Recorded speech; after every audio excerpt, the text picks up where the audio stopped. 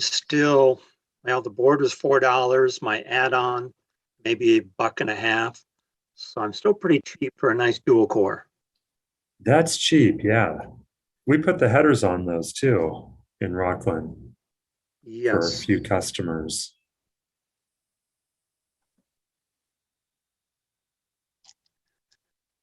And right now, out of Chicago Electronics, there does not seem to be any issue as far as inventory.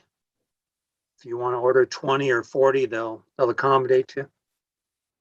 Of the Picos? Yeah. Oh, I have 2,400 coming in momentarily. Nice. Yeah, I'll be able to probably grab a few of those, harvest a few out of there. Do you have someone focused on this that I should send them one of these backpack boards? It would be, I think if it would probably be myself or Andy. We would take a look. I'm interested in your MicroPython experience though, mostly, and how that goes and what we can learn for the propeller too. Yeah.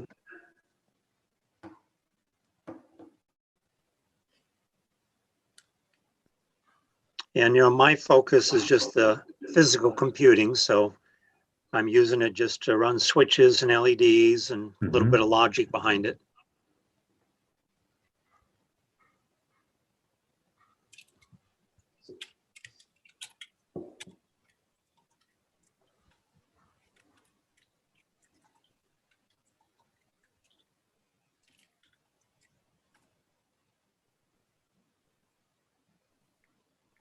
And so my group of students I have right now, they're working their way through Blockly with the flip to run tic-tac-toe. And if we get the Python sorted out, then they'll unplug their flip and plug in a flip. And do the equivalent in Python. Right. Yeah, let us know too. How is the solo version of Blockly working? Is it pretty fast? And are you having 100% successful downloads? Yeah, 100% success all the time. Okay, we made some changes to it. That's why I ask. Good. Where are they full screen?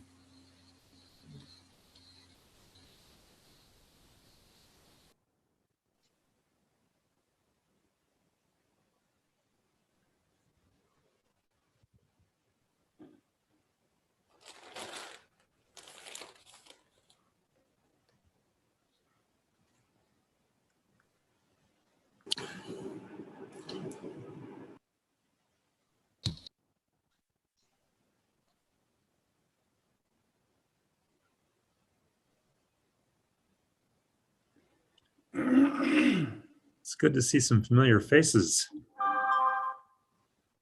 That includes you, Johnny Mac. Hey.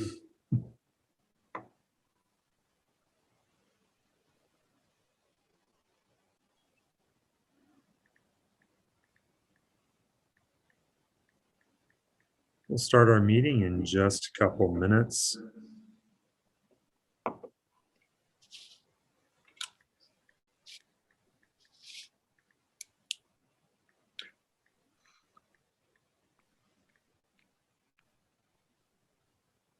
It was just about a year ago that we started these meetings. Time went by fast.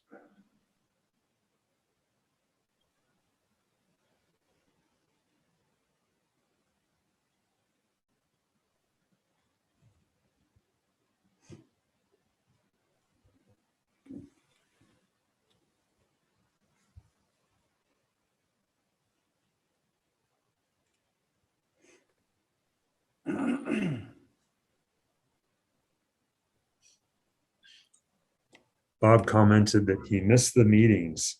Yeah, we did too. We would have rather been doing this than what we were doing, I'm sure.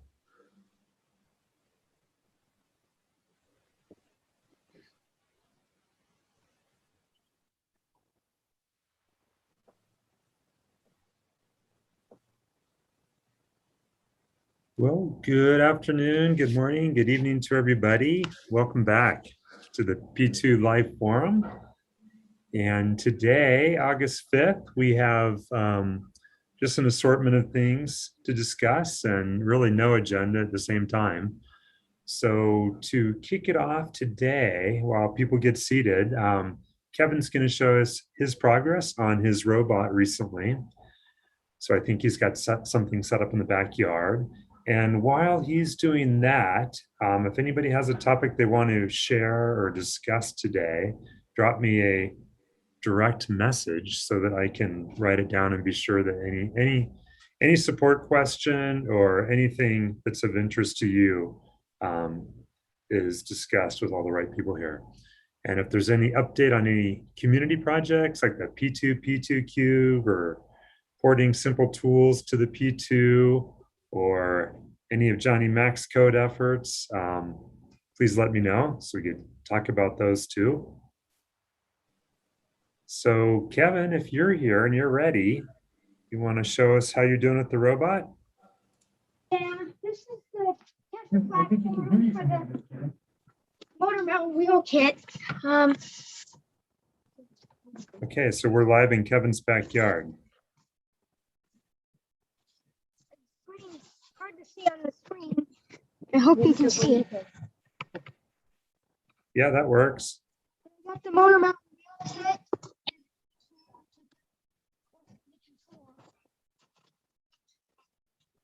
Looks like he's going to do the remote control and camera management on his own.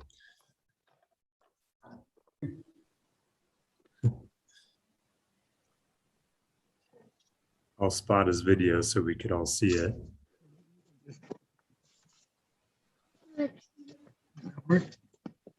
Kevin, if you have a parent handy, have them hold. Okay, that's better. I was going to suggest they do the camera. Ah, this works great. Okay, super. So he's doing more than I am at this stage.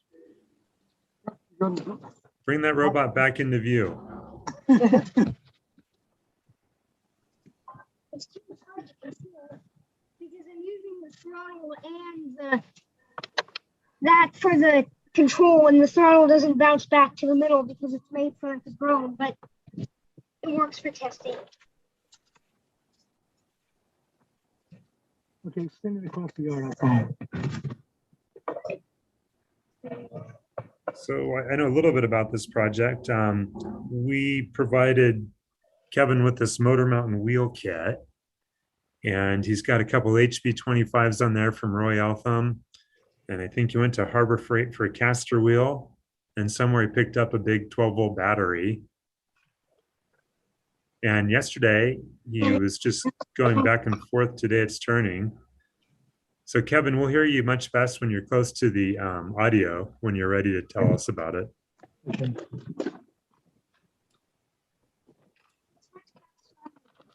And he's using, definitely using Johnny Mac's object for the Fly Sky transmitter receiver. Okay, here.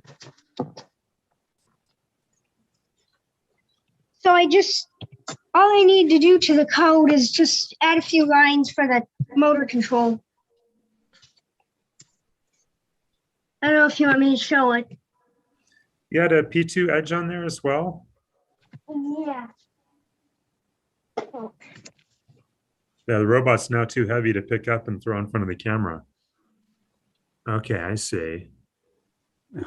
Powered by this power bank for now.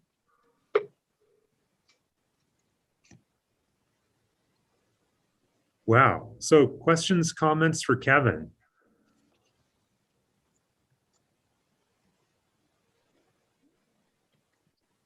Well, how did the assembly go on this, Kevin? Did you cut that out? Yeah, my dad made the base for it. The whole very good. Repeat that, but closer to the audio source again. It's more in the whole side very good, so it's hard to mount it.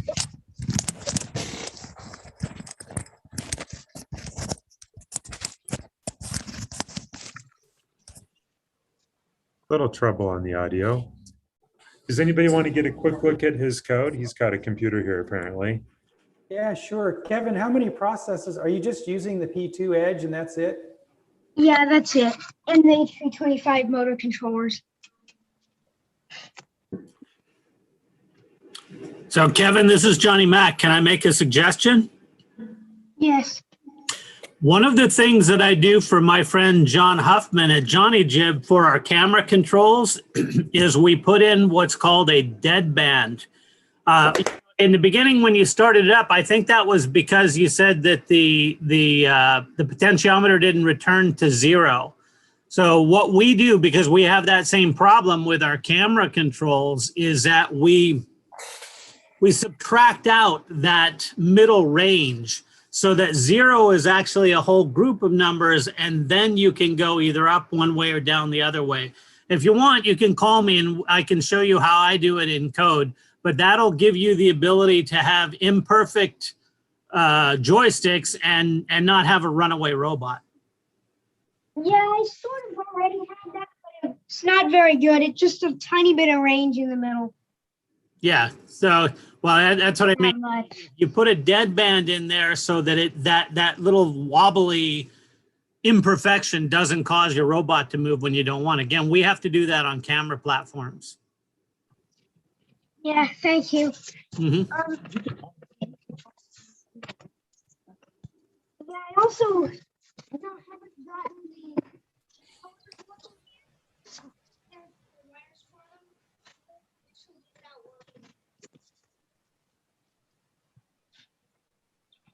I believe Kevin was talking about the encoders there.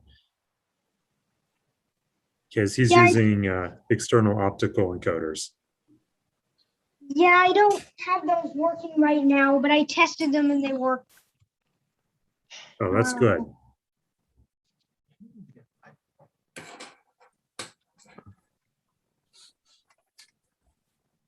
Ken, that motor he's using, it has an encoder on it, right? Yeah, it's got 36 count optical, one of the QRD sensors, photo interrupter. So what he doesn't have is any firmware for it. Right. There is some P1 firmware for it that goes with the old Eddie Arlo platform that we could dig up for you, Kevin. Might help you. Yeah, thank you. Yeah, you're welcome. Well, good progress there. Yeah, it's looking good. Yeah, it's super. And it's a long-term project because Kevin, you were waiting for motors from us for quite some time. And then finally this big box of metal showed up. Yeah. Yeah, now you gotta figure out where to build a permanent spot. Any other questions, comments for Kevin?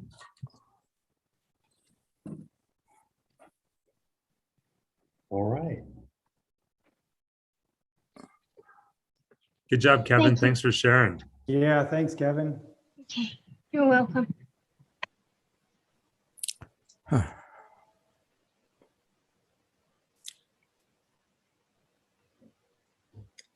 Since Johnny Mack mentioned it, John Huffman, who came to our office a while ago with Johnny Mack, has a new product in design using the P2 Edge. And this is his PCB layout that we're looking at. And the Edge sits right up here. So he allowed us to share his schematic for his PCB layout. Good job, Johnny, if you're out there. Also, these are finally headed into production on Monday. So after a long... John was gonna say something. Okay. Well, I was just going to comment. John has been putting in a lot of hours on that design. What's on there is you can obviously see the edge, and then those circuits down in the lower left corner of that area. Those are motor driver outputs for standard DC motors, but he's got some connectors on there for modular controls as well. So John went through and reviewed every product that he's created, and he's making it modular so that anything he's done in the past, he can do with this. So I've ported most of the objects from the P1 to the P2 that we've used already. But, you know, for example, this device for a specific application will use these Dynamixel motor controllers. It looks like a servo, but they're smart. These run on a network and they're very precise. So we're going to use this to control the focus and zoom on a lens. So I've got to port that code and do some display code. But yeah, John, I get occasional texts from him at weird hours because his wife is on out visiting family right now. So he's on his own and he's just working day and night on this thing.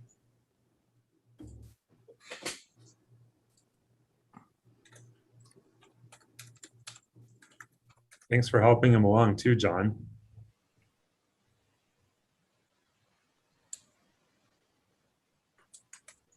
The new P2 EC, P2 Edge on Monday, we got this on the pick and place. So parts are finally coming, which was a big challenge. Lots of delays. Things were in stock, out of stock, prices changing on us. But anyway, we're finally there. So Chip, do you want to comment on the new features here? I think I have them right. Yeah, we've been over this a few times on this meeting, but yeah, we have a very accurate clock source now. And Ken, is it 0.5 ppm? I can't remember. I'm also remembering 150 parts per billion, or is that something else? I think it's 0.5. Michael provided Okay. that. Yeah, so we were having the last part we couldn't get was a little 6-pin dual inverter that we have 2 per board. One squares up the clip sine oscillator to 3.3 volts, and the other runs the LEDs. So those should be in soon, and then we'll build a bunch of these. Ken, how many are we making? 500. And Chip, there's a micro SD card socket on there too. This is a big improvement right here in the circuit board, Right. on the front side. Right. So this will hopefully solve the power input problem to the what's it called, the Johnny Mac board, by tolerating all kinds of much wider range, and you don't have to worry about reversing it. It won't hurt anything. And it also, doesn't it really lock in the importance now of having a real 5-volt power supply, so you don't blow up anything on the Johnny Mac. If you're using the 5-volt power supply pins, yeah. So if you don't have a benchtop supply, then use our 120 volt to USB to 2.1 millimeter jack combination. Yep. And Ken, Michael was going to start, in order to make this into the 32 megabyte P2 Edge with the SP or PS RAM, where the Parallax logo is, there's going to be 4 little 2x3 millimeter chips up there.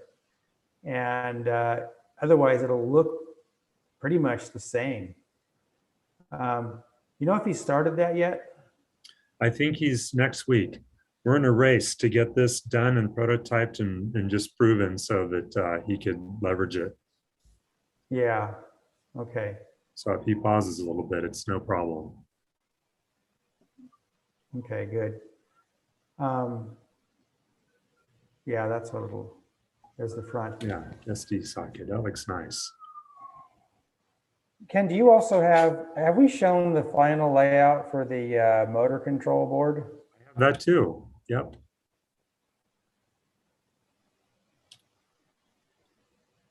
So I don't have the schematic handy, I can get it, but here's the simulation of the board. You know what, I'm not seeing, let's see. Oh, there we go, okay. Yeah, so those are 30 amp connectors. Turns out a lot of people are selling motor control boards, but they don't actually, they only have like several amp wire terminals, but these are real, I think they're rated for 32 amps, or 25. Anyway, could be a potential weak link, but we don't know, what the heat dissipation on this is going to be like. I've got 2 strings. So this will give us 4 phases of control. So And the September plan- 1st, huh, Ken? September 1st, yeah. Circuit boards ordered, and that was about as quick as we can get them for the price we want them. Yeah. Okay. That board's actually going to be pretty small. One thing I realized too, Chip, after we got into this is the motor leads on these hoverboard motors are not that long. So like even the Oh, robot right. Kevin showed, when he starts using these, he's going to have to be extending wires. Yes. So we could sort that out at some point later, once we know everything's working. Right. Yep. And we also came up with a unique caster wheel design. This is actually an air-on chair caster, low cost, get them off Amazon. They're a standard size. They fit all kinds of chairs. And this time, instead of machining many parts like we've done in the past, we just have one part that has 1/4x20 screw mounts on it. And then we'll have a set screw that goes into this, looks like almost a retaining ring, but it's really a little rubber ring that lets the caster wheel sit into the chair socket. So a customer will just have to mount this part to their robot base. Ken, is there like a little recess inside the hole? There is, yeah.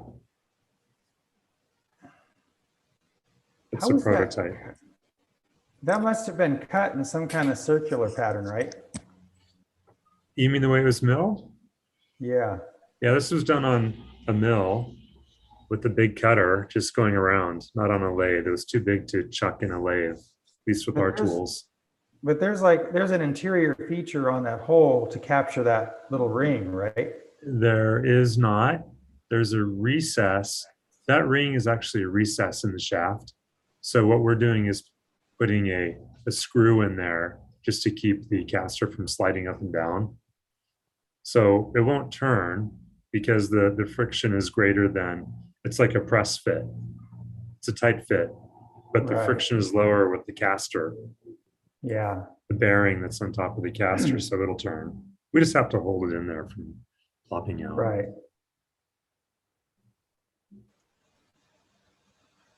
Any Good. questions on these things?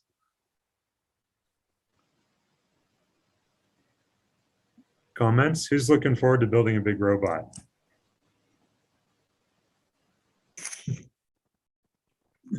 Nobody wants to admit it? Been there, done that. Yeah. So at Ken, this point, do you have some pictures of all the machine shop stuff too? I do. We've moved a lot of equipment lately. Bring those up.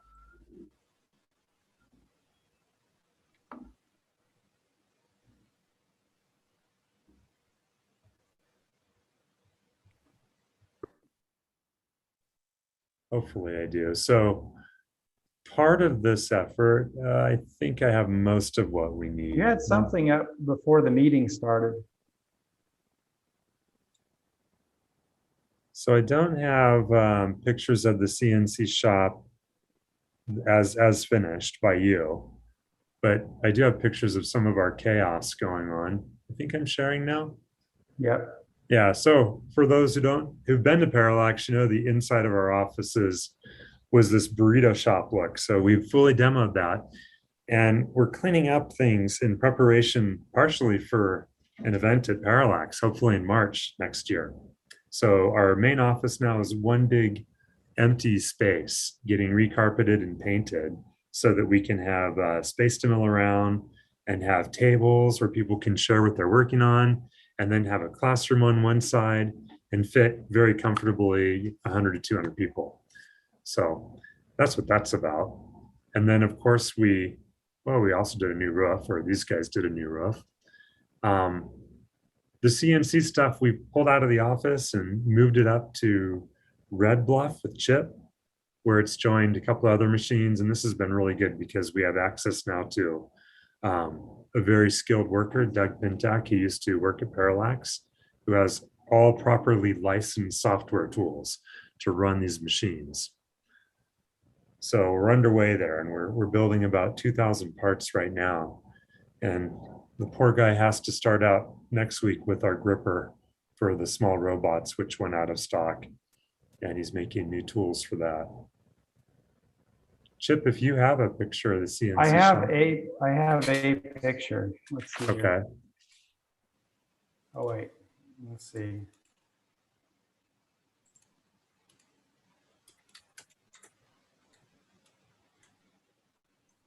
This is this panoramic picture I took with my cell phone. So this is almost looking like 180 degrees.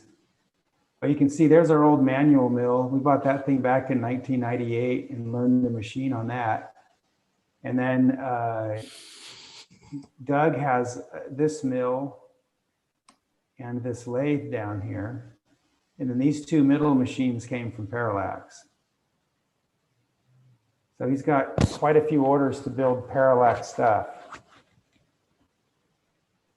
And these 4 or 5 axis? I think they're, Ken, what would you say they are? They're like just 3, aren't they? Well, the mill, the lathe has live tooling on it 1, and a 4th axis, 4. but I think the rest are 3. Yeah, and Doug has made some really nice live tooling for like the lathes, so he can control the spindle position. So he has this live tooling on the side that can come in and drill and put like a chamfer on holes. So he actually makes stuff. He kind of adds to the machines in order to build stuff efficiently. But I've been involved in this quite a bit, just setting it up and helping him. It took us a while to figure out how to position everything so that it was ergonomic.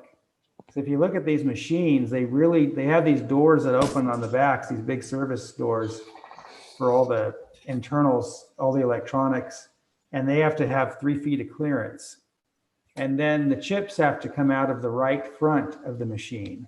And so it turns out the only way to like efficiently position these things is to stagger them, kind of like parallel parking in a parking lot where everything's angled a little bit, so that those chip removal bays are all, accessible, and there's room around things.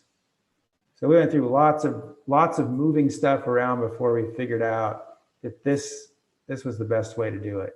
And it can be a messy operation too. Disposing of the chips and then disposing of the coolant. Yeah. Yep. We're thinking that we should try to make some kind of distiller that fits over like a huge garbage can, because it's getting difficult for machinists to dispose of the cutting fluid, which is really just vegetable oil, which is now in water, which has come into contact with aluminum, which, the state considers toxic. So we're thinking if we could, this stuff only mixes, it's like what, 8 to 1, Ken? Yep. So we should be able to get rid of the water and get back down to some denser oil that we could, more easily dispose of at the material recovery facility. Funny story though, Chip, speaking of material recovery facility, we had to dispose of some coolant, and I suckered you into taking a couple 5 gallons there, and I was smart enough to get in front of you in my car on the way out. And I successfully disposed of mine, but by the time you showed up, we were wearing out our welcome. Yeah, there was we ran into an activist at the drop-off point, and he really lit up and accused us of cheating the system, and this was commercial, which it kind of is, but there's no other way to get rid of this stuff. And it's a one-time thing for them because we just have to move the machines and we can't move them with all the coolant in them. So anyway, he really lit up, and I didn't know what to do. So I just had to drive away.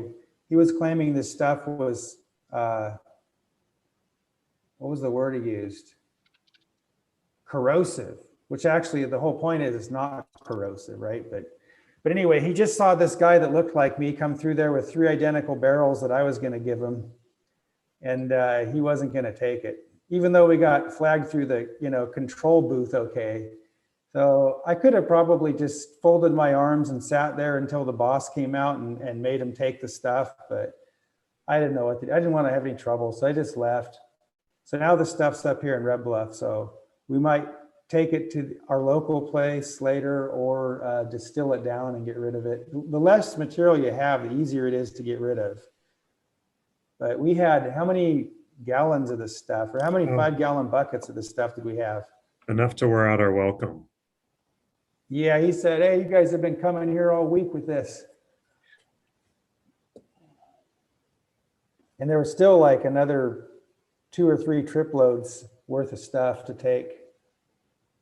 But anyway, now we've got the machines up here. They're all set up and everything's okay at this So point. even this activity diverted some of Chip's attention. So that was my responsibility.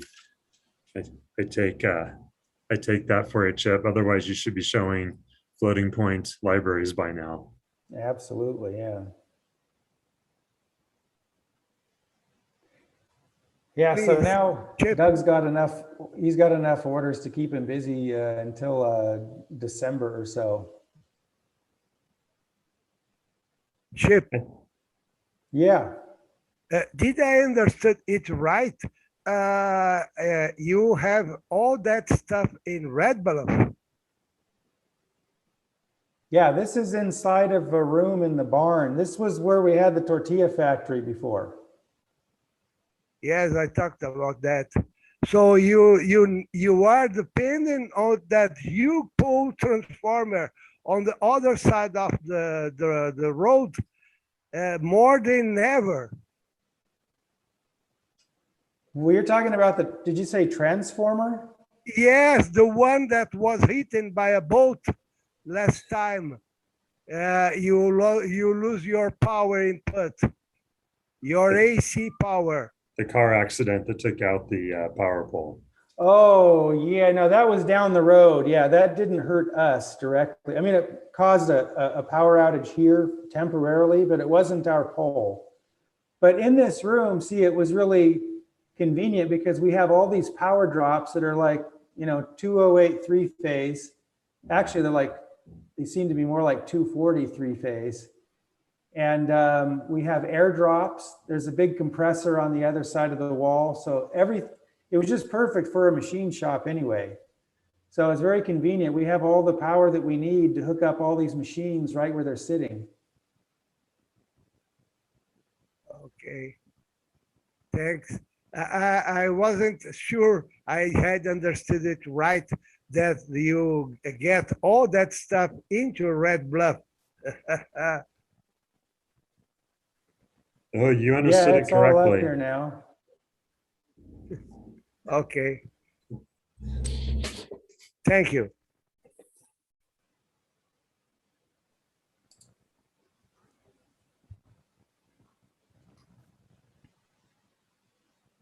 Oh, Ken, you're muted. Thanks, Chip. Is anybody working on any new P2 projects or in need of any kind of support questions? Yeah, Ken, I got a question for you. Those BLDCs, you have 100 in stock. I can't seem to find them on your website. Is there an SKU number? They're not listed yet. They will be like Monday or Tuesday. Okay. And what kind of power supply are we looking at with the controller that's coming on in September and the motor that you have there? Is it like a 40 volt? What's the maximum? I think it's up to 40 volt. And the request I gave, my input was to use a 4 to 5S LiPo pack Uh-huh. in the design. So what are we looking at there? 18 to 24 volts. Okay. Is likely for a robot. Those are common, lower cost LiPo batteries, but beyond that, things get very big and very expensive and very dangerous. Right. And how many amps are in the ballpark? I think this is probably, Chip, you guys figured it out, but wasn't it like 10 to 20 amps maximum? For the motor controller, Yeah. I think it 18 was like volts. 25 amps and 40 volts. Okay. Wow. That's good. But it might have been, he might have like derated it just to be cautious a little bit, maybe to like something slightly less than that. Okay. I think this is a very powerful system. Yeah, it And sounds like it. What I've been working with up till now has been 12 volts and like 5 amps or 10 when the motors are locked. Sure. So probably half, but these motors carry around people. What are you going to do with it, Kevin? Well, I just Not, well, I'm just gonna be running it in the lab. Well, maybe at a makerspace, maybe electrical theory, that sort of thing. Okay. Yeah, I'm not gonna be riding on it. Well, since we've cleared out the Parallax office now, the internal main space, I hope to have a few in there running wild pretty quick. Yeah. Yeah, once I see it actually rotating at speed, I'll probably put a board on top of it and try to ride on it. You know, They're if going to be a that- lot of fun. if it drives resistive loads, it shouldn't even get hot. It's just the back EMF that's going to create heat on that board. Uh-huh. Yeah, I want to experiment with it. So I'll get all the hardware from you guys when it shows up and set it up in our lab. Yeah, it could be used for a lot more than just controlling motors, I think. Uh-huh. Yeah, I'm looking forward to it. And I think we're all going to need to be getting LiPo batteries. I don't know how many of us have 20 volt, 20 amp power supplies on our bench. Maybe you do. Well, yeah, I got the, just your normal bench supplies, 30 volt, 5 amps, 3 in 1 units type thing, but yeah, you're pushing beyond the capabilities of my office. I'd probably have to take it out to the garage. All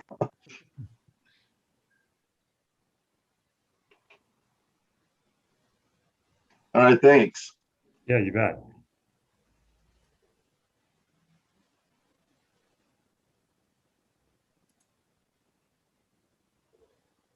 Any kind of support questions since we have Chip here? Coding questions? P2 implementation?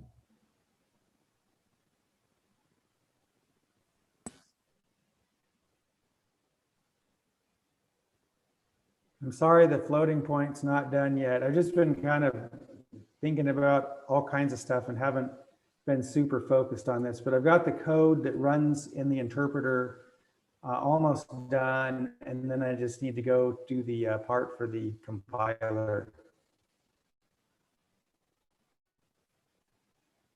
So it's implemented in the interpreter chip. It's not a separate object file. Right. So far, it's taking about, let's see here. It has added maybe half a K to the interpreter.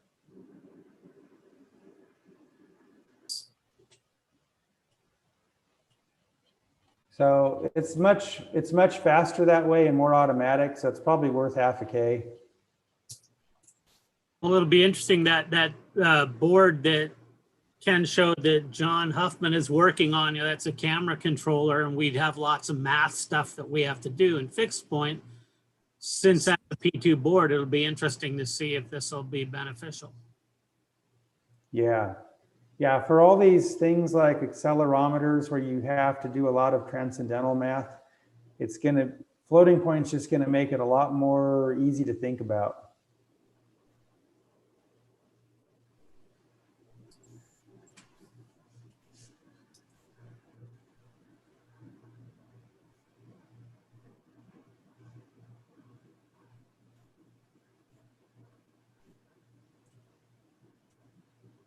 I added a nan function. So you can just say nan and then a variable, it'll tell you if it meets the criteria for not a number. Nice. Just so that we don't have to do some weird, like, does X equal X? Where the answer might be no. Oh, It's like Ken just disappeared. and we just lost Ken and the recording. What about the infinity? Does the floating point handle infinity? No. Is that important to you? It might be. Okay, so I was looking at it. Infinity is kind of like a positive or negative saturation in effect, right? Yes. But then I suppose there are rules. If you add to infinity, you still have infinity. But if you subtract infinity from infinity, do you get 0? No. Yeah, I don't, if I had the rules for it, I could implement it. Adding The- not a number. Yeah, there are a whole lot of IEEE rules about infinity. Yeah, I'll review those. Adding the not a number stuff grew the code a bit. But you know, not a number is kind of like a contagion. Once it grabs something, everything is tainted. So you get not a number for any result involving not a number. But I'm not sure, I don't know yet about how to handle infinity. What we do if we saturate, we become not a number. Fair enough.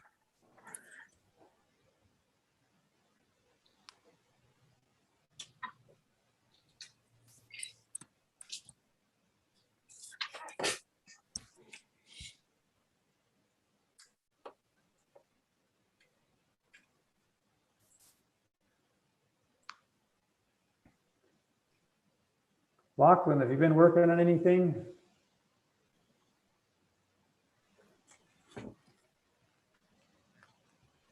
Yep. It's not ready just yet, but give us a week or two, we can probably do a presentation, but we've got a mock-up here. And what this is the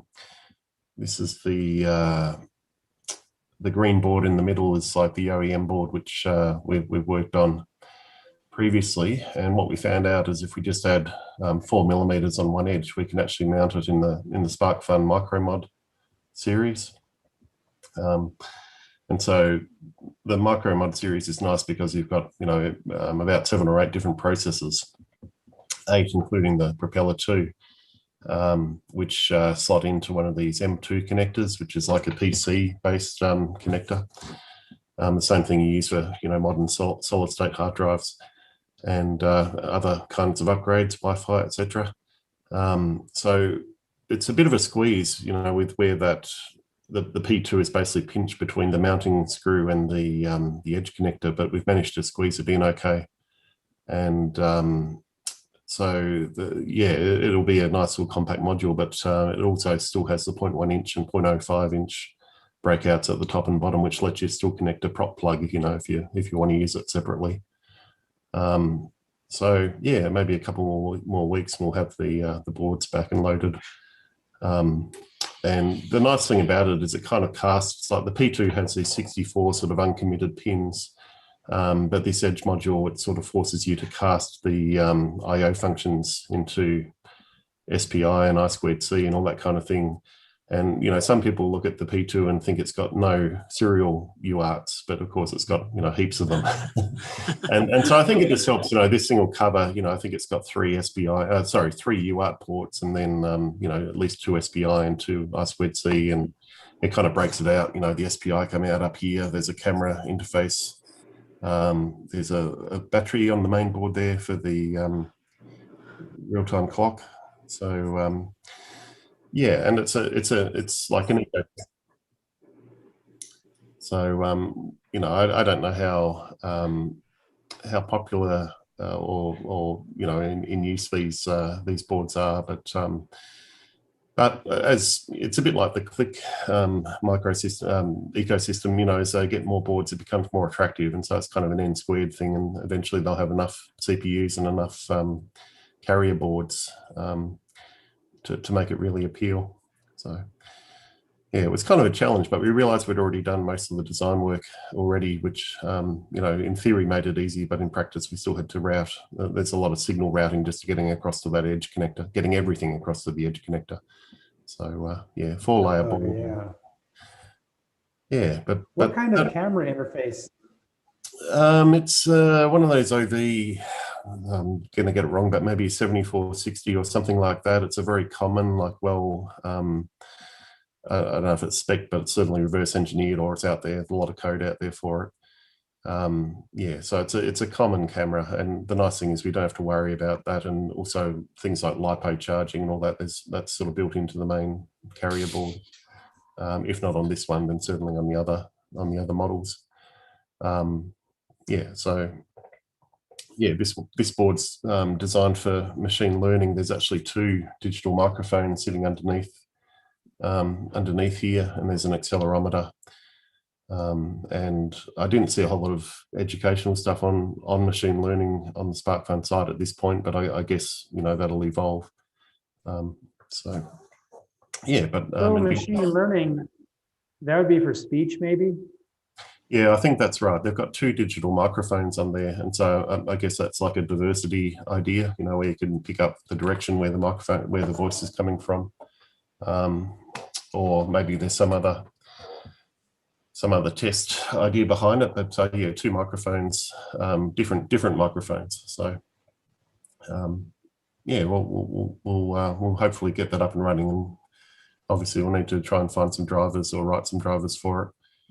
For the onboard peripherals. So yeah, maybe in a couple of weeks. For the machine learning, would that be, to do that, do you anticipate like running some kind of C code or something to achieve that, or somebody else's C code, I hope. It can. I think it takes a lot of effort, you know, to get this stuff look simple, or once it gets working, you know, it in some ways the concept is simple, but you know, getting a working trained model is a big deal. But one thing I like about what SparkFun have done with that board is at least they have, you know, they're supporting one of the modules. At least one of the modules runs TensorFlow Lite. And so, you know, that's where you want to start. You want to start with something trained. We've played around with some little AI and machine learning cars, running them around like a kid's bicycle track and learning their way around. And I know in Silicon Valley they have those meetups where people bring their cars and test out their AI training and their AI models. You know, you need a pretty beefy computer, or pretty beefy graphics card they use for the actual training the model and getting it so that it can recognize from a low-res camera. It can recognize where the track is and what direction to steer. So yeah, I think this board is, you know, not at that stage yet. You know, a lot of those AI machine learning cars use NVIDIA Jetsons or other boards to do their inference and you know, working out which way to steer. Right. Yeah, but yeah, there's certainly there's a lot out there and a lot to play with, and you know, it's something I think, you know, the specialized hardware like the graphics cards are probably always going to have the edge on doing that kind of thing, but it'd be nice to get something basic working with a P2 and, you know, having it recognize, you know, maybe just a sort of a fancy version of a line follower where it has more. Well, what you're going to do to have, yeah, the training can be, maybe requires more horsepower, but once the weights are computed, then it's just a matter of executing some neural net algorithm in memory, right, on the data. Yep. So I have a friend who I think has used ARM chips to run some kind of open source software that realizes some sort of like object recognition for video. Mm-hmm. And it runs fast enough on the ARM chip to be usable. He's getting like 6 frames per second, I think. Mm-hmm. And it's moderate resolution. So I'm curious, Nick's online here. I'm just wondering, Nick, if you've got any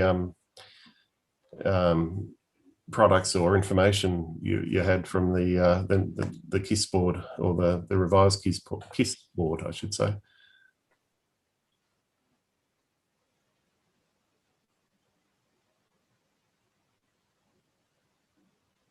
You're asking Nick's? Yeah, see if Nick's has got any product info. I'm sorry? Yeah, he was on, oh, Olympia, there he is. Now I have a very funny thing going on here. I'm actually using 2 computers because my video camera died on the machine I was going to demo. So I'm now using a laptop and my desktop, and the video is on the laptop, my girlfriend's. So it's a bit confusing, I'm afraid. I see, yeah, because it looks like you're muted. But Yes, my voice is coming through the one that says Nicholas Cranch or Nix.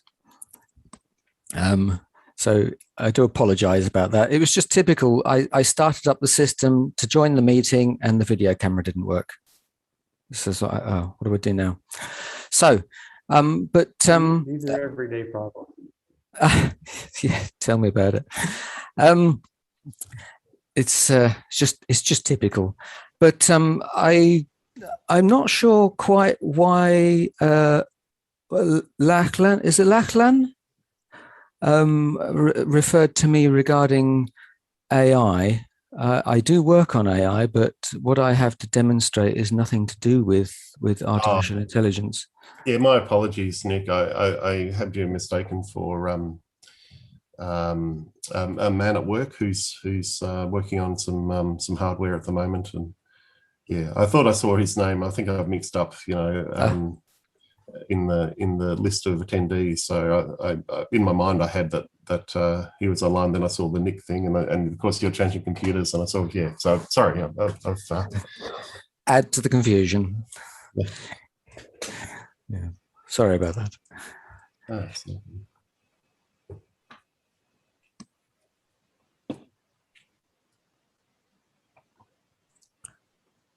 So Nicholas, you wanted to show something? I do. Yes. Some years ago, in fact, 15 years ago, I developed a programming system that was completely unlike any other programming system, designed specifically to work with highly multi-threaded processors. Nobody was interested. When I finally got a workable demo together, I had zero interest, and I just lost all heart with it and dropped it.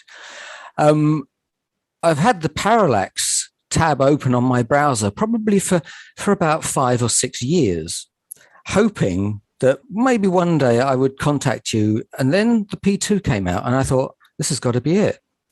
This has got to be the opportunity that somebody might actually be able to grasp the concept and utilize this system. Yes, I'd like to demonstrate it if that's all right. Super, yeah. The concept is based on are you familiar with Gantt charts, where you put a project together and you try and sort of put tasks together and synchronize those tasks and then get the whole thing out. And it's a sort of flowchart system. So if he says typically this, let's I have to minimize this so that I can run the software, because after several reboots, come on. Okay. So you can see this. If I just open a demonstration that I have created, I've taken one of your robots and one of your examples and tried to put together a demonstration of what it would actually look like. So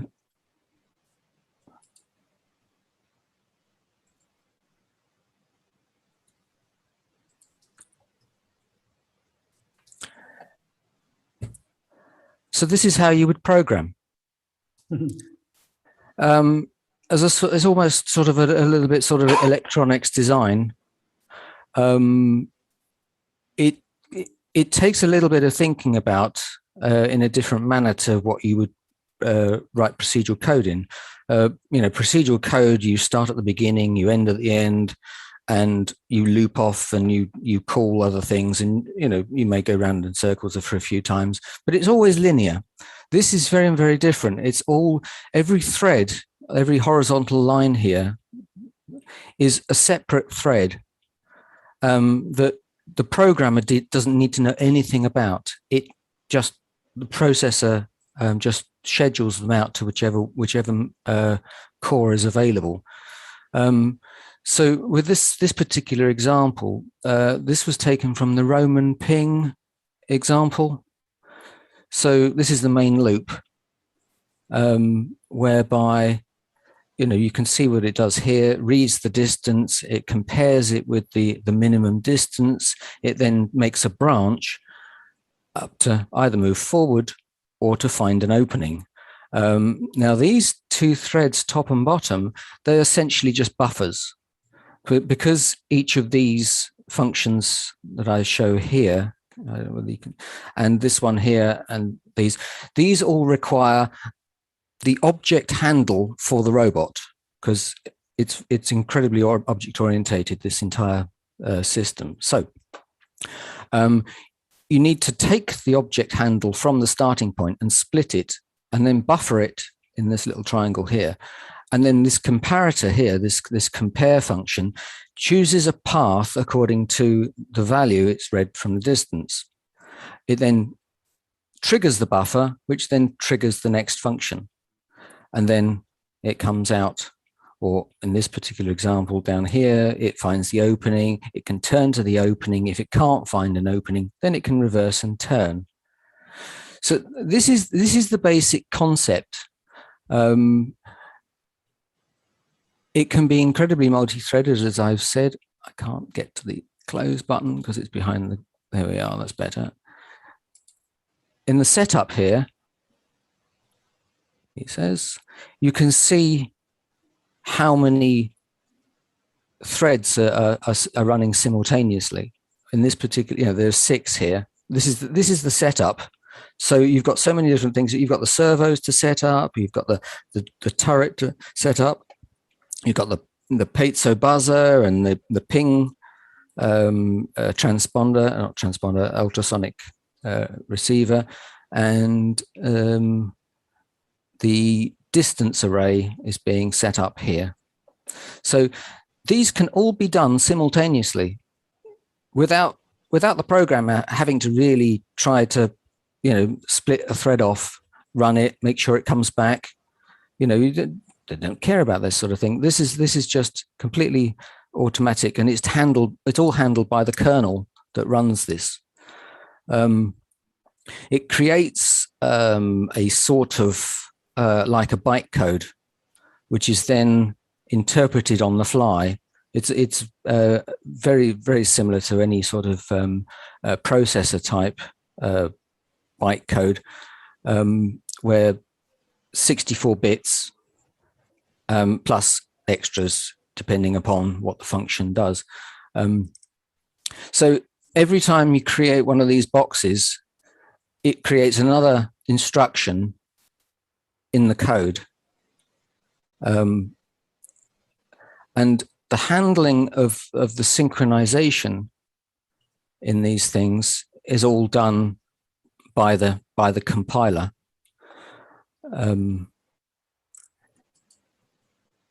So it's, let me just take you on a little tour. So you'd start the project. He says, cancel this. Sorry about that. Let's just close. Oh, hang on a minute. Right. New project. We create a new object. There we go.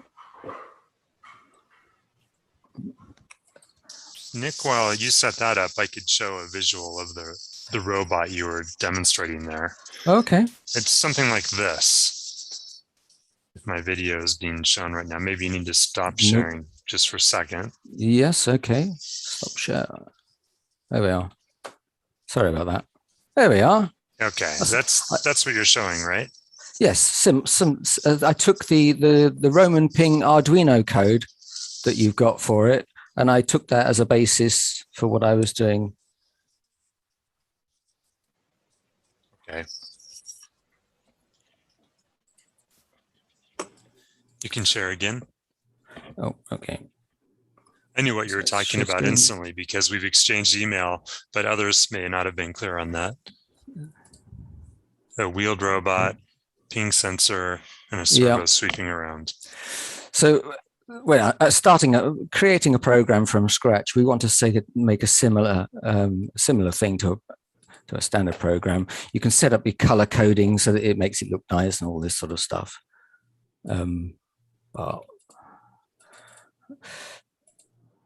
He says, try and use the right keyboard.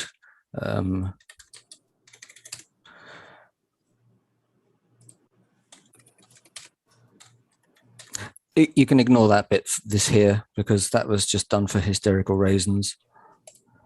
So it creates a dummy program which includes the standard functions of setup and loop,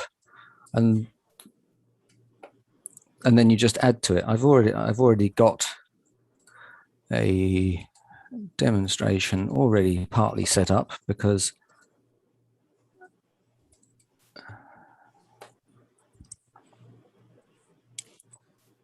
there we are. So you add your constants the same way as you would in your program. Each constant has a particular data type. They're set up here as words.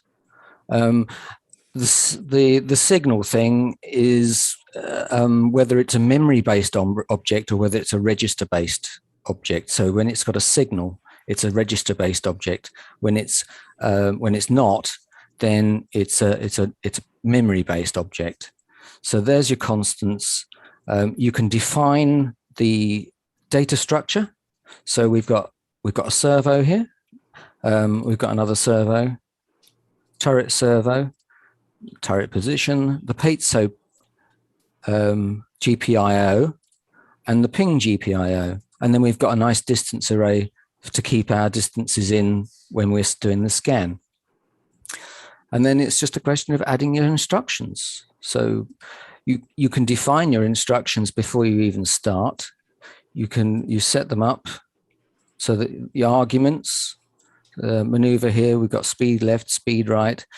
The exits is the different thing that, other than from procedural code, you only got a return value. That's it. Now I know that spin has multiple return values, but that's slightly different to what I've done here. With this, I have, it says, you see this one here, it has 2 exits. Okay, and invalid position. So if you send the set turret position instruction an invalid position, it'll actually come out of this exit, which sets the path in the diagram that you saw before, so that it goes off in a different direction and executes something else. So you can trap them or you can not trap them. It's up to you. If you want to sort of design the code, then it's a question of, right, well, what do we want to do? We want to read the distance. So we drag that onto there. And we can connect it up. He says, no, we can't. I missed. Let's try again. And then zoom. It seems to be slightly delayed with all this. So this is how we program. You read the distance. You've got distance coming out of here. So now we want to make sure that the distance is valid. So we try and find a suitable function. It says, looking down here, suitable function. Read distance also generate some kind of event to cause the next guy in line to evaluate distance as a word signal? Or is it just always on? They're not always on. They are triggered by the data flow. So when this function is called, when this the data, it triggers this instruction, and then that produces an output. And then that can be fed into the next instruction. It's the same way as each of these lines is effectively like a register value, but you don't actually have to keep a track of them. So all we need to do is we find the compare, we drag the compare onto here, and then we can connect the compare and tell it that we want a static value in there. And we could type in anything we want, he says. So let's say we wanted, I don't know, 10 centimeters.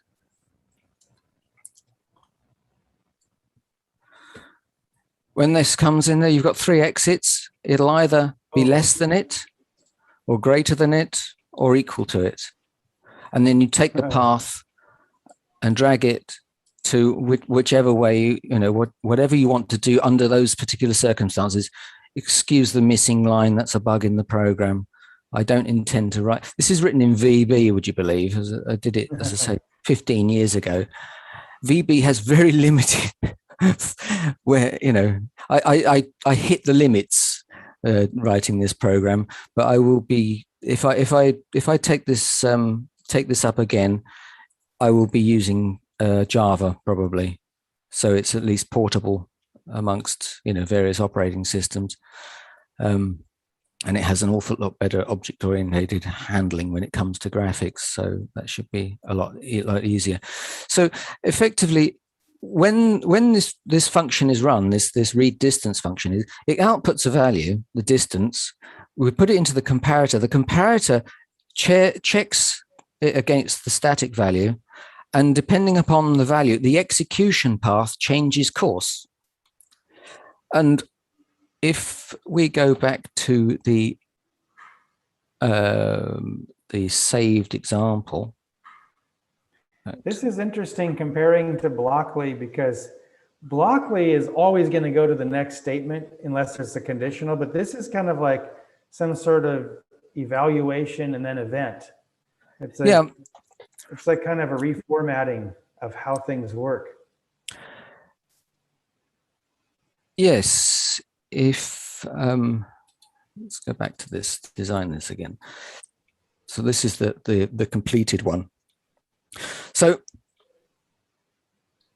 here, the handle for the robot is split 3 ways. This one up here goes to be stored temporarily until it's triggered by this one, by this line here. So when the output here is greater than too close, then it's fine. This is where the path goes. It triggers the buffer and kicks in the forward action. The forward action then comes down here and exits. Now, if the comparator comes out with a greater than or equal, less than or equals, then it goes down this path and picks up this buffer, which is again the object handle for the robot, and splits 3 ways again, because we're now doing another function where we want to you can split this thing, split the paths up as many times as you need. It doesn't actually, you don't need to give a function all of the arguments at the same time. It will store them temporarily until it gets the final one, and it's only when it gets the final one does it actually execute. So you just store these values. This value comes in here, it goes into this one, but it just sits there and does nothing. It's only when this one comes out and the value comes through here, it then flags both of these connections as being satisfied, and then triggers that operation. There's a thing before every function I call a sync gate, which is literally just a load of bits. And every time an argument comes in, it flips the bit, knocks it down, and when the value is 0, it executes the function. So, yeah, that's it really. So can I think about it like you're working hard to specify data flow, but yes, you're also working hard to specify isolation between unrelated pieces so they're eligible to be independent threads? Yes.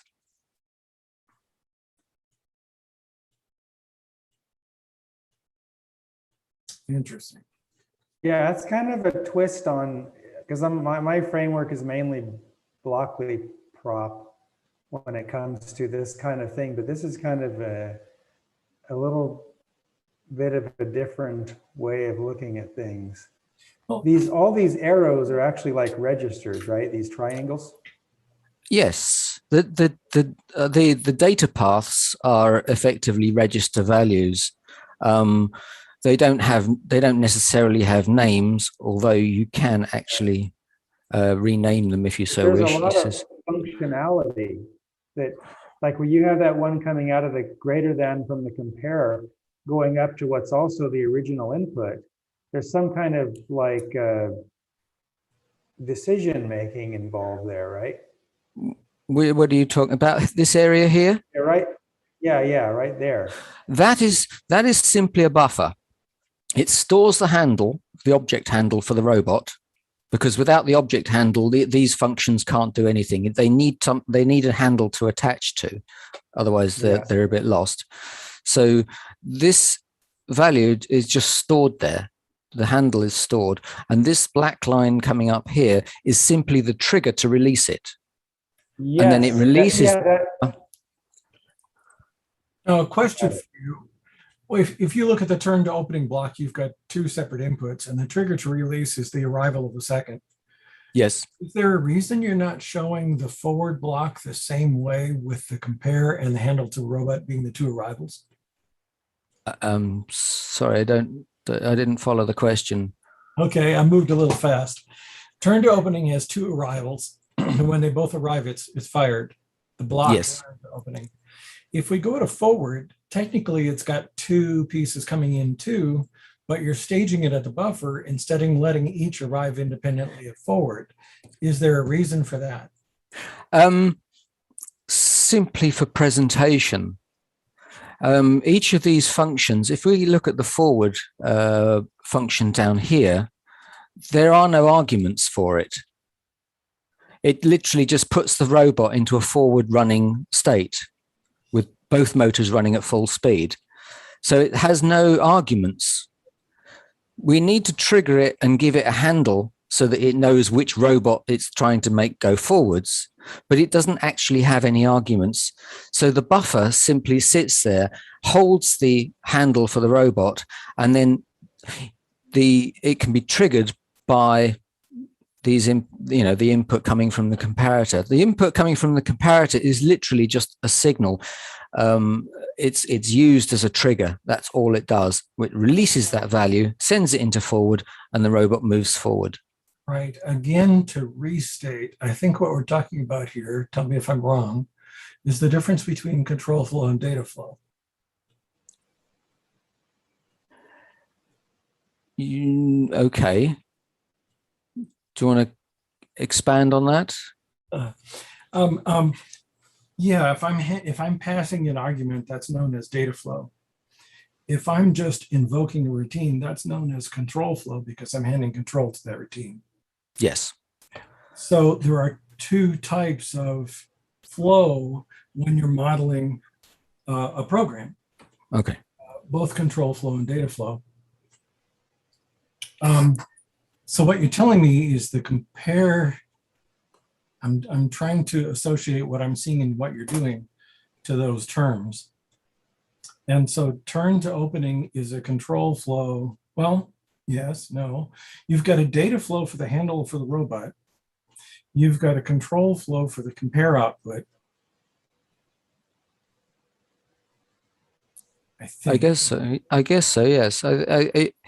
If I'm understanding you correctly, then yes, this is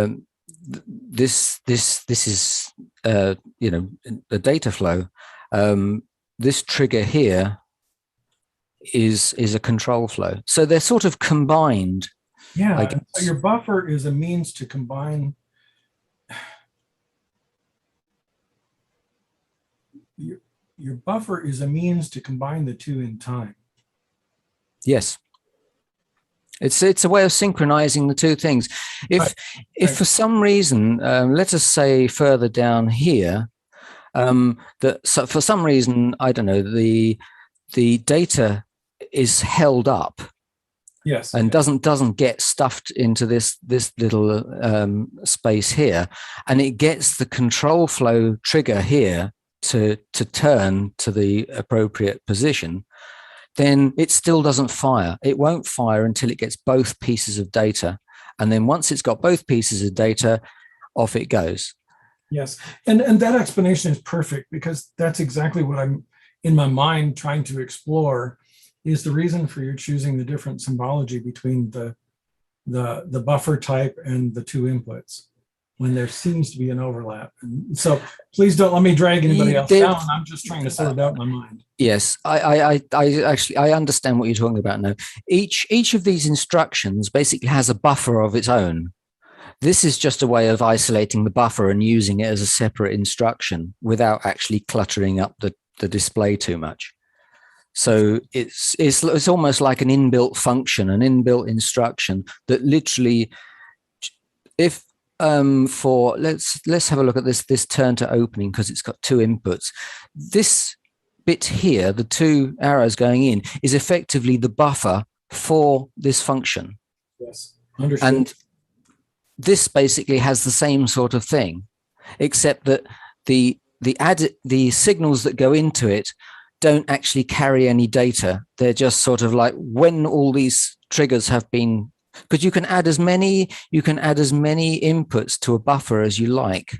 Yes. But only the primary data source goes through.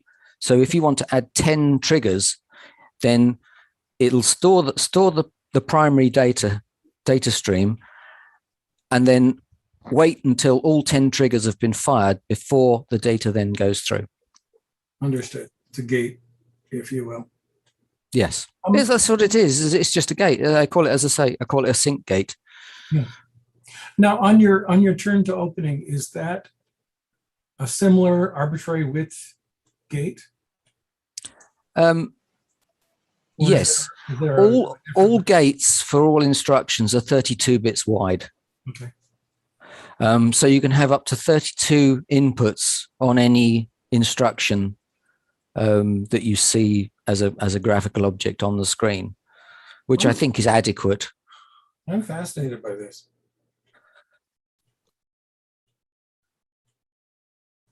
I find that very encouraging after being rejected so many times. I'm glad somebody's enthusiastic about it.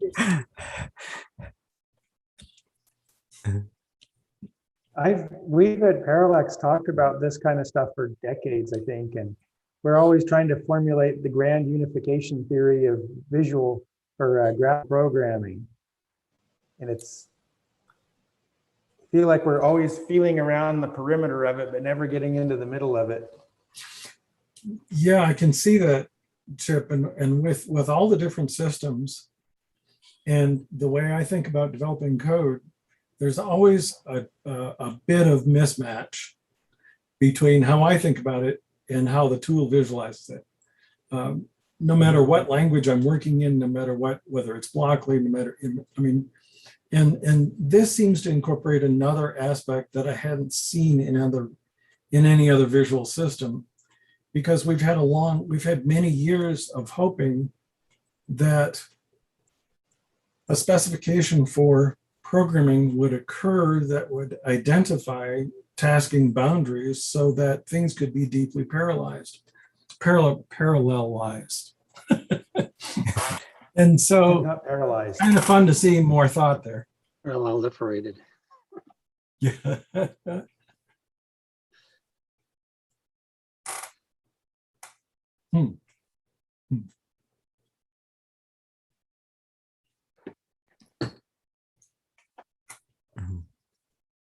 Well, this is more things to think about.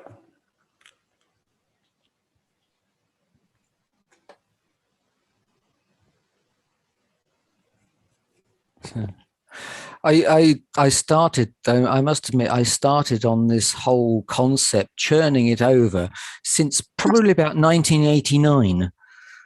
And it was only in around the year 2000 when I actually decided that I had a plan. And it, as I say, it took about 4 years development to try and work out how to do this in a way that made sense. Because, you know, the concept is quite weird when it comes to parallel processing. And as I say, at the beginning, the only simile that we have is Gantt charts for project management. So I set out to create something like a Gantt chart for programming. Well, this is kind of like, wouldn't this be also kind of classified as a functional programming, but with triggering? I suppose functional programming needs triggering too, right? To know when there's something to do. I suppose you could, if you were to look at the bytecode that it produces.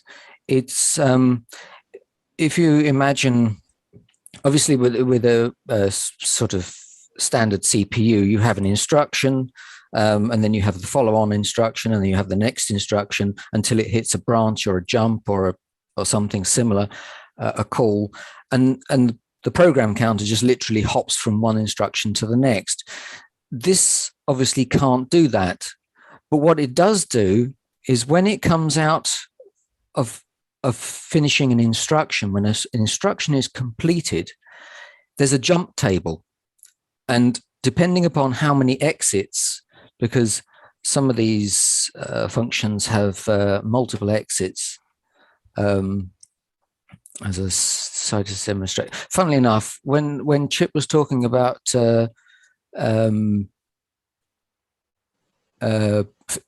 floating point earlier, and I asked about infinity, my floating point library has an infinity exit. So if you're trying to deal with infinity, you have the choice whether you want to incorporate the infinity into your calculations or whether you want to treat it differently. And it's another exit. So you can actually choose to use whichever exits you wish.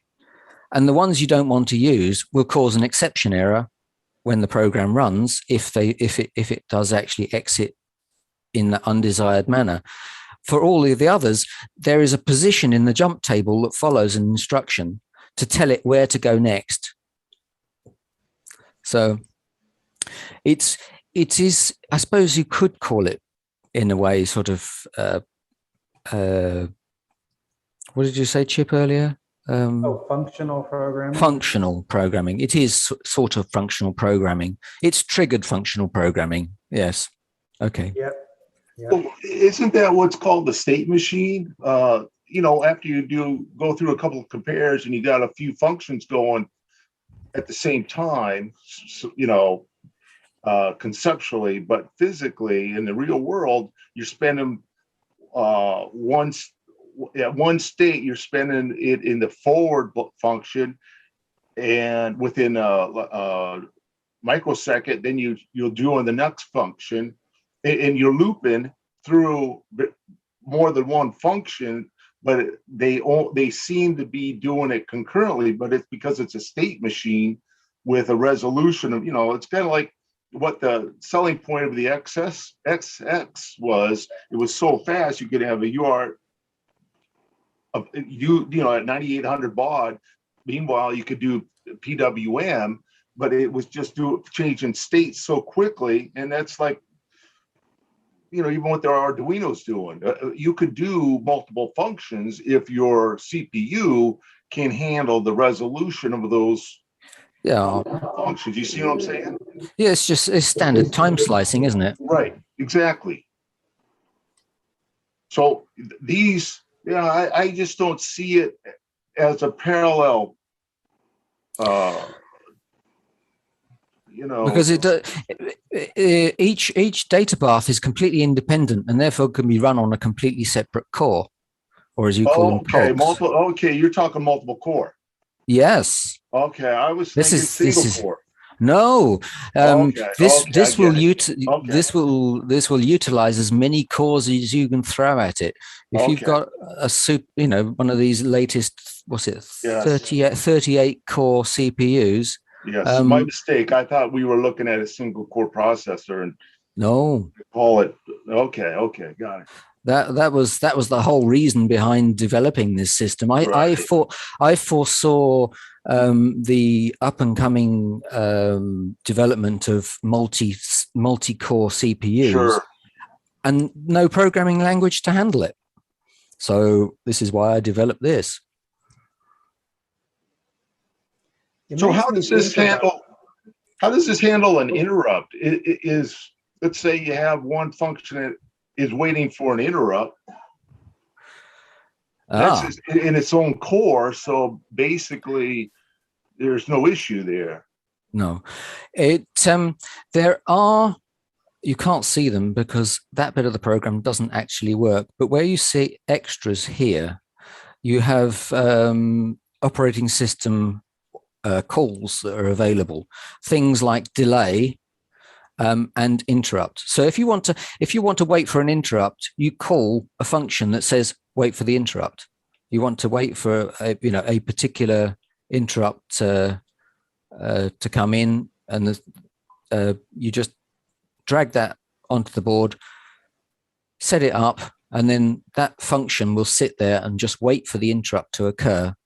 And when it occurs, the kernel will hand the control back to the instruction that had that wait in it, if you see what I mean. Mm.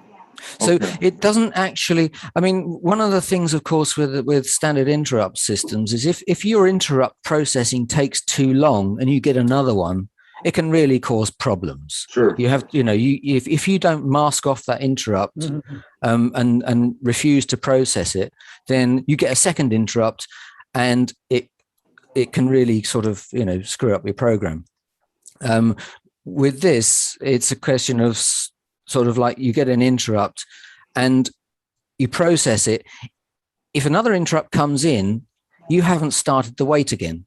Mm-hmm. You have to go back and do another wait before the next interrupt can be processed. Mm. So. Okay, good. Yeah, thanks for that explanation. I'm glad you asked me, actually, because I'd nearly forgotten.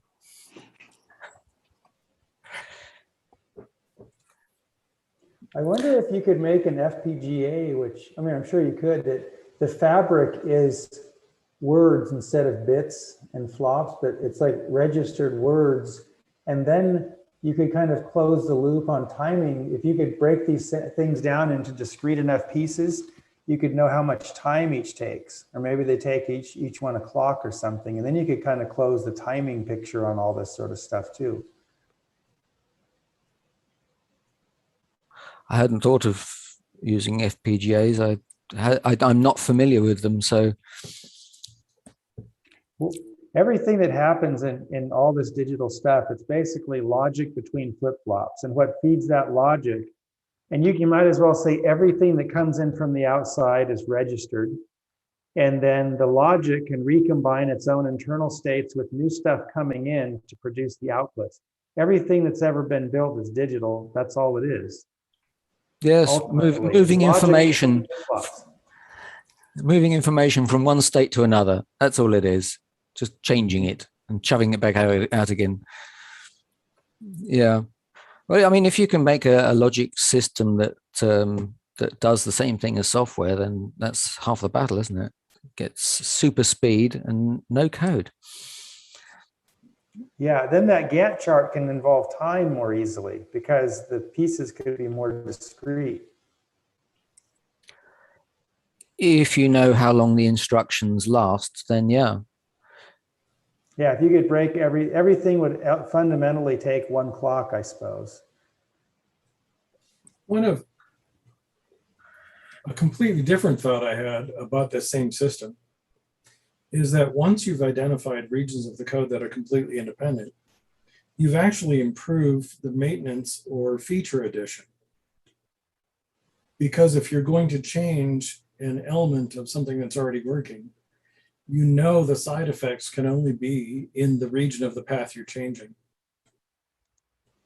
unless you're changing outputs. And so it actually does increase the resistance, increase the resilience of your code to breaking changes. Because you don't have code, because when you're looking at pictures like this, you understand the relationships between different elements of the code quite quickly. Does that sound right?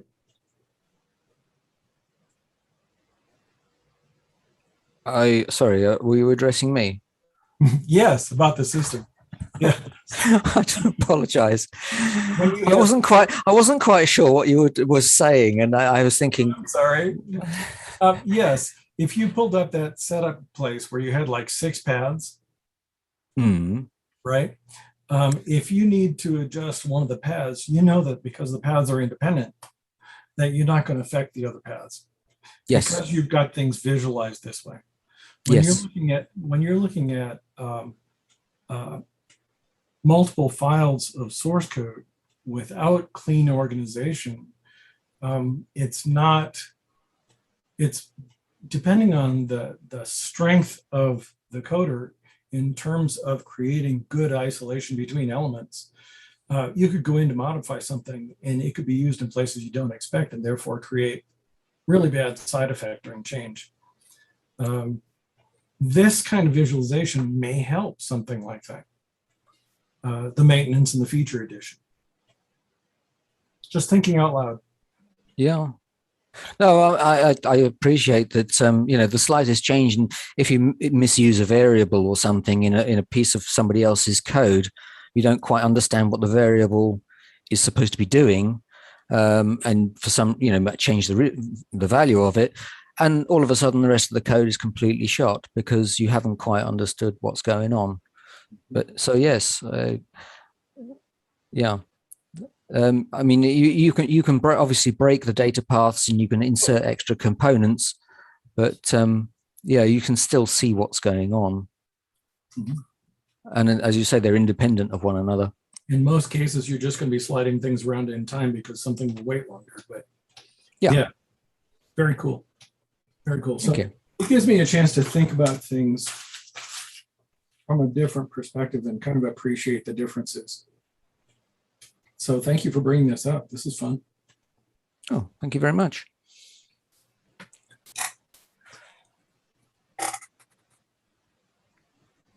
Well, I wonder what else other people are sitting on that they haven't shown yet. Nick, bring that back anytime you want to share your progress.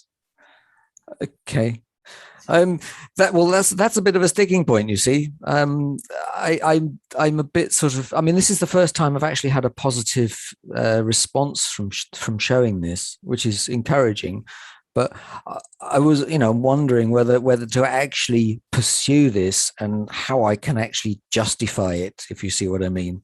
That's the sure. It would take time and resources to take any further. Yep. Yeah, indeed. These guys can get you in trouble because they're interested in a lot of technical things. Yes. Now, obviously, looking for a sponsor would be the nicest way of solving this problem. If I can say, well, if I can actually earn a living doing this, then yay, off we go. But until that point, it's a question of what I've got other things to do, things that earn money. So yes, difficult problem. Yeah, I think I kind of described my situation as managing the interests which have me moving which particular element of which project is foremost at a moment in time. So I have too many interests. Yes, indeed. I have other pet projects that I'm currently working on. As I mentioned earlier, I do AI development. I'm working on a new form of neural net. And other than that, I'm making the world's smallest Space Invaders game using an Arduino. So, yeah. if I can fit this in, then it'd be great. Does the Space Invaders fit into like a watch form factor or something? It uses one of those 0.96 inch OLEDs. So it's a complete cabinet. Hang on one second. So if you look at the Olympia screen, that is a half-built cabinet so it's about 2.5 inches tall, and it's basically a miniature arcade game cabinet. So here we are, crazy stuff. Ken, that reminds me, have we heard anything back from the guys lately about the 8-way arcade? I received an auto reply that they're on vacation Okay. to my spam email. That's a hard one to hear always. No, they're on holiday, not vacation. It's holiday. Yeah, basically the whole month of August. Hey Ken, thanks for thank you to you and Chip for letting us put up that 4th category. It's being well embraced on the forums. Oh, what is that? I didn't even know about it. What?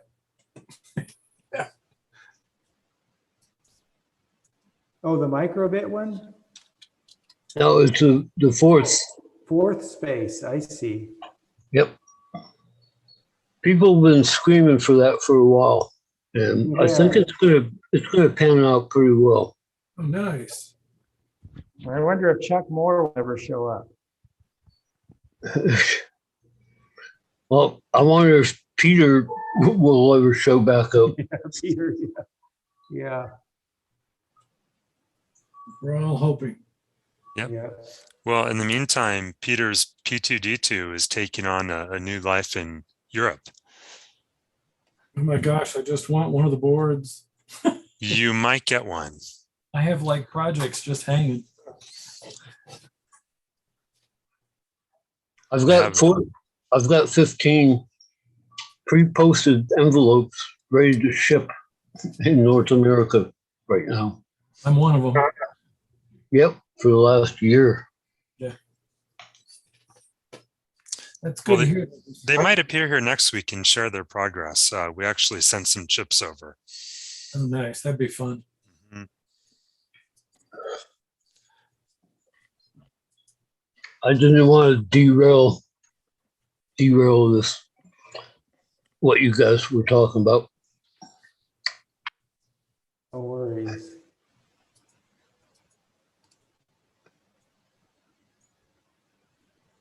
Yeah, I do want to see the console from England though.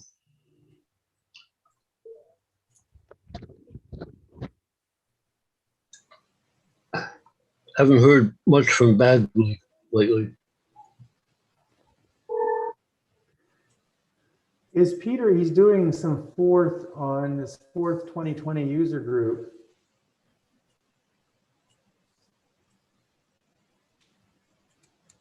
He's probably using, it's like he's playing with RISC-V chips now, right? I hope not.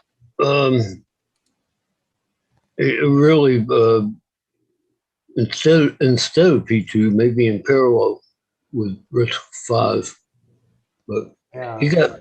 he found a new shiny thing. Right. Yeah.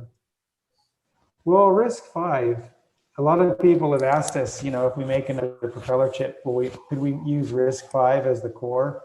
But what it kind of does is undermines the ability to write deterministically timed code, because any RISC-V implementation is going to have, 1 or 2 levels of cache and a lot of stuff, and a deep pipeline, a lot of things that are going to disrupt determinacy and execution. So what we'd have, then we'd be back to like anything that is going to, happen in real time and be clock edge precise is going to have dedicated silicon to realize, because you won't be able to do it in software anymore. Yep, you're quite right. So that will temper his shiny thing fascination to some extent. Probably a lot, because he liked doing all this stuff kind of real time and having all these things going on at once. Absolutely.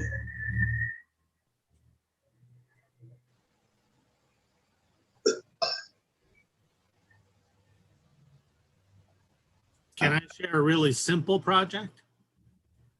Please do, John. So this is it's a breadboard with a flip module and 10 buttons on it. I got a call about 3 weeks ago from a special effects shop in a bit of a panic saying, hey, this TV show needs a controller for this space thing, and they build it. And time was not on our side, and I've been really busy with laser tag lately. So anyway, I actually that evening put this flip module together to code it up. It's I guess I can talk about the show. I'll leave out the details. The show is called For All Mankind. It's I think it's like an alternative timeline of the space race, as if the Russians got to the moon first, or something. I don't know. I've not seen the show. It's on Apple TV, but they need a Mars detonator, and so I got the notes from them, and I said, okay, because this shop, they normally use marshmallows, and I don't. So I said, look, I'm going to do this on the Propeller. And they said, fine, we don't care. We just need it right away. And at any rate, I coded it that night because it's a countdown timer. So what in the script, the astronauts flip a couple of switches, then they enter the time, and then they go to activate the timer, and it works for a few seconds. Then things go berserk and blow up. But, it dawned on me because they said, yeah, they want 10 minutes, but just make the 1 and the 0 work. But I said, look, I haven't been around Hollywood that much, but things change every day. So I implemented all 10 buttons. And in fact, I sat in front of my microwave oven, pushing in things and watching how the displays work. Cause we're using a little 7-segment display because this story is supposed to take place in the early 90s. So it looks a little old school. In fact,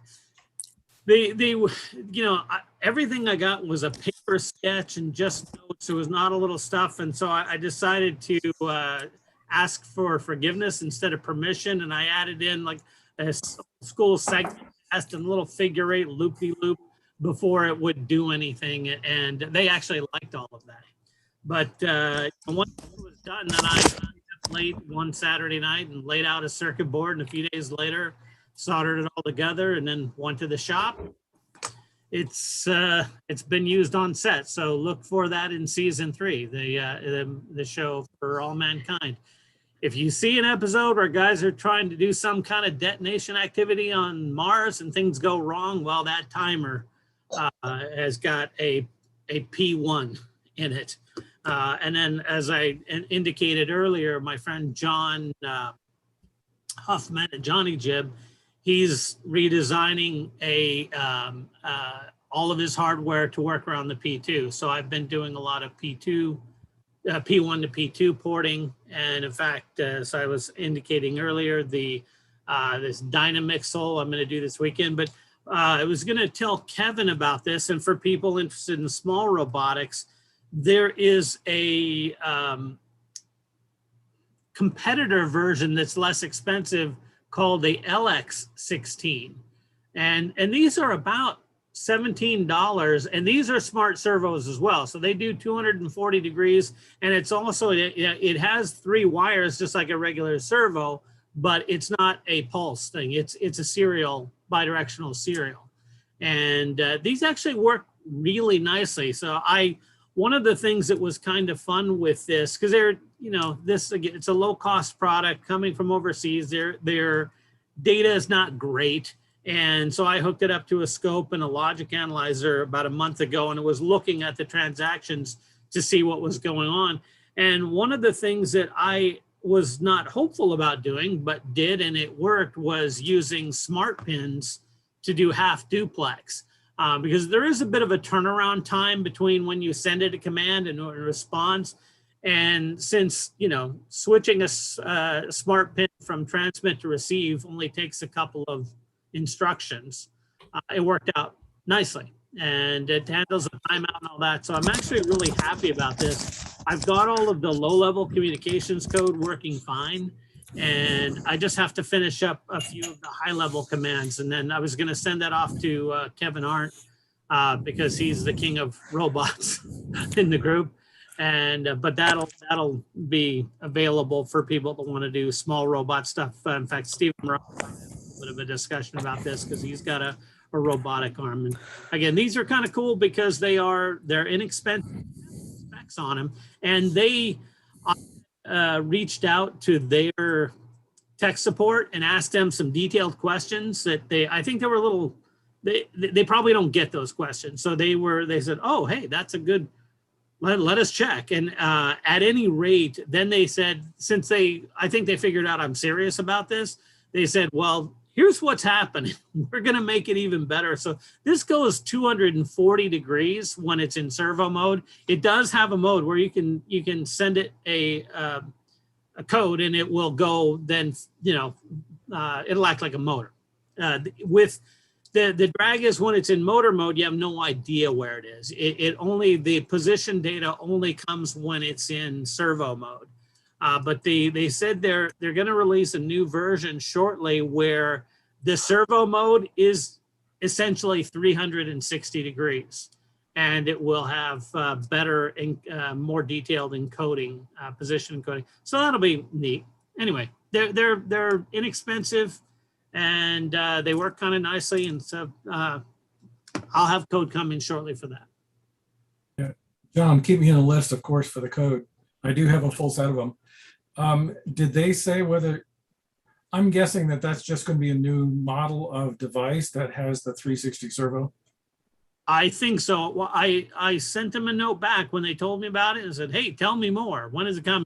And I have, that was the last correspondence in between. It went back and forth a couple of times. I thought, okay, you know, and I even sent them, just so they could see, I sent them the assembly, well, it's an inline assembly routine.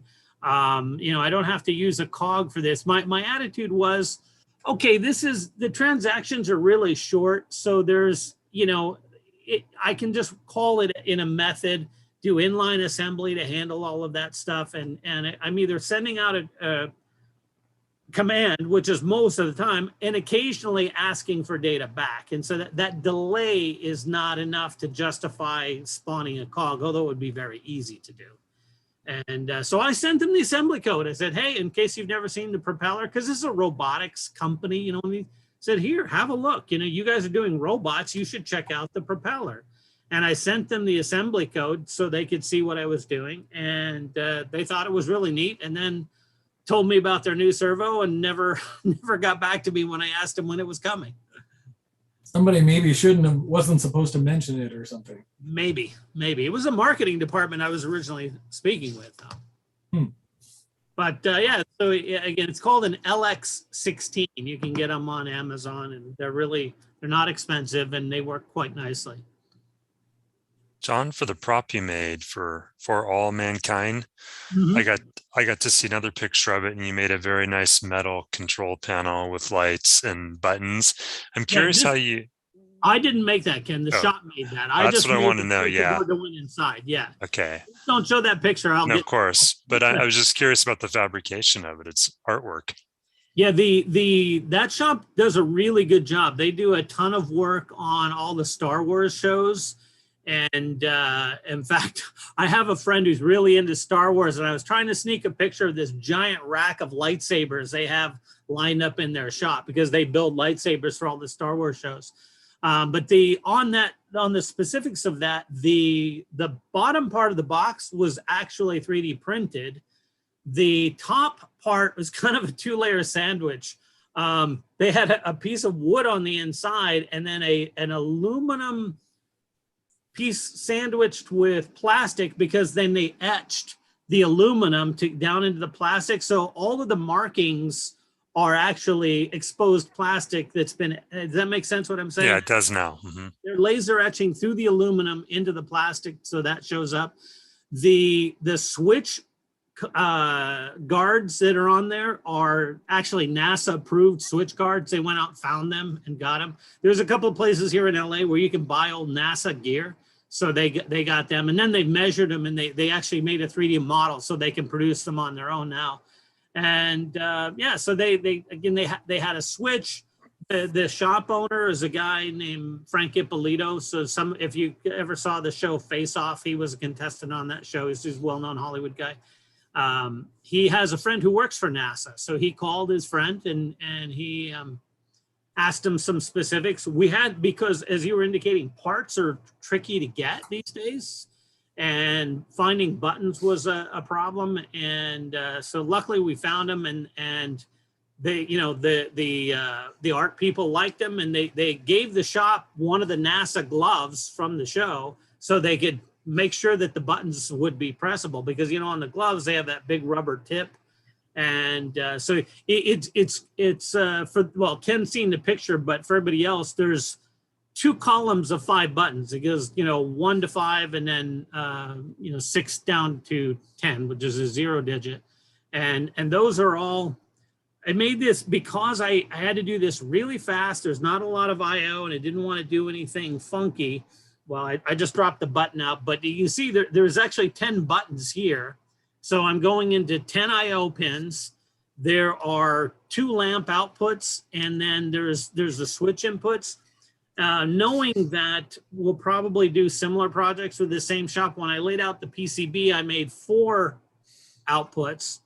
For this, I actually just used, because the flip has LEDs on pins 26 and 27, that's what I was using as the lamp outputs so that I could check the code, because there's a ready lamp and an arm lamp. On the board, I put 4 channels of FET outputs, and then I had 4 channels of switch inputs. So it's really straightforward. And then this uses a TM1637 driver, which is kind of like I2C without an address byte, but I just put on a generic I2C port onto the board. So I could use an I2C display as well, but I happen to use this one that's the TM1637 because I have a driver for it, and the size was perfect for what they wanted. Well, it'll be fun to see this in the future when you can share it. And kind of reminds me of another countdown timer you made with Johnny Jib, the paratrooper. Jump out of the airplane, press the button, go. Yep. Yeah, I forgot all about that.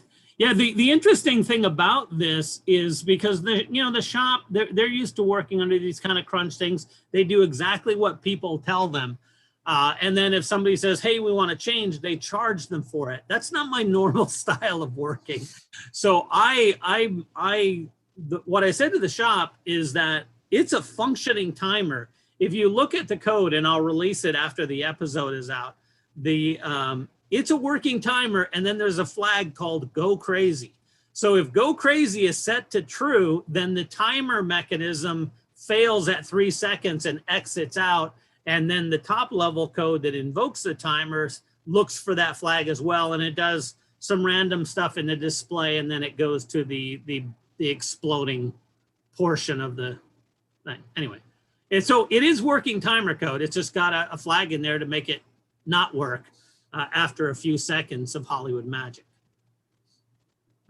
Anyway, I ordered spare parts, Ken, so I'm going to build you up a board the flip to send to you. So if we can get a good, because I was saying, I know you're building a museum kind of thing. That way, if we can get a good screen cap from the show and then the board, you could put those together. It might be nice.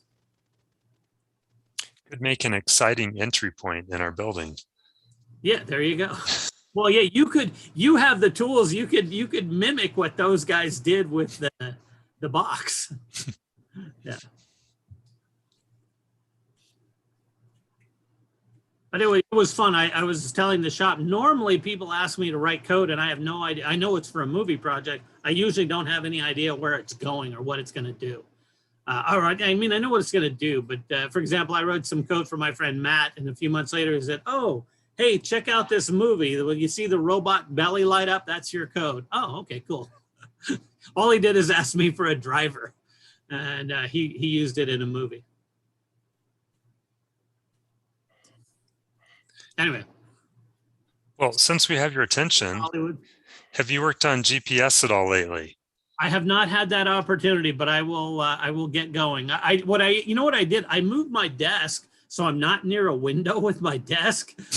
And I thought, oh, that's going to be a problem with GPS. So what I actually did, I don't have it handy here on my desk, but I bought these little breakout boards that have Ethernet connectors on them, and and it just brings out the 8 pairs, And so what I'm going to do is solder those together, hook one to the P2, take the other end through a Cat5 cable over the window and hang the Ethernet out the window. The GPS out the window so I can see the sky. But I'll get that going shortly. Yeah, John, again, between laser tag and Johnny Jeb, I've been busy.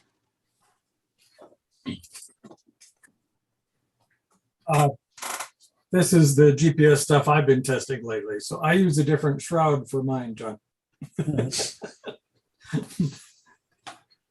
How high does that go, Stephen? Gosh, depending on what motor you put into it, I don't know. But it's flown twice so far. Is that something that you put like a D motor into? Oh, no. These are much larger. These are high-powered rockets. So it's way beyond the Estes stuff, I believe. Although it was this particular one was, I know.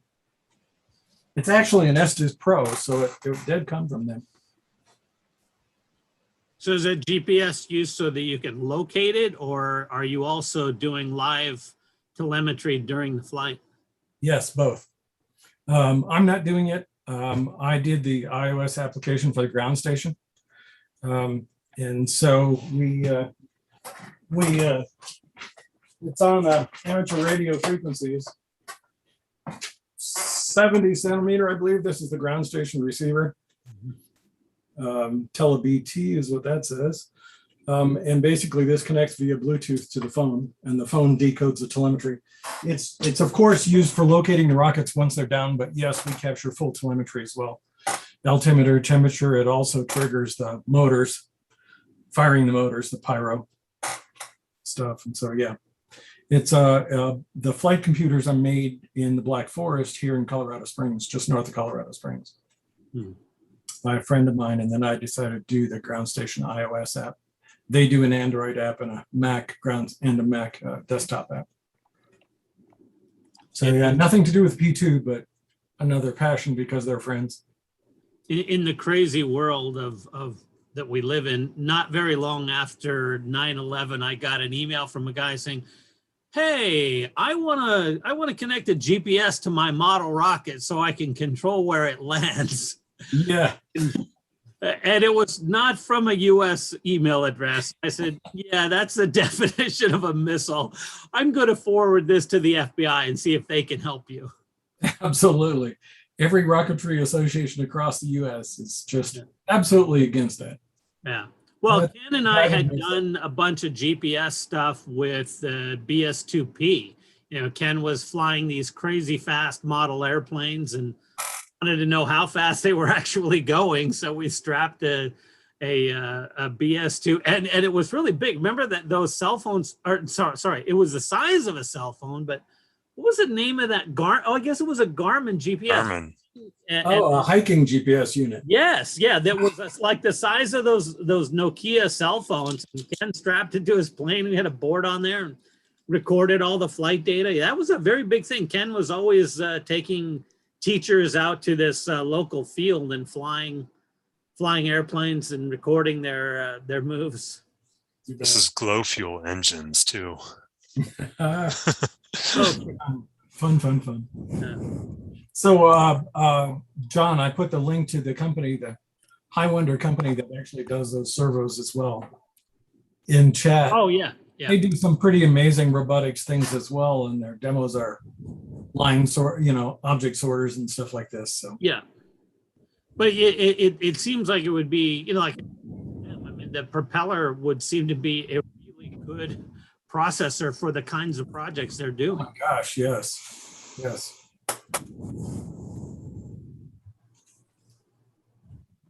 Especially since they're all a serial link and not discrete channels, it makes Right. it.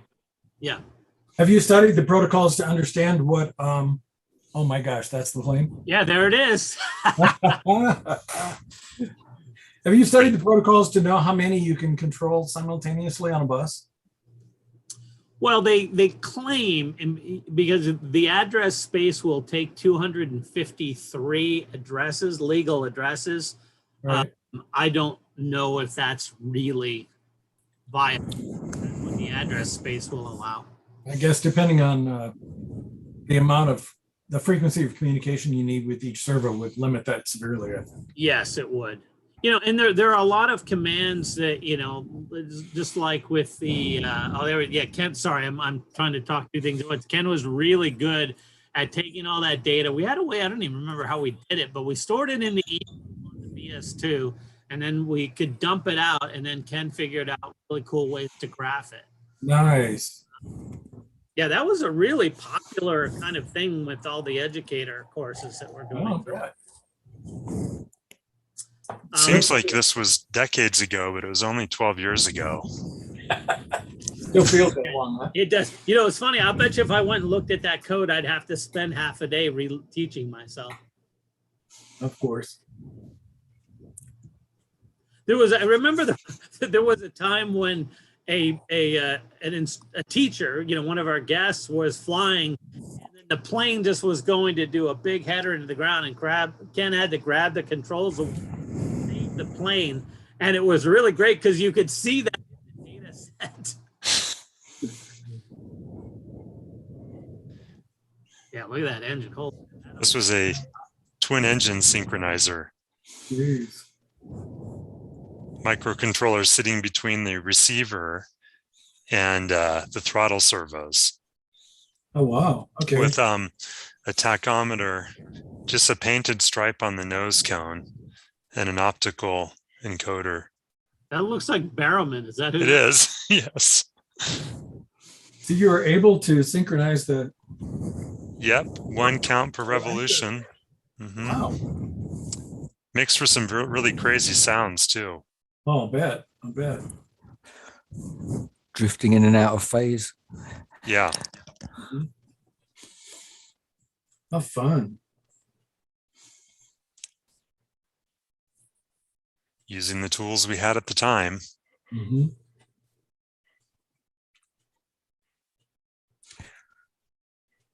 Sometimes I go back and I'm looking through my code libraries and wow, I forgot that I had done that with the basic stamp. There's so many, a lot of people who came after the basic stamp don't realize that it was there and how much a lot of us got accomplished with it.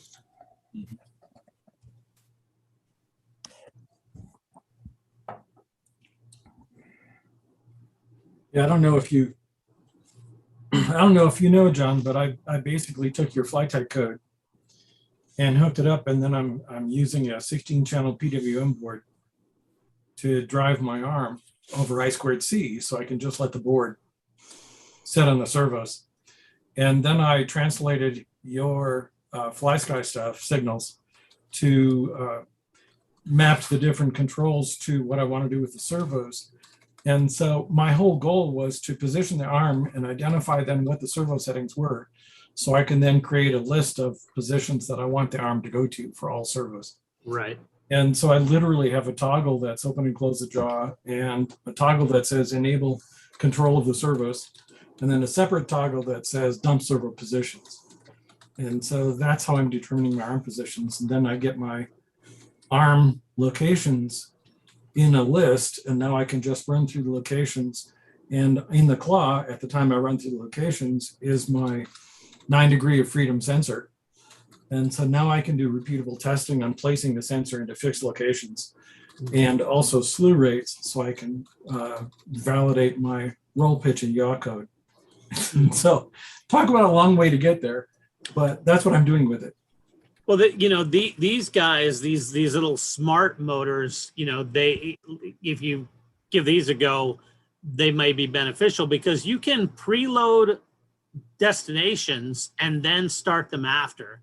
And so you could load up the destinations for several of them and then send out a global message saying, go to your position. And you can, and the go to position command includes a rate as well. So you could control its rate of movement. The interesting thing now, this is the LX, this is the Dynamic. So these are much more expensive. These get used all the time in Hollywood. In fact, our mutual friend Rick, he uses these on robots and stuff in his work. And one of the cool things about these smart servos is that they have the ability to turn off the motor. The device is still operating, but you've disconnected the motor from the drive output, and now it becomes an input device because the positioning is still working. So in Hollywood, a device that is used to control usually wired to control a puppet is called a Waldo. So you can make an electronic Waldo. Let's say you have some kind of snaky puppet that you have these on there. What you can do is build a second version of it, and then on this, now there's obviously a processor in between too. On the Waldo end, you've turned the torque off of all of the motors because now you can move the motors, read those with the processor, and send those commands to the output. And then in the case like you were just talking about, Rick will do that. We'll do a position, and then we'll do another position, and then we can do some interpolation between the two to get a nice animation. Nice. Yep. Yeah, perfect.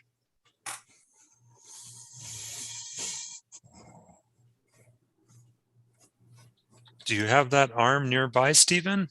Oh, not with any cameras, no. In a completely different room. But as John, I sent you email requesting some references if you have them. So when you get a chance, look for that. Okay. But I've been using a separate cog now for controlling slewing for the servos, and I'm looking. Oddly enough, I've found no references for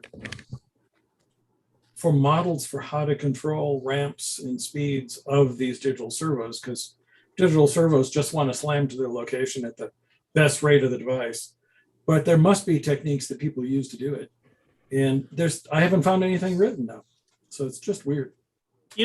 Stephen, I recently saw, and I'll see if I can find it again. There's a guy in England who does a lot of really amazing robotic stuff. And he had done a series of doing simple IK stuff with standard servos.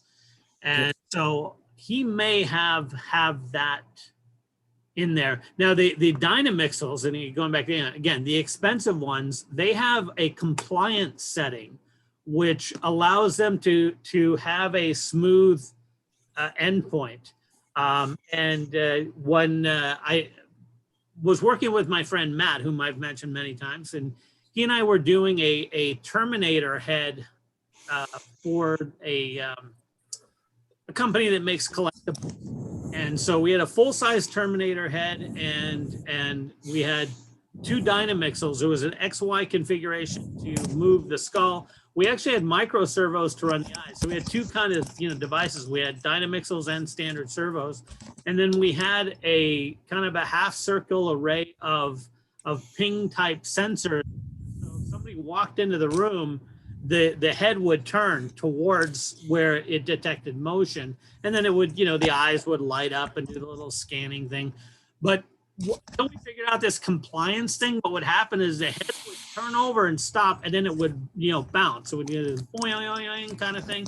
And then we found out, okay, with the compliance, it'll glide it. It'll move very fast, but at the end, then it does a decelerate in. And so we could get it to move very fast, but in the end, there was no ringing from the Exactly. optical inertia. And that's exactly what I'm trying to manage is that ringing for the arm. Yeah. Now the LX devices don't have that capability, but the Dynamixels do. So there's a company called Crossan Robotics that is the North American distributor for the Dynamixels. I'm thinking we should be able to, there's something we should be able to do with the rate at which we issue and the distances we issue slew or target commands. That should give us that. So I should be able to model it in a cog and just handle it for all six servos simultaneously. Well, if you're doing, and if you, especially if you're doing standard servos, since you're refreshing the output, every 20 milliseconds, then yeah, you have that opportunity to do that because you can control it. I did rate control in my P1 servo. I haven't done it in the P2 yet. That's been, nobody that I know, because I tend to write codes for my friends that need it. Nobody's needed servo code yet. So Right. It's been a little bit on a back burner. But these smart devices I've got requests from John and from Rick. Yeah, so it might be something that we could just, if I could get it figured out, just create an object and drop it into OBEX and we'll all be able to do smooth servo movements. Well, I have a program started for multiple servo because the nice thing is with the P2 it's very easy to do servos because we can do with the PWM controller we can do that. We don't need a cog to do constant servo pulsing, but we do need a cog to be able to adjust that with interrupting the rest of our code. So the approach that I was looking at is instead of doing the PWM mode is using the pulse mode of the smart pin because the pulse mode gives you better resolution. And that way you could divide up your servo pulse into finer gradients. Because if you say, hey, I'm going to move from here to there in this many milliseconds, then you know what your change is going to be per servo frame. And Correct. You don't want that to be locked to a microsecond. You'd like sub-microsecond, resolution. And you can do that in pulse mode because when in between, when a servo channel is not doing its pulse, you can just drive the output low.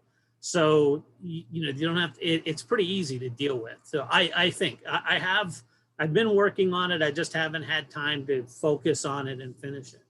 Yeah, that's part of why I went to experimenting with a different device. It's actually a 16-channel LED controller, PWM controller. Yeah, I have one of those boards. I know what you're talking about. Yeah, so it's a cheapie, and so I just went with that, and it's I²C. So and then I have one cog driving the changes to what's being sent to the devices, as you suggested. We're coming to the same conclusions, which is that's good to hear. Because that means I'm on sort of the right track. So cool. So I'm having fun with it, but it's been interesting too. Some good learning. Thank you so much for the Fly Sky stuff because that's made it much easier. Oh, I'm glad it's obviously you and Kevin are getting some use out of it, so that's good. Yeah. It's made it a no-brainer to look at a very complex transmitter unit, control unit, and just map it to what I want to do. So yeah, on that project that I'm doing with John, we're actually going to use the S-Bus transmit. So I verified that. Ken, did you get that information from Futaba that you were waiting for?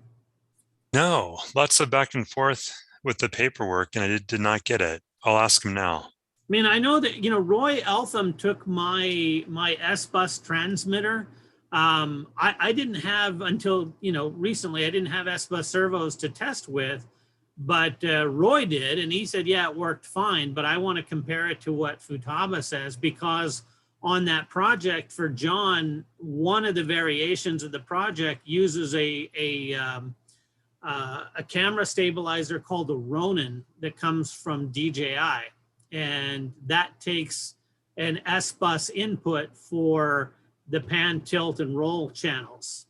And so we're going to be doing that on a P2 based master controller going across RS-45 or XP to a remote controller. And then the remote controller will go into the Ronin with S-Bus. And then we'll be using, we'll do the lens controls with the Dynamixels and, a couple of other things. So that's why that board is so big. John wanted to be able to do anything with it. So it's going to be fun. And you notice he doesn't like doing SMD stuff. So everything is through hole.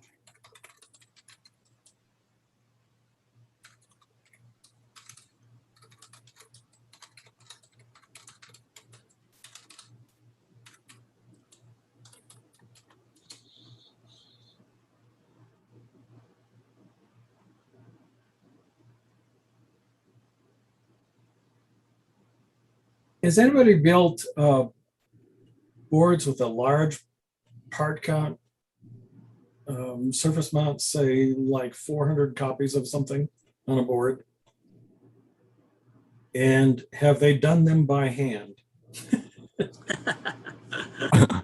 Sounds like you want to put a lot of LEDs together. Yeah. I'm actually making a 10 by 40 display on a 4mm pitch. And I was going to farm it out.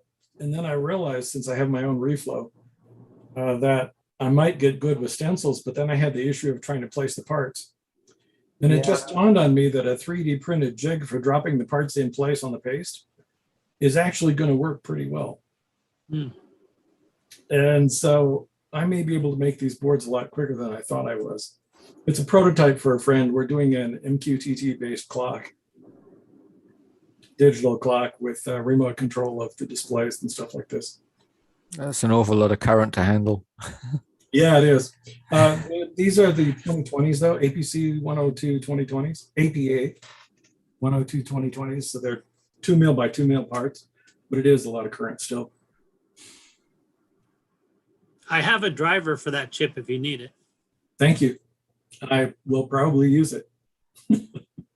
Because that's in Hollywood, that's the preferred smart LED because it has a higher PWM frequency. Right. It does have less frequency on the yes film.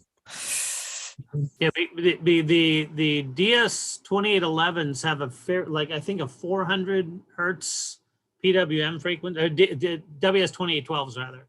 That range have a 400 hertz. It's really quite low PWM frequency, which our eyes don't notice, but with high-speed cameras and motion, it can create a problem. Whereas the PWM frequency of the driver that's inside the APA 102Cs is 20 kilohertz.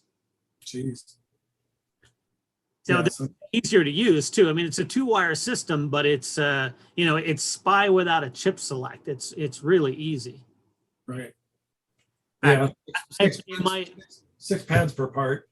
Yeah. My driver bit bangs the SPI, but I thought, I just might try it with smart pins and really blast it out. Nice.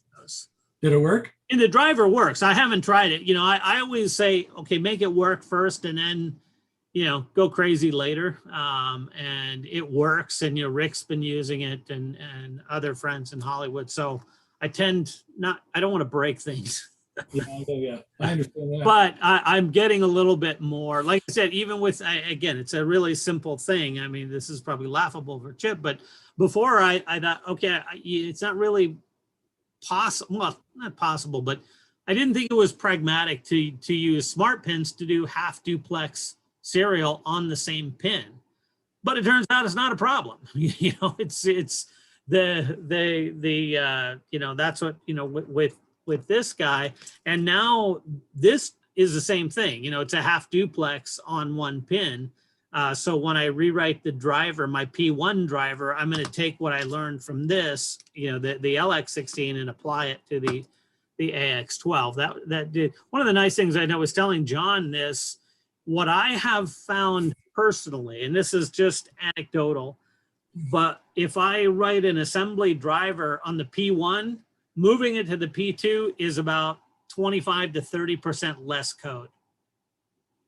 Very cool. We just have a nicer instruction set on the P2. Right.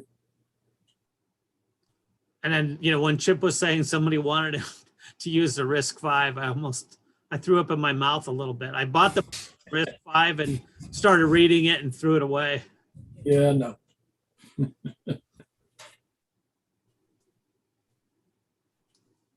You know, those people are not actually coding hand assembly. You know, they're using. No, it's all about C and compilation. Right. Sorry, Stephen, Lachlan, you were going to say something?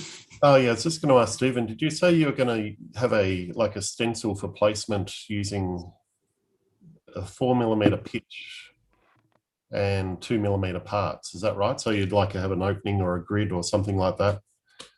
Well, yeah, it's I'm putting the 2mm LEDs on 4mm centers and 10 by 40 array. And then of course it's a snake connection because who cares, it's software. And I want less traces between rows. I'm a software guy, not a hardware guy. But anyway, yeah, I'll still have to use the laser cut stencils to lay down the paste, but then I'll drop a plastic jig over the top to drop the parts into. Yep. And all I have to do is because I have so much slop on dropping the parts on the paste, I don't have to worry about being extremely precise, other than I don't want to be anywhere near, you know, the next paste on the pads for the next device. I kind of, those little parts tumble and stuff, and I could see them getting in there like on their edge, like tombstoning or absolutely flipping upside down or. Absolutely, it's still going to be tweezers placed and very annoying, but unless I can just slide them off a sheet or something as I move in. Yeah, I may do that as well, right? Pre-orient the parts, and then because I've got right side up ones and upside down ones, and so I'm still reasoning through it all. But I'm doing the 3D design for the set jig as well. So maybe Stephen, you don't do them all at once. There's a guy, and his name is going to escape me. He's the guy that made the glitter bomb for porch pirates. You know what I'm talking about? Yeah. He's a former NASA, and he just had a video recently where they were stacking dominoes. Yes. And his tray. Yes. So maybe there's something that can be learned from there. In fact, I was thinking about Ken when I was watching that, because they had this young lady who apparently is the queen of the world as far as human stacking of dominoes. Human stacking of dominoes, yes. She makes her own dominoes kits, and I thought, wow, this would be a really low-cost way for Ken to have robot targets of different colors. They're a good size because they're dominoes, but they're not dominoes. They're just bricks. They're multicolor bricks. So I think that link here. Let's see if I can find it. From Amazon just because I was curious about them. And they were inexpensive too. It was like $20 for a 100-unit set. Let's see if this works here. Stephen, is the process of using the 3D printer to be a jig for placing those part of the journey here? Actually, the learning goal? I wish it wasn't. I do 3D print jigs for all sorts of things already. When I'm trying to lock down boards that I'm laying down paste, it's usually the boards sit in a 3D printed jig, so I can have different jigs in my tabletop, so they're locked down tight. I do 3D printed lots of things. And so it just dawned on me that I needed a way to prevent myself knocking parts at that pitch. I'd be knocking more parts off the paste with my hands when I'm trying to put down next parts than actually getting them on. And so I'm trying to figure out, do I farm this out to like Seed Studio, or do I do it myself? And I think the 3D printed jig finally allows me to do it myself. Well, if you make the jig, so it's like this, and you drop the parts into it, and then you make the board. Here's the board with the solder paste. Oh, that's an idea. Then you have an opportunity to make sure all the parts are correctly oriented before you touch them to the paste. See, I knew it was a good thing to bring it up here. Yes, that's a good idea. Stephen, I'm working on the same problem for a different kind of idea, but what we were trialing earlier in the week is actually laser cut Teflon, like 1 millimeter thick Teflon. And Very slippery. yeah, super slippery and also high temperature. And the idea with that is that the Teflon would actually go through the surface mount oven as well. Oh, wow. So you never took it off. Okay.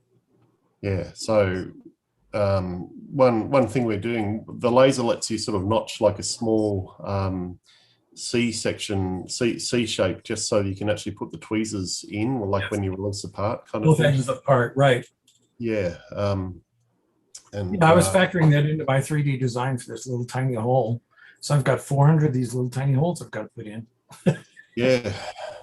And we have hand done a board which has about 500 parts in total. Wow. Nice. And we successfully did that. It took about a day to load that board, and we swore pretty much never to do it that way. We later got that, automatically assembled, and so it can be done, but you sort of think at the end of that process, if you've got that many parts, it's really Just farm it out.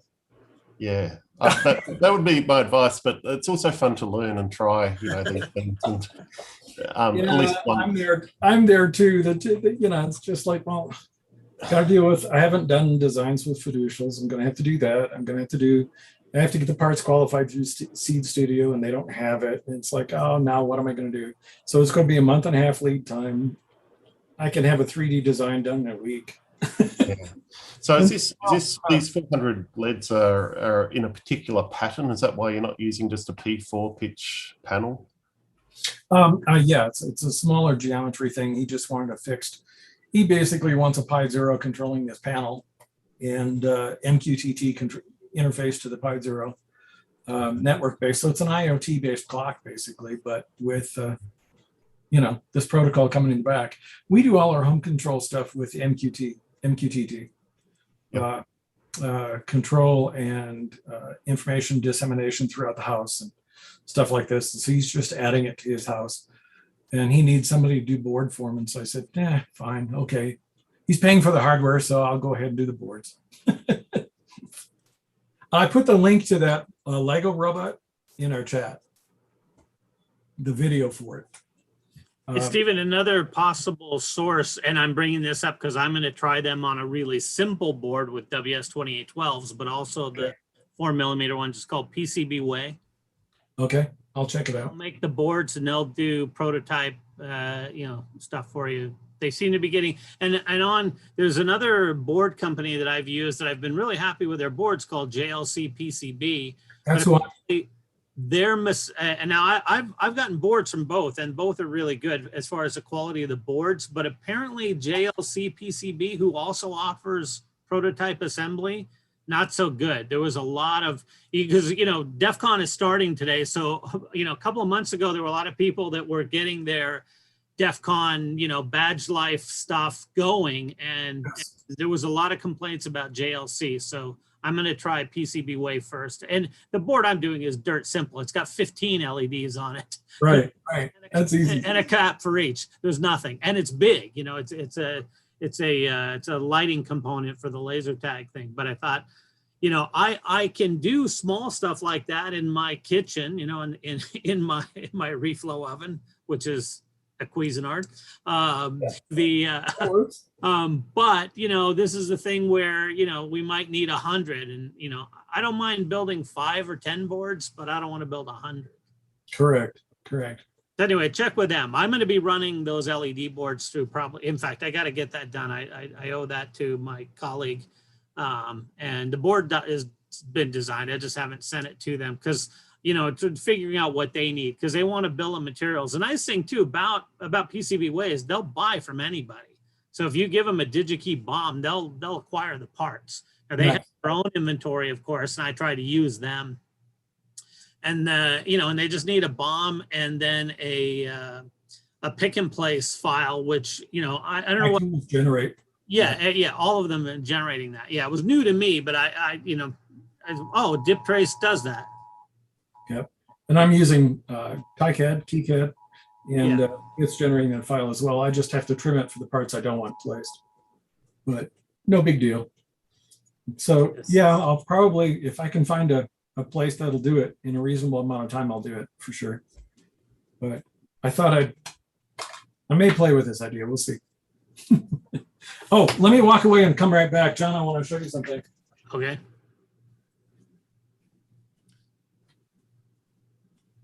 Hey, Ray. G'day. Just while he's away, I use JLC PCB as well. My retroblade board comes from there. I've just got some boards in the air at the moment that are coming. Yeah, But I've been very happy with their boards. Yeah, I've never used their assembly though.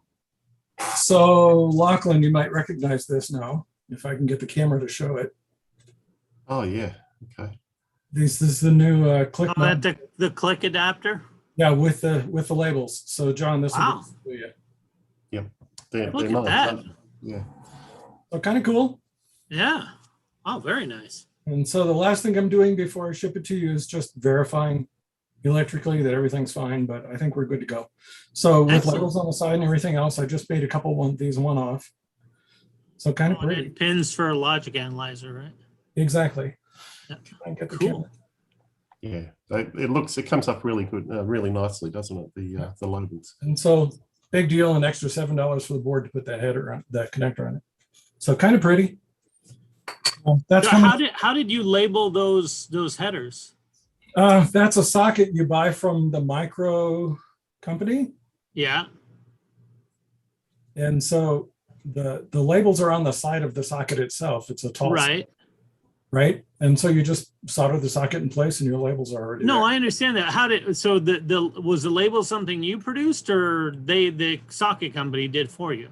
The micro, what's it called? Microelectronica in Serbia. Yeah. Oh, yeah. Microelectronica Okay. makes the labeled sockets.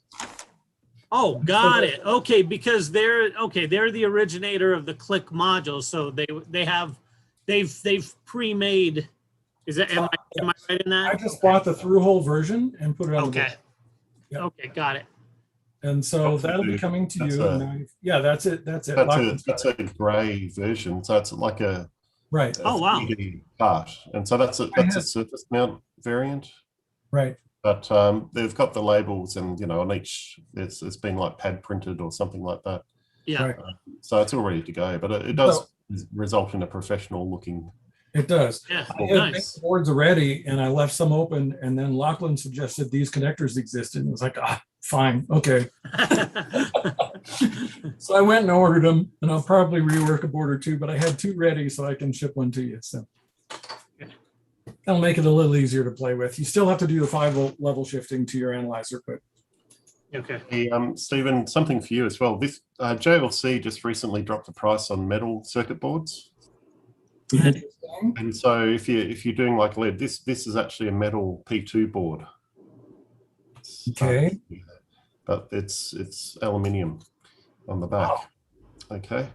I mention it just because if you got 400 of those leads, they're a quarter each.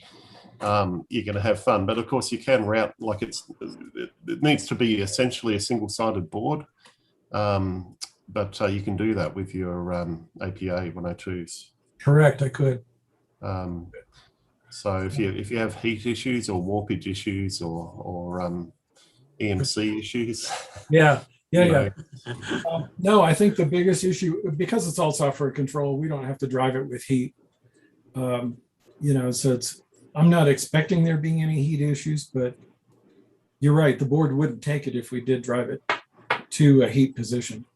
And so the other reason the aluminium is interesting is from a reflow point of view, you've got like an even sort of conductive surface to do that. So you're not going to have hot spots and cool spots. And some of those leads, I don't think the APAs are particularly bad, but the WS2812 sometimes, and I know Parallax had fun and games when they're doing the FPGA boards. Getting the temperature right. Yes. And soldering your big components while not damaging the LEDs can be a bit of a challenge. Yes. Yeah. I have it. Somebody just got new boards. New delivery, live delivery, live unboxing. I got something new. What you got, Ray?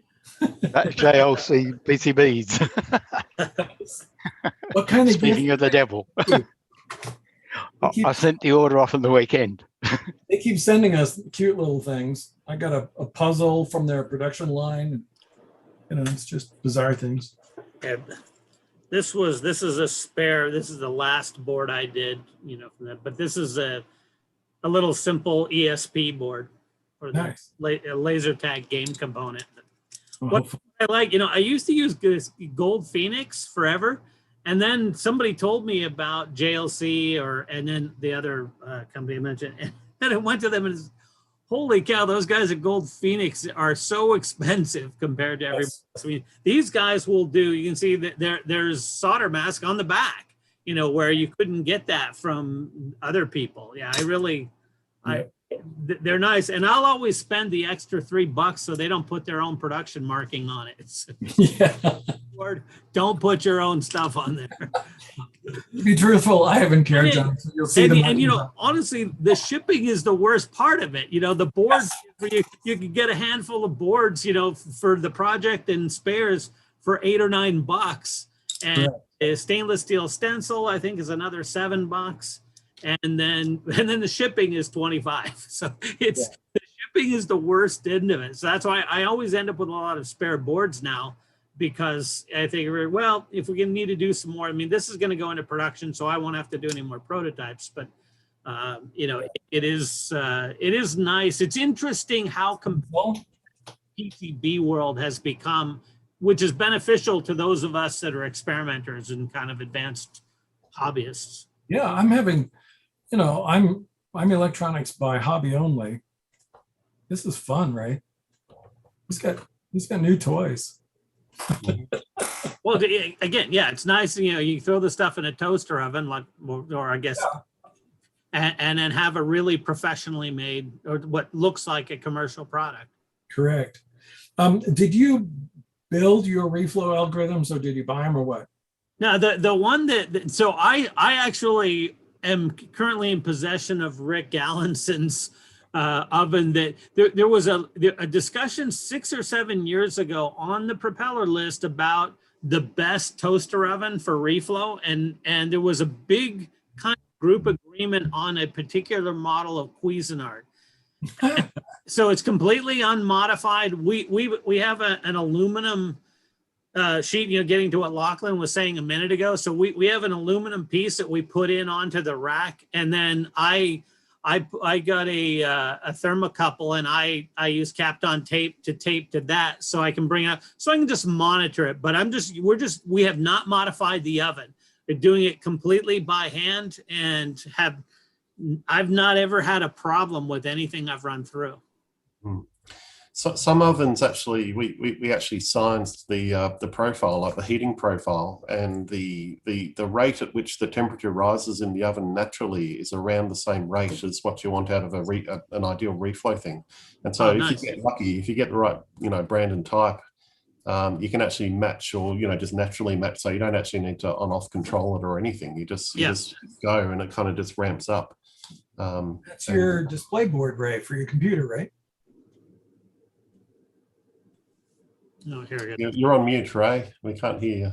Ray's on mute, but that's fun. I need to switch over my headphones too. They were on for a second, they went off. Yeah, you were on. Yeah, I clicked the wrong button. I had to change the speaker to my headphones. Yeah, that's a little computer simulator. Right, how fun. Uses a 35-cent micro and 2 35-cent drivers. So it drives 16 7-segment LEDs and 48 discrete 64 LEDs and 16 switches. Nice. But some of the other two I'll show you in a sec when I take them out of the packet, because they're prototyping service where they'll do you 5 or 10 boards. Turned out to be a really, really good price. The biggest thing, of course, you've got is the shipping. It's the worst part of the deal. Yeah, you can get these mailbox services in the US. Companies like Shipper2 in Oregon, and I think up in Oregon, or My US or whatever. So these, like if you're a foreigner, they will aggregate your orders and put all your parcels together into one shipment. Oh, And so there's a company in China called Tip Trans, and they do the same thing in China. So that means, you know, you just pay for a sort of local Chinese postage to get it to the aggregator, and then from there they'll put everything into one parcel. So you just receive one order. But the nice thing about those companies is they'll also do what they call personal shopping. So they'll go and deal with, say, a Taobao seller or something like that, and bring it all into one parcel. And their rates are pretty reasonable for that kind of thing. You know, you might just have to pay them $1 or $2, and they'll go and purchase the stuff on your behalf, and deal with all the Chinese, communications and interactions, and then they'll just put it together and ship it out for you. And so that gets around the, you know, if you're paying $20, $30, $40, you still have to pay that once, but you're not paying it multiple times. Right. Yeah. So there's a board. There's 20 on that panel, and I got 5 panels, $6.50. Yeah. Nice. But that board's interesting. It's got a 35-cent USB micro, that the CH340, which does USB to serial, and its design is to sit on top of my board to put USB on it, instead of these $1.50 ones that I've been buying. But I want to try and see how fast they are. But it sits not nice and low on my board. So you're using the same that CP2102 pinout, Ray, with the yes, it's the same. I've used this 2102 pinout. Okay. But it's the CH340. I think it's a 340C. I think I've used, which doesn't require the crystal. And but I want to see how fast it can go. They say it'll go to 3 megabaud. I'll try that out. Yeah, it'll be really, really interesting to know. Which variant of the 340 is it? Like an E or a G, or what's the? It's a C for Charlie. C for Charlie. Okay. But there's a B, a C, and a T. I think are the same footprint. The Bs are much more expensive, and the other one, that T I think it is, requires a crystal, and so I don't want the crystal. The one they're using in the Arduino is a G, and it needs a crystal too. And the other board that I did is based on their bigger one, the 5.5 series. But I'm just having to play with that. Yeah. Might be. I've just bit the bullet. I've been thinking about doing this forever, but I made a serial adapter board. Let's see if I can get this on which just takes all the serial interfaces, like your CP2102, the FTDI. Oh, yep. Wow. The prop plug, the ESP prog, and 4Ds header. So there's 5 input things, and it just aggregates, you know, wherever the serial pins are. And then over on the right-hand side of the board, I've got, you know, the parallax accessory header and the prop plug. So I've basically got like any serial in to any serial out. Because, yeah, we've been mucking around with different, you know, with different driver chips, and the one we haven't looked at is the CH340. But if you've got it in that same form factor as the CP2102, that would let us do that chip as well. And the only one which I haven't really got on there so far is the XR, you know, whatever the XR one comes in or uses. But yeah, so hopefully we'll have like any, you know, whichever form factor. Yeah. Where's my camera? Yeah. And my little logo on the back. Yeah. But yeah. These boards are only I didn't do ENEG on them, whereas I normally do that on my prop boards. Yeah. The ENEG for a big board, it's all based on area, and it doesn't matter how much gold you use on the board, they cost it accordingly. So if you got plenty, it's fine. But on a big board like that, that's 3 inches by 7 inches. It was frightfully expensive.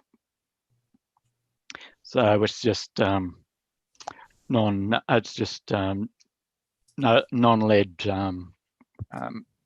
Hazel. Ray, is that like a Z80 emulator for your grandkids? No, it's sort of similar. It's there was this design done by Professor Alvino in the 80s that he used to hand out to his students at uni, saying, build me this simple as possible computer, design it and build it and show me it working. And that was the assignment. And it was, you had to build, so different people have built it since. Some, there's a guy built it with 12 EEPROMs. So it's only got EEPROMs and a RAM. And there's different variants. So what the concept is that you can then trace it and watch what's going on. So I've built this board here, and it's got 8 LEDs and a dual 7-segment display. So you can see it both in hex and decimal, hex and binary.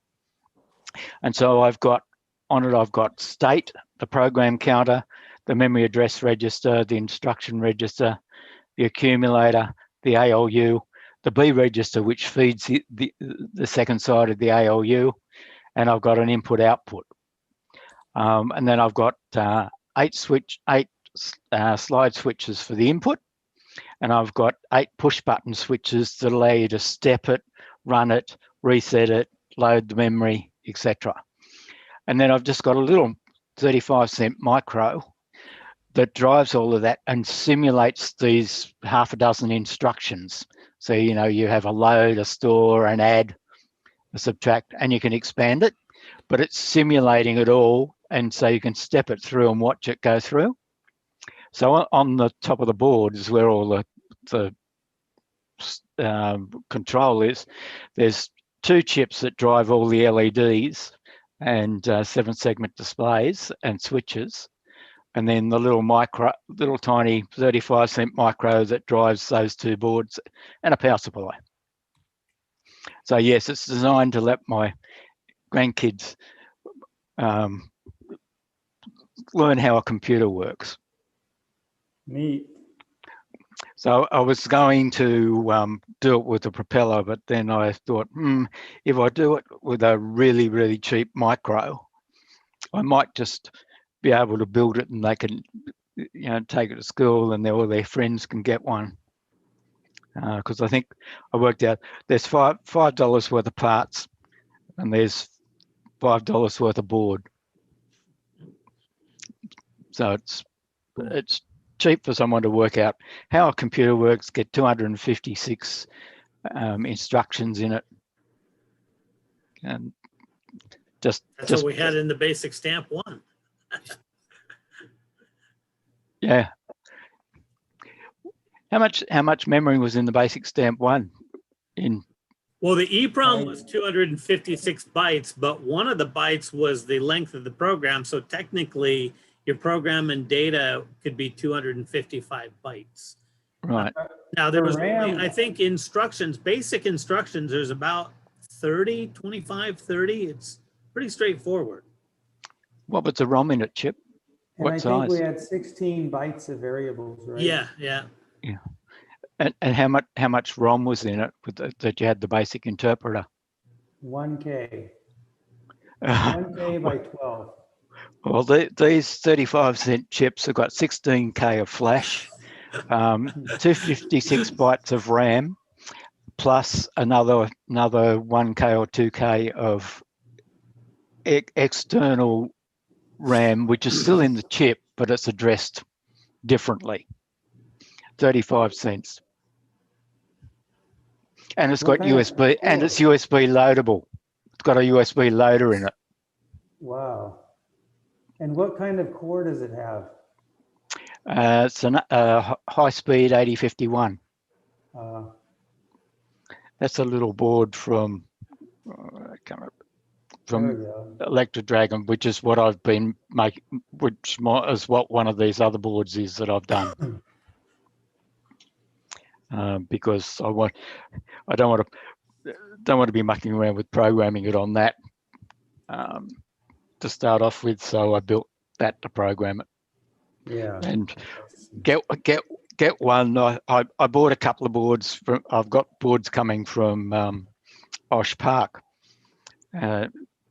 A couple of different variants of those, and for 3 boards, 2 lots of 3 boards, I got the whole lot of that, which I've got 100 of them. Wow. And I was able to stick it in a shipment that I'd already paid for the freight, basically. So these boards are only 1 mil thick. No penalty for blue. So yeah, so all we need, Chip, is for somebody like On or whatever. I know there's this other mob doing it where we can get our chips designed cheaply, just like this. Send them off a VHDL or Verilog code and get back a chip. That could work for a few hundred just for a few $100, none of this $1 million upfront charge. Yeah.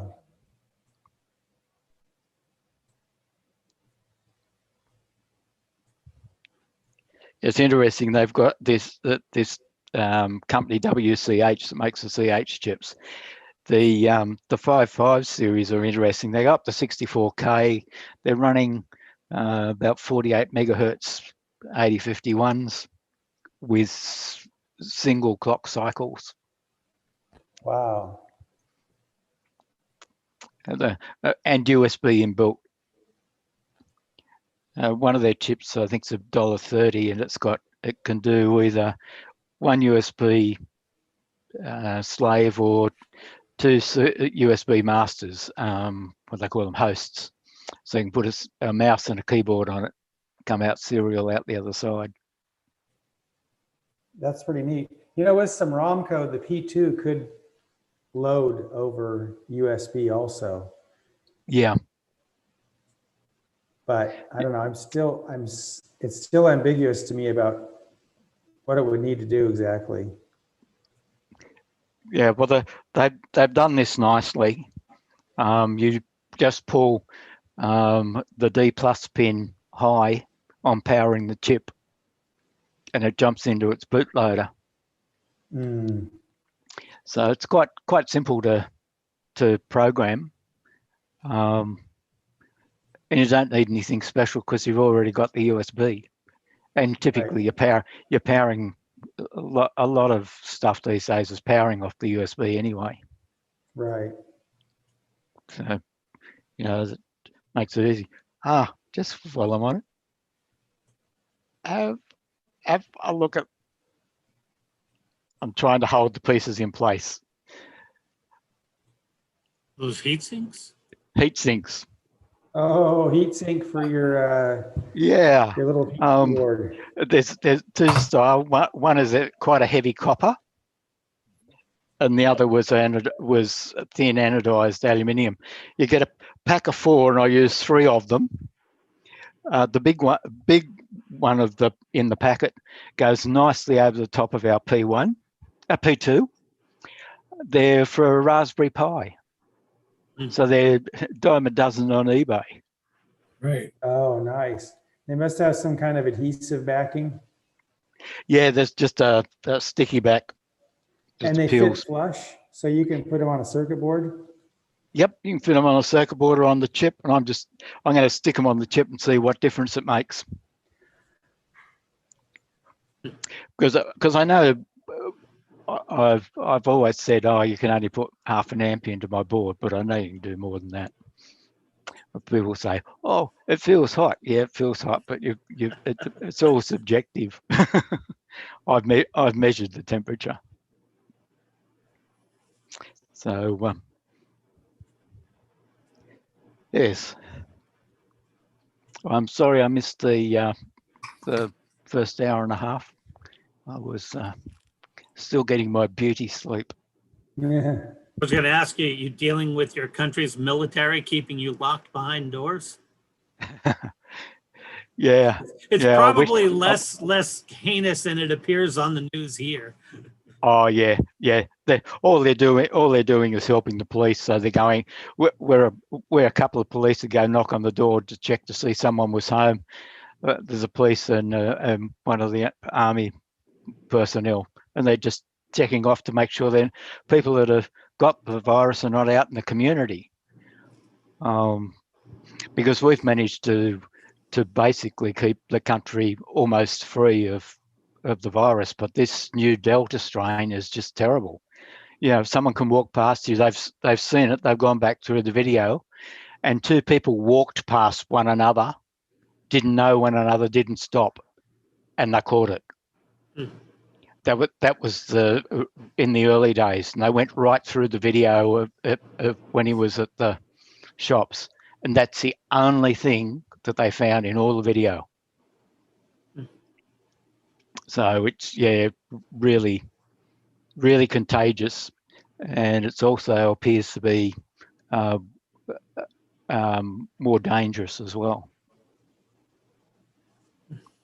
So we're locked down trying to get rid of it, but of course we have these occasional people that decide that it's not for them, and they go and have a party. Like they had a party on Friday night up in Newcastle, and now there's 15 cases or something or other in Newcastle from that one event. I'm not laughing. I'm just, I'm laughing at the hypocrisy of American politicians in particular, because, Chicago, the mayor is instituting lockdowns, but they just had Lollapalooza there with hundreds of thousands of people jammed into a music festival. And even President Obama, he was going to invite 500 people and have 200 staff at his birthday party. So wait a minute, what do you mean? Yeah, well, we know what's going on in England because my daughter's over there, and they've pretty much, they're coming out of lockdown. Pity help them for those that aren't vaccinated, but they've been in lockdown since November. So she's got twin boys, so for their birthday party, she had to have it over two weeks. One week, one boy was allowed to ask one boy to come and visit in their backyard, and then the next week, the other one was allowed to ask for one boy to come and visit him in his backyard. Not allowed in the house. Parents not allowed. One person, and that's pretty much been since November. And you think, wow. But, we're jumping up and down and all the rest of it. We haven't had 1,000 deaths yet. In America and the UK, 1 in 500 people have died of your population. Yeah, you've had 625,000 deaths, and you've got about 300 million people. In the UK, they've got 125,000 deaths, and they've got 60 million people. So for us, we should have had about 60,000 deaths if we had it properly, and we haven't got 1,000 yet. We'll hit it in days, but we haven't got there yet. So, yeah. Well, good news in America was that nobody died of flu. Yeah. Or cancer, or car wrecks, or heart attacks. Or gunshots. Yes. You want an interesting statistic? We normally have 20,000 people a year die of the flu. We had less than 500. Add the less than than 100 deaths we had with the 1,000 deaths we had. We're up 18,500 people that are still alive. It's crazy. Mm. Folks, I have to sign off. It was great to see everybody. It's been a long time. So Yeah, I appreciate see it. everyone. And I'll see you in the forums. I'll Yeah, have John. Thanks, John. All right. Bye now. everybody. See you, John. Are you guys ready to wrap up? Or I could answer any questions anyone has if they, probably nobody has any, but. Just a quick one. What did you discuss? I'll have to look at it Okay, later. so Nicholas Cranch, who's still on, has a like graphical programming concept that uses like values that link from one block to another, but they're kind of gated, they trigger. So it's sort of an event-driven thing. It's a little bit different approach than like Blockly or something, but he kind of went over that and we discussed that for a while.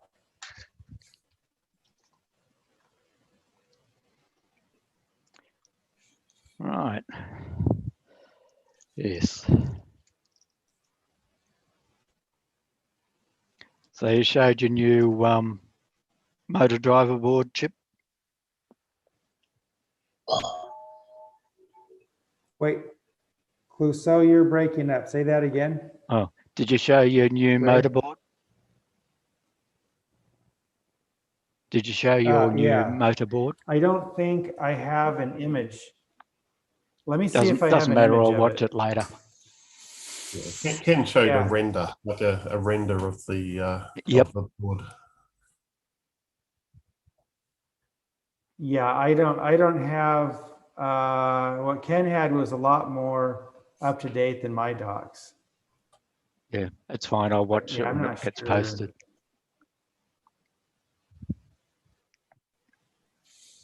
Yeah, maybe next time we can catch it because I don't see it. I'd have to search my email, but anyway, it wouldn't be as up to date. But it looks really nice. It's basically square. It's very small. It can, in theory, dissipate.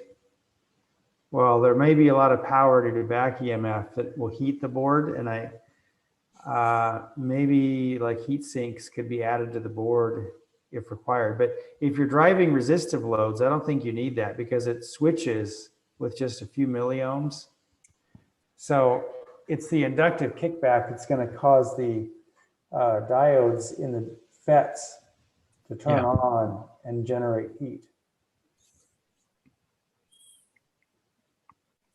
But it's basically like 25 amps, 40 watts.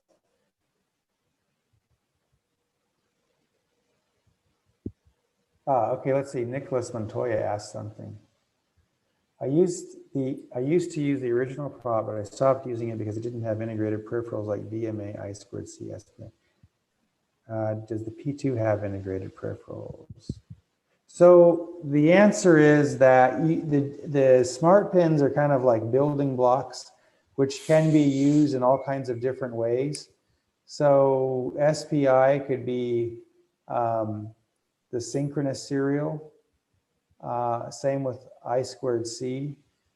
DMA, there's what's called a streamer in each cog, and it can transfer data between IO pins and memory and back the other way. So you could do all those things in hardware, but sometimes it's very easy just to bit bang a lot of this stuff too. Usually if to involve a smart pin, your code will wind up being a lot smaller, but it takes some thinking to realize kind of what you need to do to get there. That's really what the different cogs are for, is to do all your peripherals. Yeah. Like we've got one cog can handle 64 serial pins, or all inputs, all outputs, or a mix.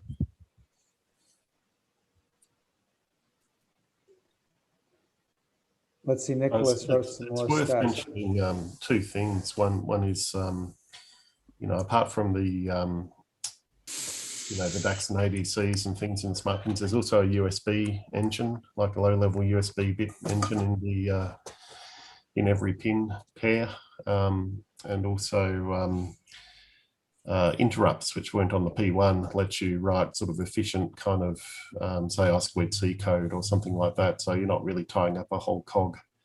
And No, so it multiple feels like we have like 8 cogs are more than enough now. Because a lot of stuff gets offloaded to smart pins, and then we have interrupts also. So you can do a lot with 1 cog in smart pins. I think Johnny Mac started off looking at using smart pins for things like SPI, and then sort of realized that actually the code just for bit banging actually can be done quite efficiently using interrupts. And yeah, so went that path.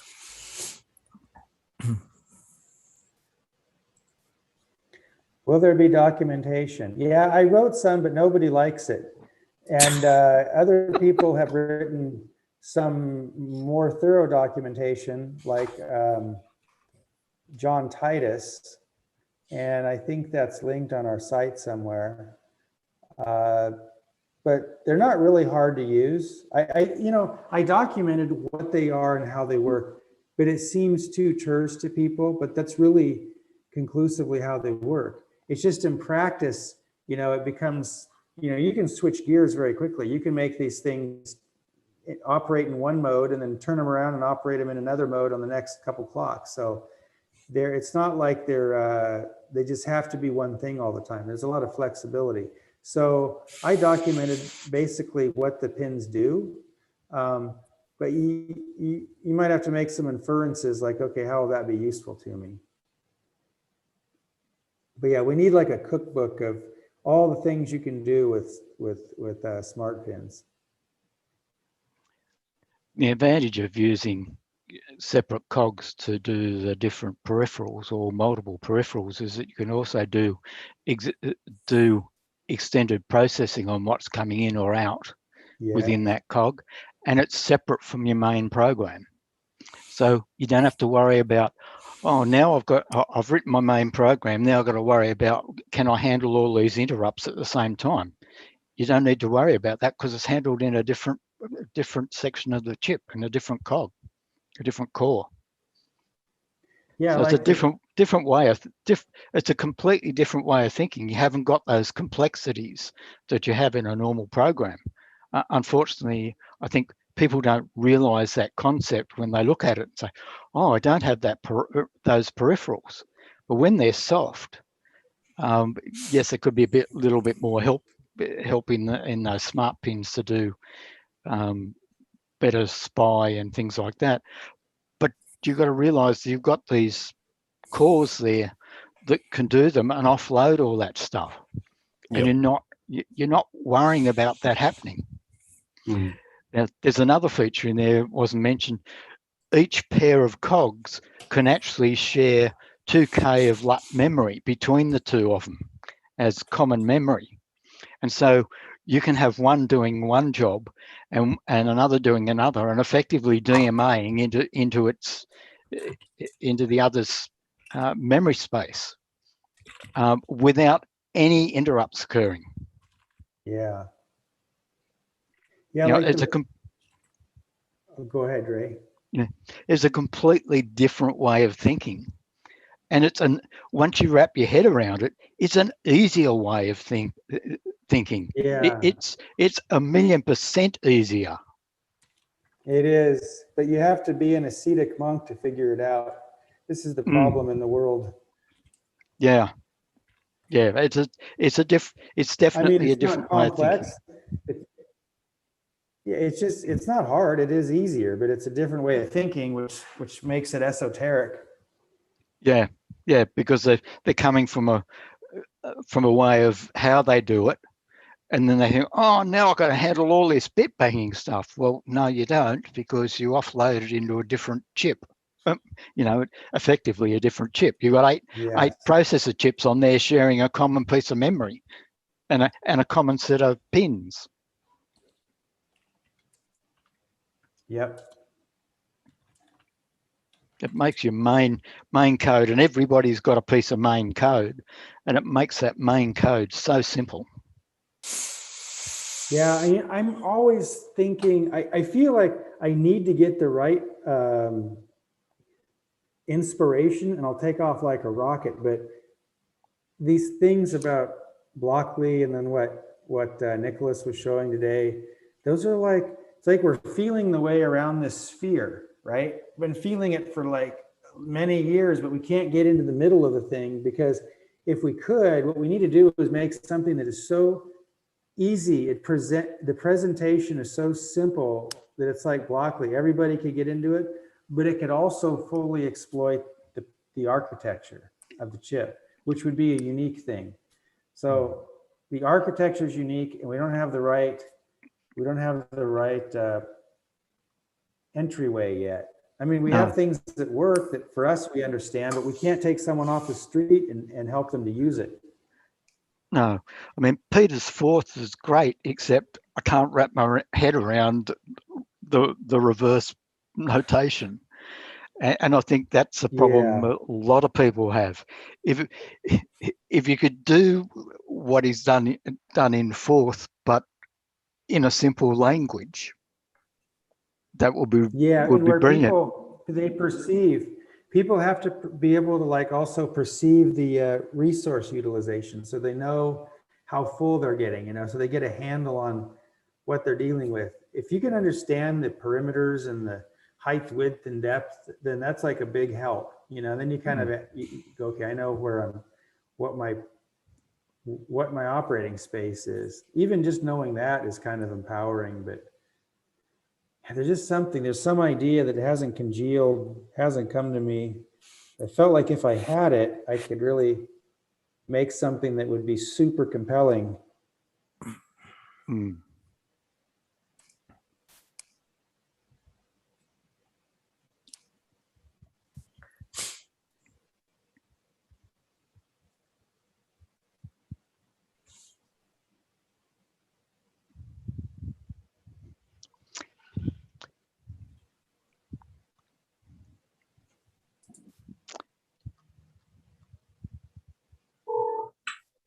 I'm going to jump off. You guys in Oz, you all take care down there. Thanks, Now, Jim. Thanks, Jim. Thanks, hope you Jim.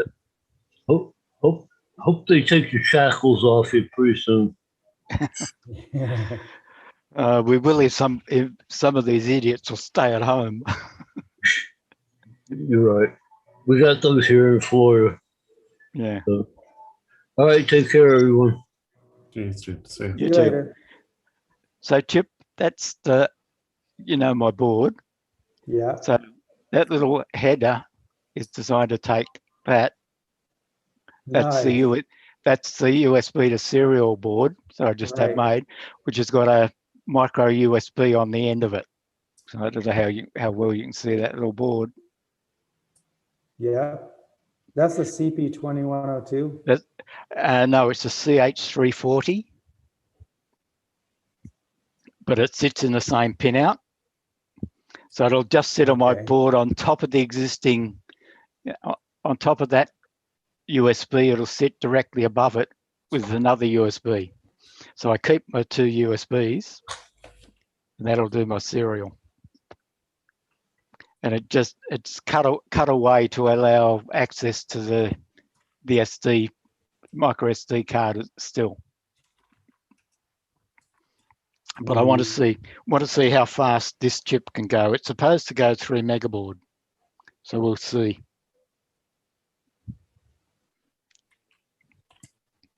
Yeah,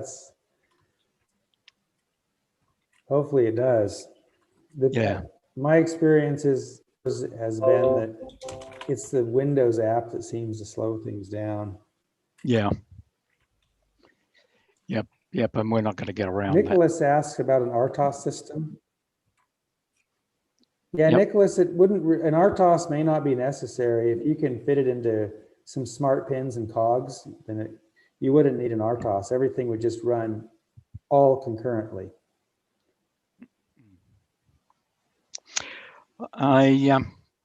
These little 8051 chips are using C with with a compiler called STCC, which is apparently a derivative of GCC but cut down, and so they're able to run, a few K, compile your C code to a few K instead of hundreds of K.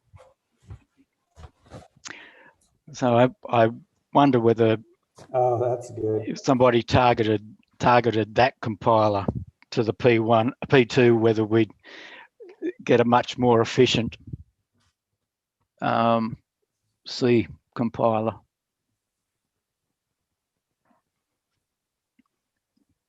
I don't know how. Would it be more efficient though, or would it just be? I think what they might be doing is I think they're probably cutting out anything that's not used. So you know how you load the normal GCC loads the libraries up and you get it whether you want it or not. I think it might be smarter in chopping out what's not needed, and the libraries are smaller as well. But I don't know much about C, but I'm going to write my little emulator in C, so we'll see how that goes. I can fit up to a 64K flash chip on it. So. Did you say you're using the that 85-cent controller? Is that the WCH one, or is it a yeah? It's a CH55 1 2 3 4 5 6 7 8 9. The 1 to 4 are known to be the same die, and the 8 and 9 are a separate die. Okay. But they share 8 and 9 share a common die. They've got 64K on them. The 8 and 9 can do. The 9 can do one device or 2 hosts USB. So and it's offloadable, or downloadable. One of the catches is you can only program it. They only specify it for 200 times. It's not a true flash.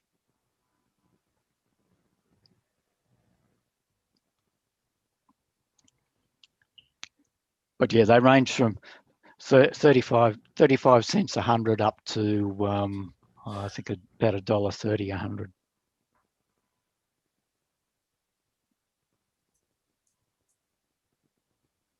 Sounds like an adventure. Yes, it is. I thought Peter might have been on. He's deciding to put a CH340 on his board as well as the CP21, as well as the UFVM, whatever it is that does USB. So. Yeah, I'm kind of curious how. I had some friends who used a CH340 in a workshop, which had people who were using Macs, Linux, and Windows, and it kind of derailed the workshop because there were a lot of driver issues.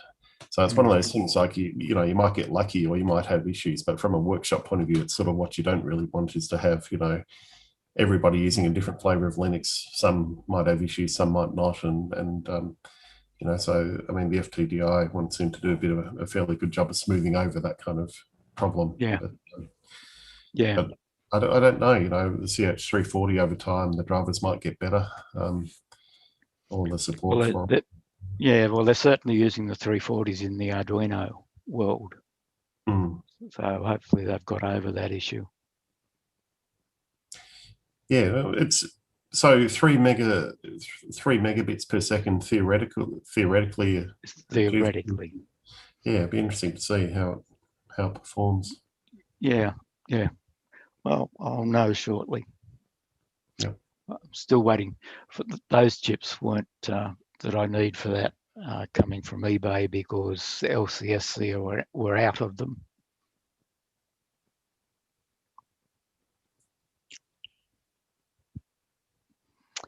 But have you noticed all the parts going out on massive lead times? Everybody's jumping in and buying the next 2 years worth of stock, totally stuffing up for everyone. Yeah, We haven't had this since the early 90s. Yeah, it's it's really interesting, and I mean all the models for what to purchase. Like I noticed with Mouser, when stuff goes out of stock, they place large orders, for it to come back in. But by that stage, a lot of designs might have migrated to something else, and the one that was kind of interesting is those CP2102Ns. They had like 300,000 on order at one stage, so no stock and 300,000 on order. And now I think 50 or 100,000 of them have come in, and some of the FTDI ones are out of stock. And it's kind of like people will be switching between. I've worked out I just need to make sure I've got an interface where you can plug in whatever module you want. So a bit like you're doing, Ray, with adapting the footprint. So you adopt a footprint, and then you can at least plug in a different adapter if you really need to. Yeah. Yeah, it's a challenge with the flash chips as well. The particular parts are currently available, but and I'm just looking at the stock on the Molex connectors I want to use, and they were in stock, but they've gone out, and it's another month before they come back in. So I've got some here, for prototyping, but not enough to do a huge production run at the moment. Yeah. Which Molex is that? It's a 1 millimeter. It's this little tiny 1 millimeter. So it's the same size. I'll give you a prop plug for scale.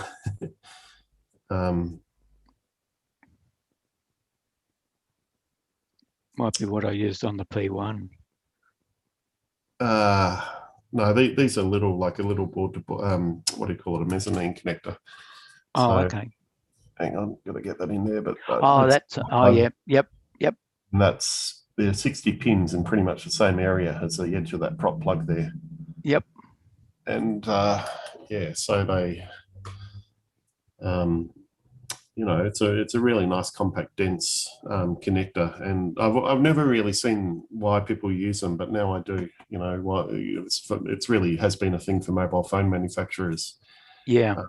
But it's just a really efficient, simple way of getting signals from one board to another, or from one board to like a flat panel, an FPC cable kind of thing. Yep. Yeah. Lachlan. Enrique. Lachlan. Oh yeah. Please. The board, the aluminium backboard that you showed us, does it uses those kind of connectors over the same plane that the propeller is, the same side, because they are one-sided board? Yeah, it's a one-sided board, so you have to get slightly creative with your with how you do your power rails. And so on that board, like you sort of there will have to be like a link. There's a whole lot of capacitors for every rail around here, and I'll have to have a square, like a link of wire running around the outside of those capacitors to provide the ground to everything. And then likewise, you can see some white lines, like those little white lines in the corner where the 1.8 volt rail kind of jumps across the ground. So the grounds come out in four corners, and to these corner screws. And so it'll be more obvious. I wasn't going to show this today because it's easier to sort of show it once it's actually made up. But there's a few interesting things which will come out of this, and one is how whether the pins still float to mid voltage. And so you've got like effectively just a uniform ground plane underneath everything. So you're really, coupling everything to ground really strongly, without exception. And so, yeah, it'll be interesting how it performs. And of course, also from a heat spreading point of view, it should be, it should be top notch. So How does the top layer connect to the bottom layer, Lachlan? there is only one layer. So there'll be. So you can't. Yeah, the aluminium's just sitting there. Yeah. Isolated. So you've got it's effectively a bolt like or something in. Yeah, there's an epoxy clad, I guess, between the pre-preg circuit board and the aluminium. So Well, I have to wait till they do a multi-layer on one side. yeah, well, I presume they could do that. I mean, you could actually just get a 2-layer board made in a really thin, like they go down to 0.1, 0.2 millimeter FR4. Haven't got it handy, but we've got some which you can actually, it's almost like cardboard, you can bend it and it'll kind of hold that shape. It's not within reach at the moment, but you can get 0.1 millimeter thick FR4, and so you could take that and kind of laminate it or glue it to some aluminium which has got an oxidization layer, so you don't short anything out. So yeah, and that would sort of achieve the same kind of thing, but with 2 layers. But those boards, those aluminium boards, you can now have them for $2. I saw that. Or $4 for 5, or whatever it is. It's less than $5, for those, and so it's a good time to experiment. Yeah, well, that's where I started with these boards, with their $2, and I thought, okay, well, I'll get that. And I thought, oh, well, what about if I just make a panel of them? And I started playing with it. I got 100 boards for $6.50,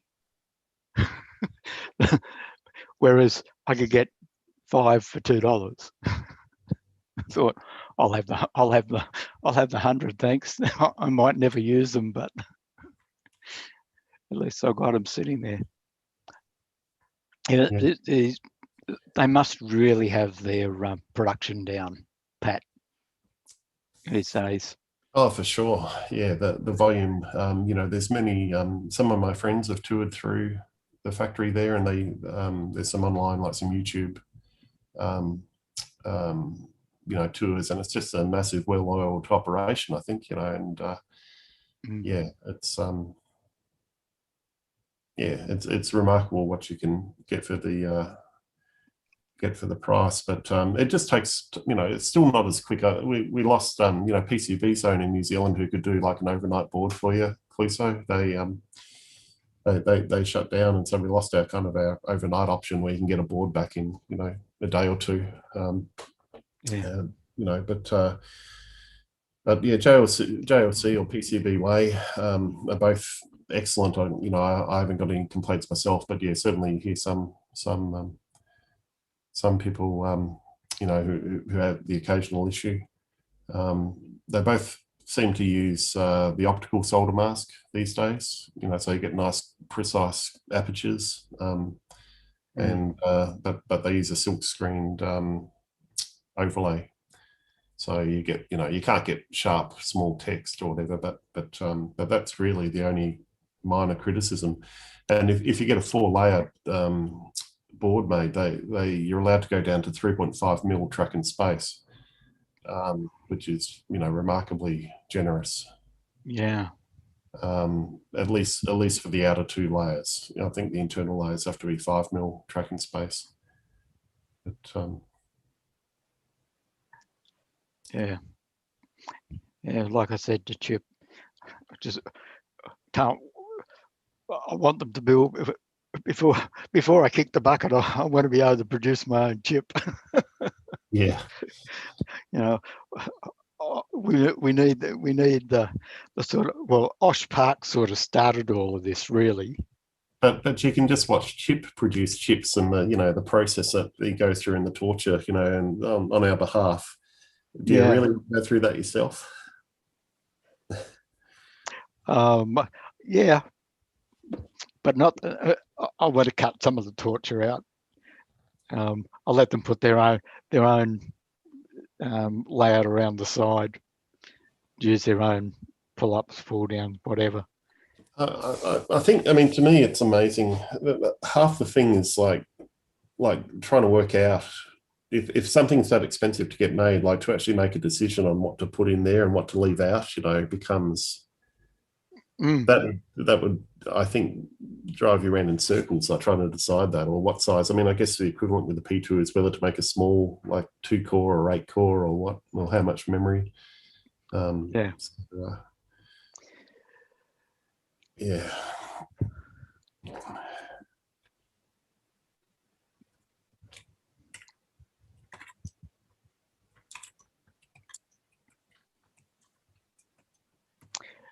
So what's been keeping you busy down there? You're back in lockdown again, aren't you, Lachlan? Yeah, we're in lockdown as of last night. So I think, is this the first time we've probably both been in lockdown? Yeah, probably. Yeah, just a lot of board design. We're waiting on some orders, which I've been told should come through today. And then I'll have to get back into production. But in the meantime, in the last couple of weeks, I've just been pushing forward on a whole lot of products and ideas and things, which you know, so trying to develop stuff in parallel and you know, bulk order. So we're doing about a JLC order every week, pretty much, roughly, or nice. I should say PCB way or JLC, and you know, and you know, just cranking the designs through. You know, so we've got we'll sort of hopefully get a store and things up and running in the next month or two. But you know, just proving designs and making sure that that side of it's all settled down is important. Without the pressure of, you know, trying to do that while trying to, you know, support and market and all the rest of it. So. So yeah, it's happening, but it's a little bit dependent. Like we've had a few weeks where we haven't had to worry about the production side so much. So it gives us a chance to catch up on research and design. And you know, we've got 2 or 3 trays of these P2 sitting here ready to put to good use.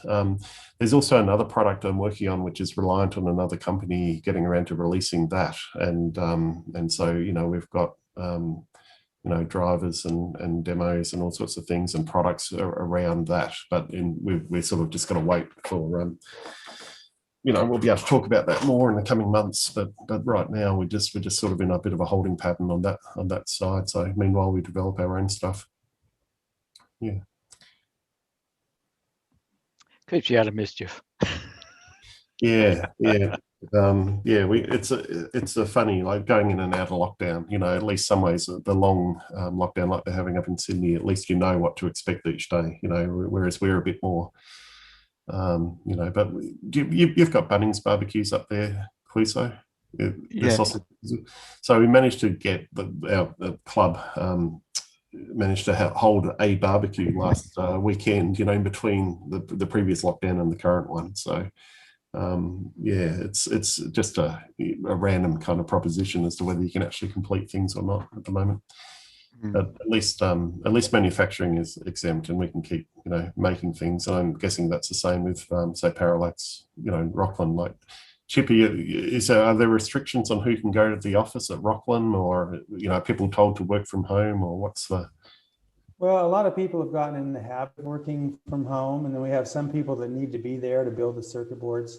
So of late in California, they've said that people need to be masked indoors. So we're back to the rules where people, if they're in the same room together, they're required to wear masks.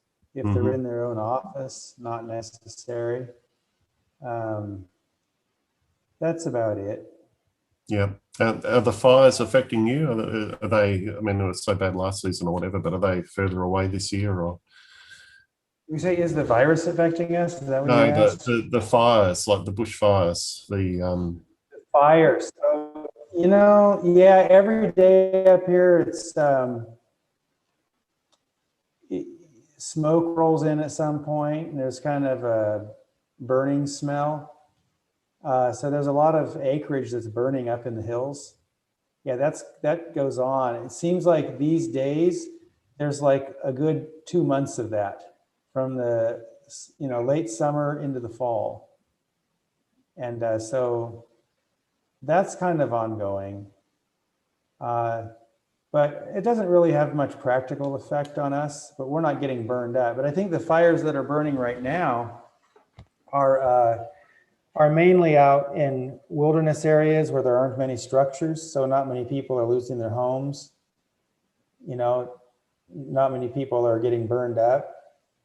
What we do have here that's the big issue is that the water table is dropping quite a bit because there's a drought. So one of our ag pumps has like, it's 170 feet deep, but in water is like 35 feet from the surface. But when we turn that thing on, after about 30 seconds, it dries because the inflow is not what it used to be. And then we have this shallow well. It's like 40 horsepower. That's only 45 feet deep. And that thing just keeps going. So it's all very weird. It's just, it's in a better place. You know, there's like rivers that kind of, it's not like a river flows underground exactly, but there are porous areas where there's a lot of gravel and rock that the water gets through very easily. So I think our shallow pump is, you know, poking into one of those areas. And then our other pump, which is deeper, that has better quality water, it's just not getting recharged fast enough to be able to be useful. And then our house well is down now. We had it dropped a couple feet the other day. We couldn't go any further, and we don't have enough water to like water the yard. You know, if we turn the sprinkler on, it runs for like, one of the stations only goes for 2 minutes before the well dries. But, you know, the water level falls below the pump level. And that well is like 67 feet. The pump is 67 feet down into the casing. So, and a lot of people here have water problems. And if you call up a drilling company, they're saying it's going to be 1.5 years before they can come re-drill your well. So I'm just hoping we can get through this growing season because we've got a lot invested every year in the crop. And my friend said, hey, I've got a Class D license. If we need, I can bring a water truck in and we can water your trees. I did a calculation. It would take like, let's see, a water truck it would take like 360 truckloads of water to do 25 acres. You know, so if it's not coming out of the well, it doesn't exist. Wow.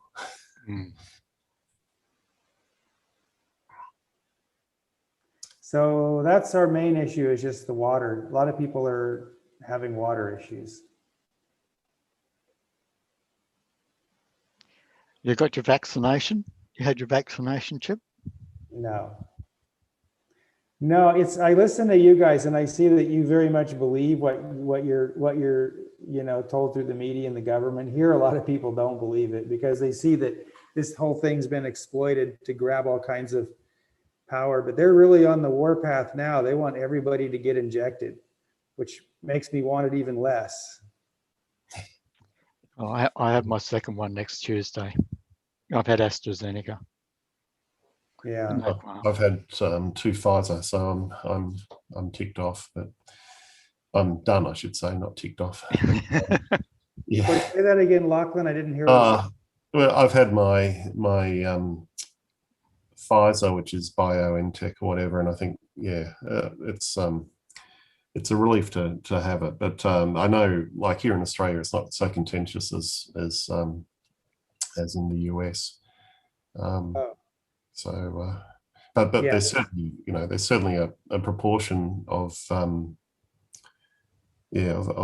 people who won't get vaccinated, and the question is, you know, whether, you know, there's always going to be a percentage, and you know what that percentage is, because, you know, if maybe 80% of people get vaccinated and 20% say no, I'm not going to do it, then we're still okay. But if it's, you know, 70-30 or something, then it gets trickier. So yeah. And I you know, there's a reason. Sorry, there's you know, people have got the right to be skeptical about, you know, things work best when there's a portion of people who do and some who don't. You know, just in case there are long-term health impacts. You know, what happens if you vaccinate everyone, and then we all find there's a 10-year thing where people can fall over, you know, or whatever. So yeah. Anyway, it's well, what we're seeing here is a lot of people. Everybody here knows people who died within days of getting the injection. Everybody knows people like that. They also know people who now are getting sick and that are having a harder time recovering than people who didn't get the injection. So here, there's a lot of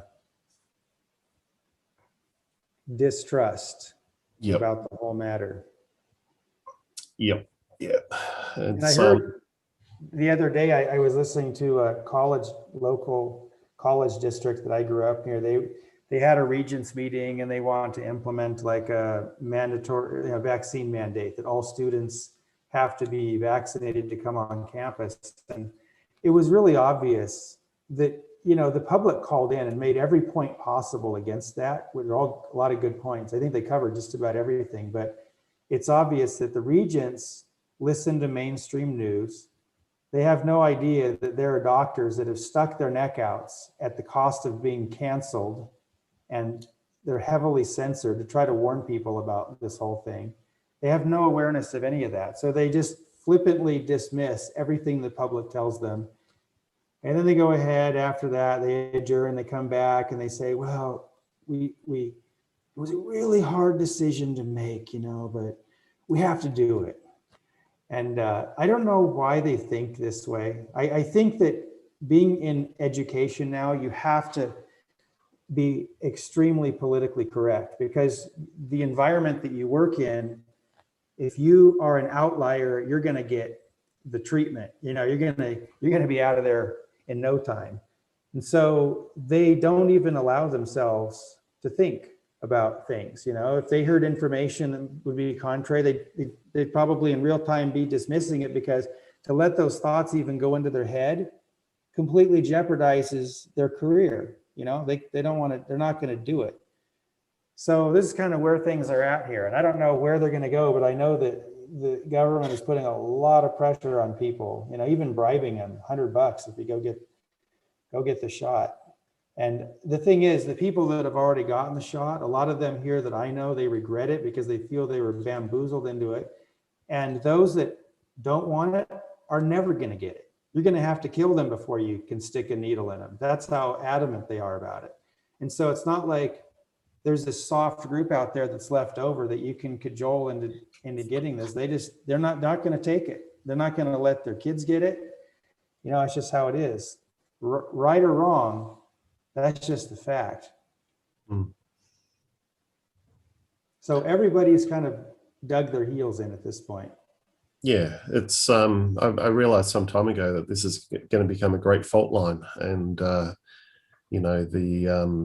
because we just had here the first company was on the news yesterday saying they're going to make sure that their entire workforce are vaccinated or must be vaccinated, and the universities will start talking like what you're saying. Colleges and universities are saying that everyone on campus is going to need to be vaccinated. At this stage, they're just talking about it, whereas this food company was saying, no, we've got to do it.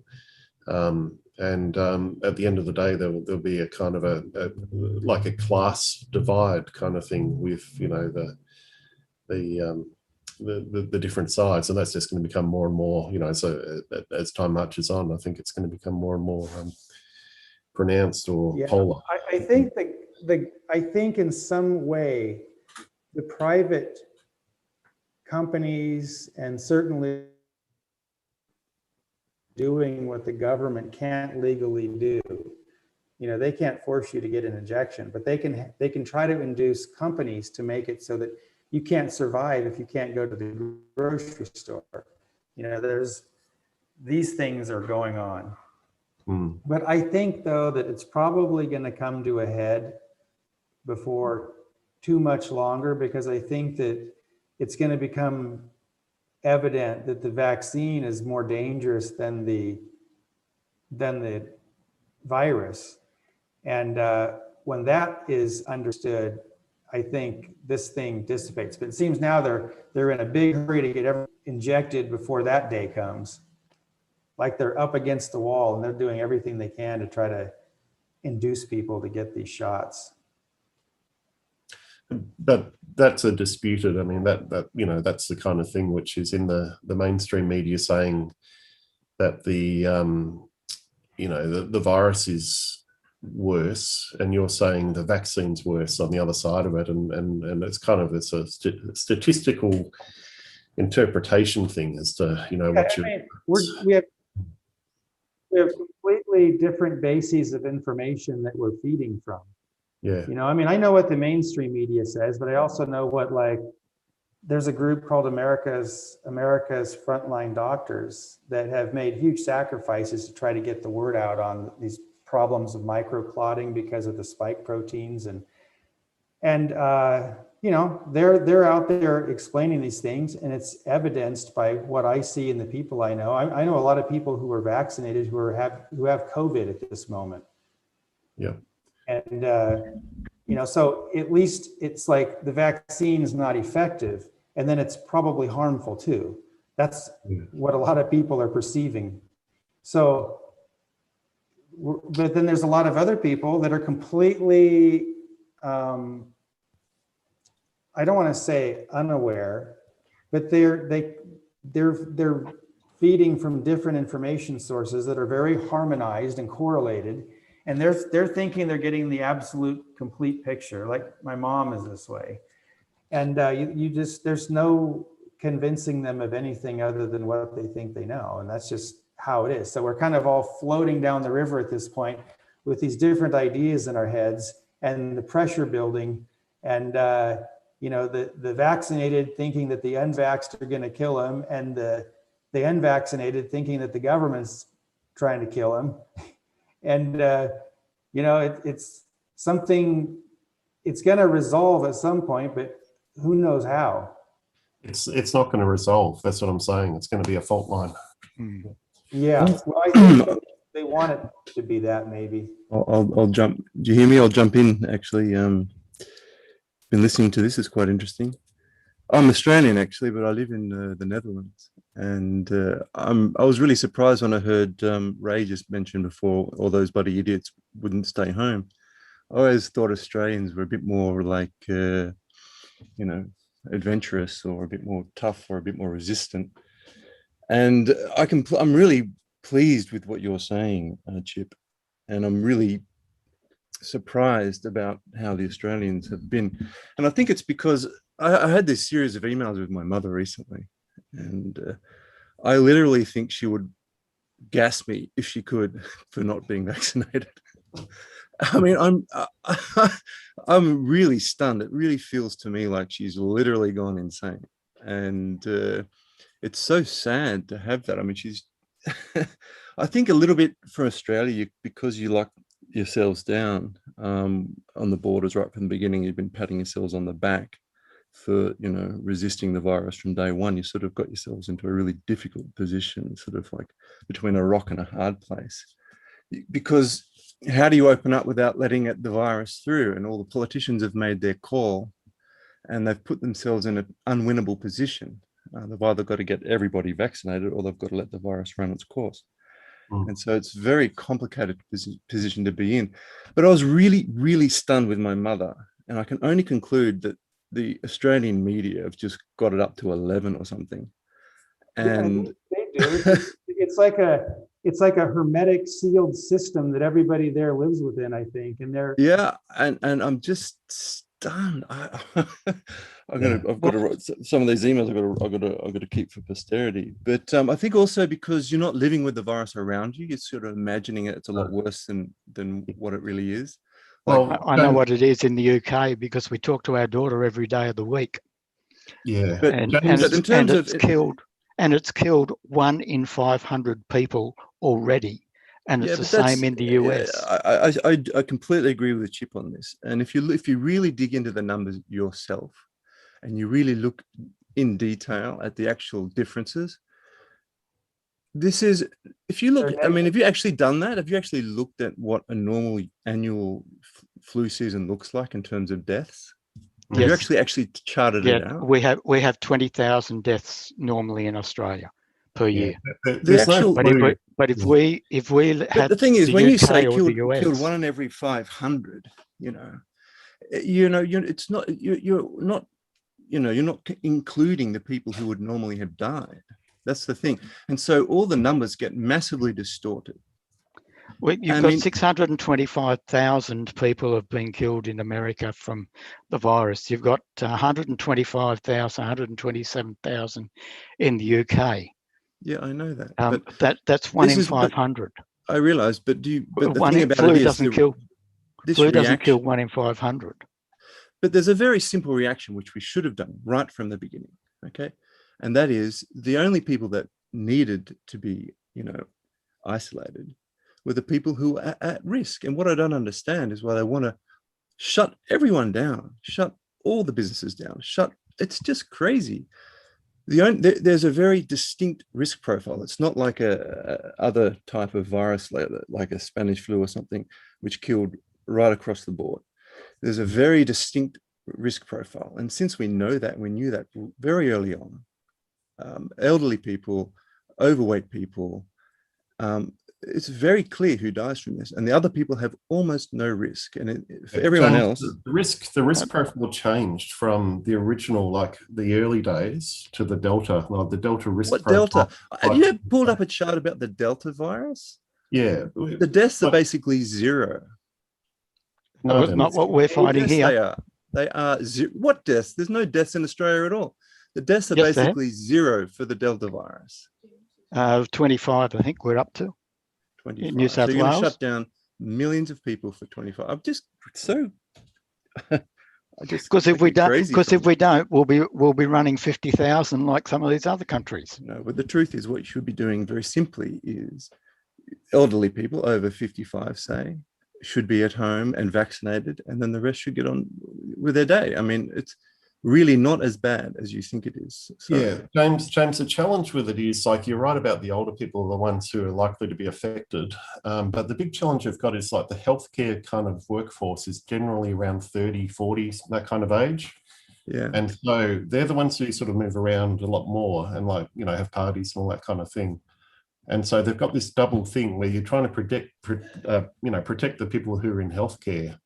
But you also. But are they? That's the thing. Are they? I mean, the group that Chip just mentioned before have identified other treatments, such as ivermectin and so forth. Yeah, if they really wanted to actually, look after the health group, they'd be giving them those sorts of additional treatments. And furthermore, the vaccine has now demonstrated itself to not be actually even effective after 4 months. So the whole idea is you're going to lock down, and then already, you're going to need a booster shot. That's already happening. Yeah. People who are vaccinated, what's it for? You're getting infected anyway. I don't get it. Sorry. Yeah, I can't see your argument for vaccination and locking down. I cannot see it. So you must be in some sort of like brainwashed bubble. I know you guys are very clever, but it just makes no sense. It is a different mindset, and it doesn't translate well across to people in other countries. Are you in the Netherlands, or are you in? I'm Australian, and I'm living in the Netherlands. Yeah. And so we've had this virus around. We've been and now that we've been masked, we've had people dying and so on and so forth. What are they doing with masks at the moment? Nothing. Okay, so we finally have no masks. Okay, as of how long ago? Quite some time now. Okay, and what's the vaccination rate?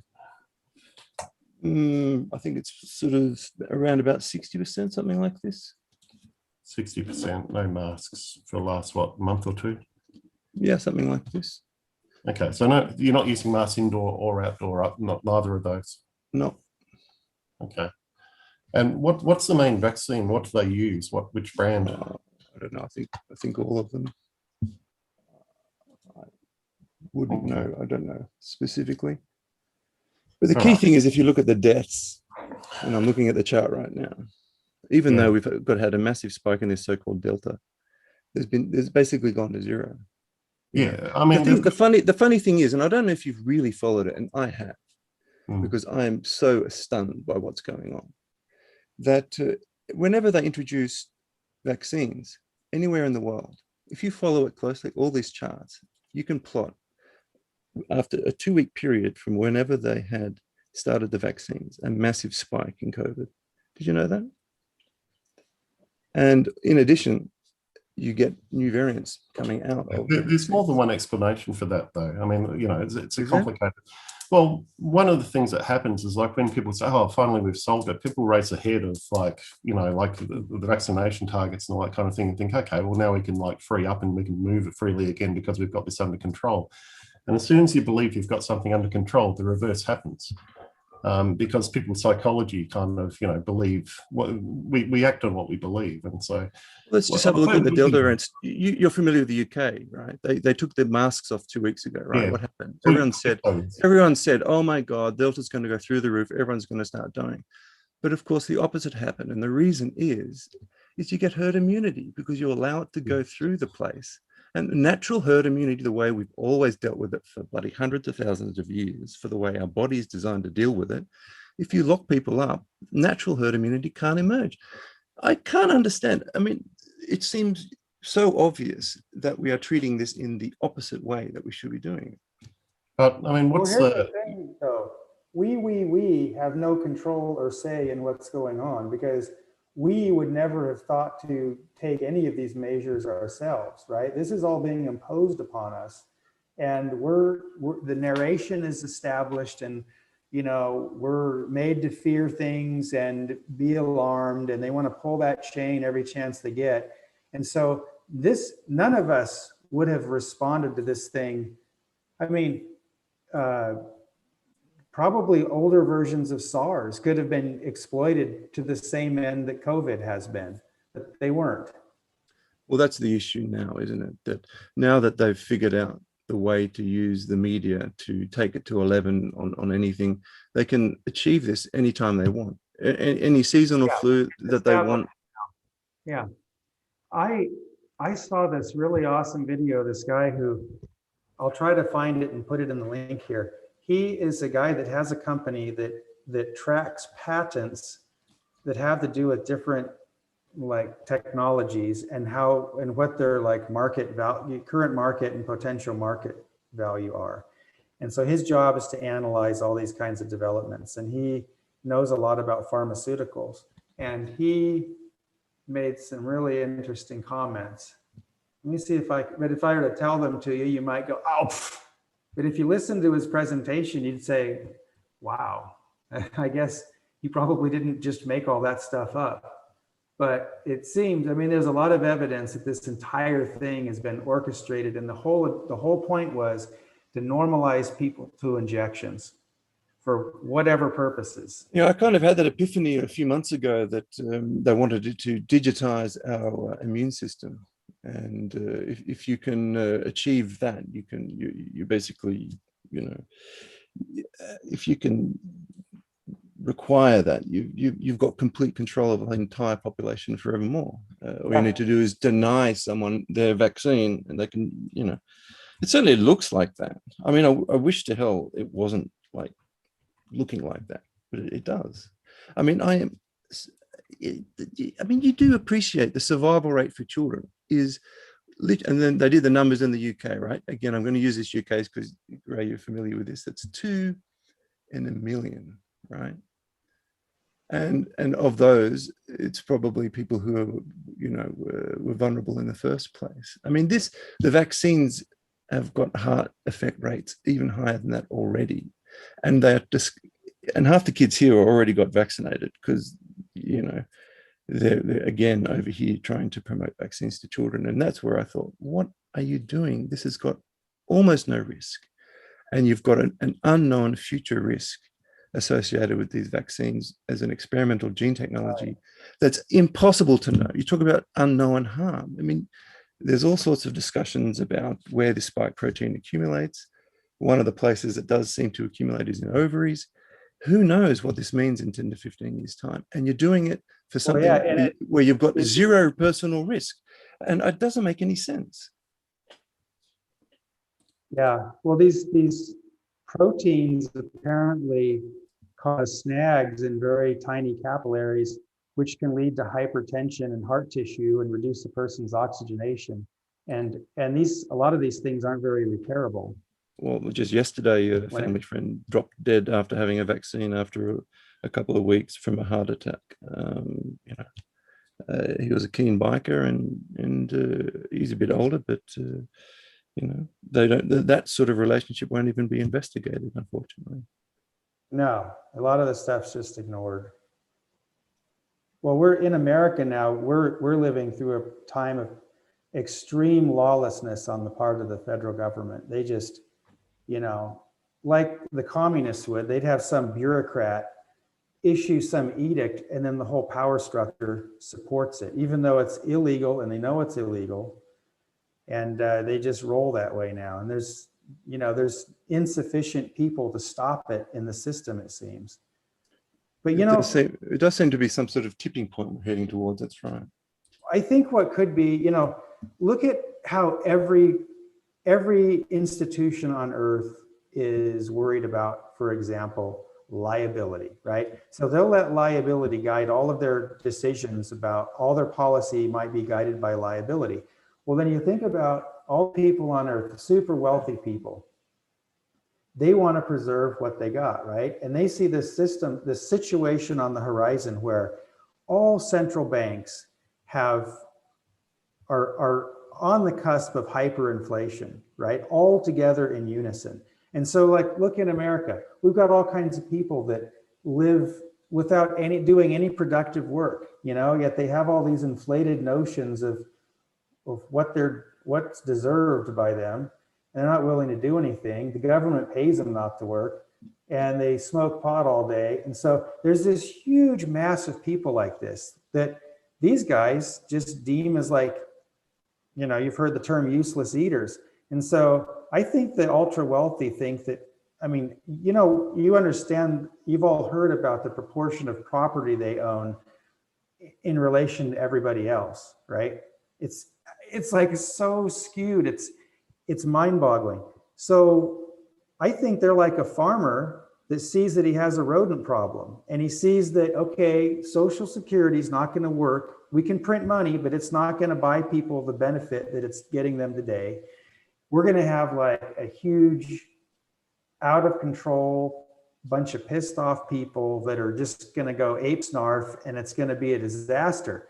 Well, how about we manage them into an early grave and just, kind of smooth the road a little bit. And I think this is what they're doing, something like this. Well, it certainly fits the picture. A lot of things that they're doing don't make any sense. And who put you, Lachlan, you mentioned, don't vaccinate everyone in case in 15 years we drop dead. Well, dead right. This is an experimental gene technology, which isn't even actually approved. And we're going to run out and inject the world's population, including children. If you just step back from that, from the fear that's on the television and just say that out loud, it is bloody batshit crazy.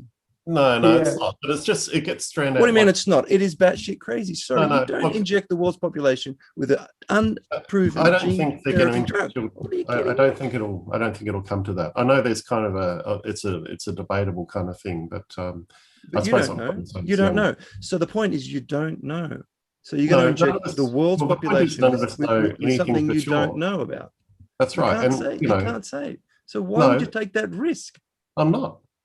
Not you, but like you're promoting that it's not such a bad thing to do that. No, I'm not. No, I'm just saying I agree that some things are unknown, and one thing that's interesting in Australia, James, the low, because we haven't got large numbers, it means you can kind of study almost every case, and so we have had a few deaths. We've certainly had issues with the with the clotting and everything else, and because we don't have overwhelmed systems, and there's a kind of a genuine I'd say obsession almost with there's a guy who died the other day who was 27, and I'm sure, like you say, there are people who are harmed by the vaccines as well, and there's kind of both of those in the media, and so any kind of adverse event kind of gets studied, and we sort of hang on the numbers every day. And I kind of think it's kind of useful because they can go back, like Calisto says, and go through the video and study and say, okay, well, this is exactly what must have happened, with two people passing, nearby. And so studying, transmission, studying clotting and all that kind of thing, because we're at a low number, and you can sort of identify and analyze what exactly happens. But the funny thing is, like you alluded to earlier on, Australians got this sort of image of being slightly untamable or rebellious or whatever, or just, you know, kind of not authoritarian, you know, but when push comes to shove, you're right, this country seems to have, you know, adopted a sort of a fairly uniform message and, you know, trusting what the science, you know, this science says, as opposed to other types of science says. So, and are basically following a fairly uniform approach. So that it isn't quite so contentious here back home as it might be in the Netherlands or in the US with regard to who gets Well, you know, you guys, I think generally, your country, like Australia and New Zealand, these are more or less happy countries. People believe in that, you know, things are good, that the government's good, the media is not completely awful. There's like because it's like a homogenous, fairly homogenous kind of friendly place. And so it's easy to dismiss these scorched earth scenarios. But in America, boy, look at what our leadership's doing. It's just completely horrid in every front. And it's just increasing. They're cranking it up as fast and as hard as they can. I don't mean just this business, but every kind of social thing you could imagine. Yeah. I think that's right. I think it's easy to forget that North Korea exists, that you know, Russia, Stalin Russia existed, that these things were real, and that's even in its present day right now.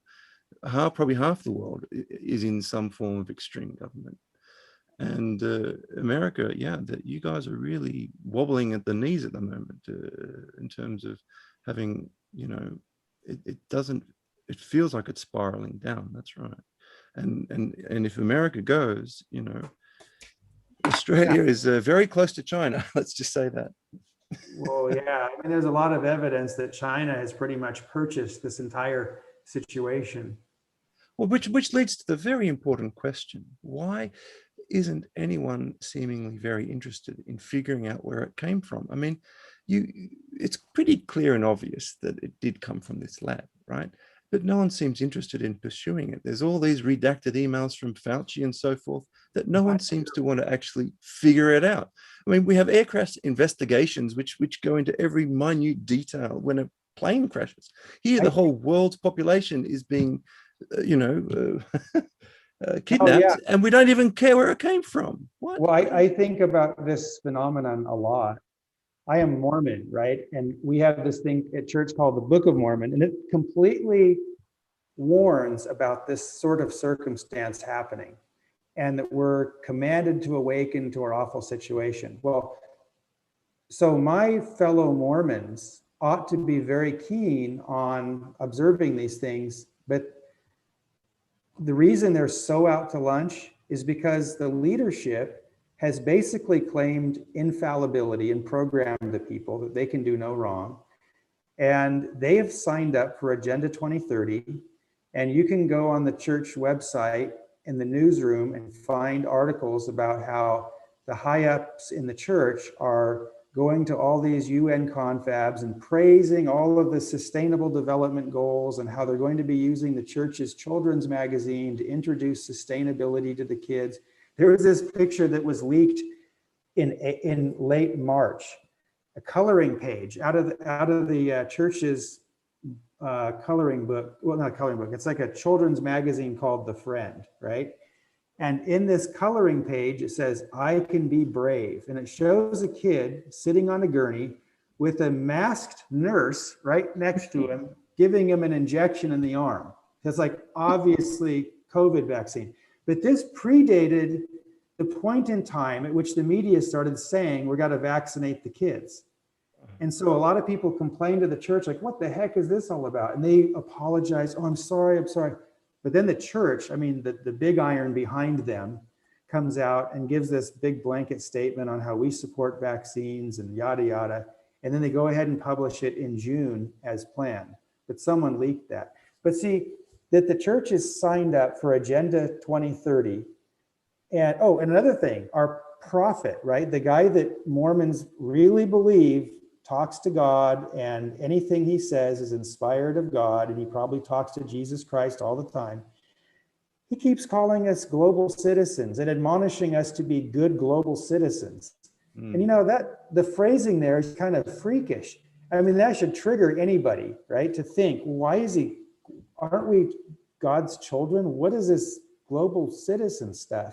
But you know, sustainable development goal number 4 is global citizenship. And you can go to the UN site and read about global citizenship, and you can see exactly why the prophet is calling us global citizens. Because as a faith-based organization, as a strategic partner in the whole program, they have to show advancement on all fronts of the sustainable development goals. So the way they do global citizenship is they have the leader tell the 16 million members that they're good global citizens and they need to get the vaccine.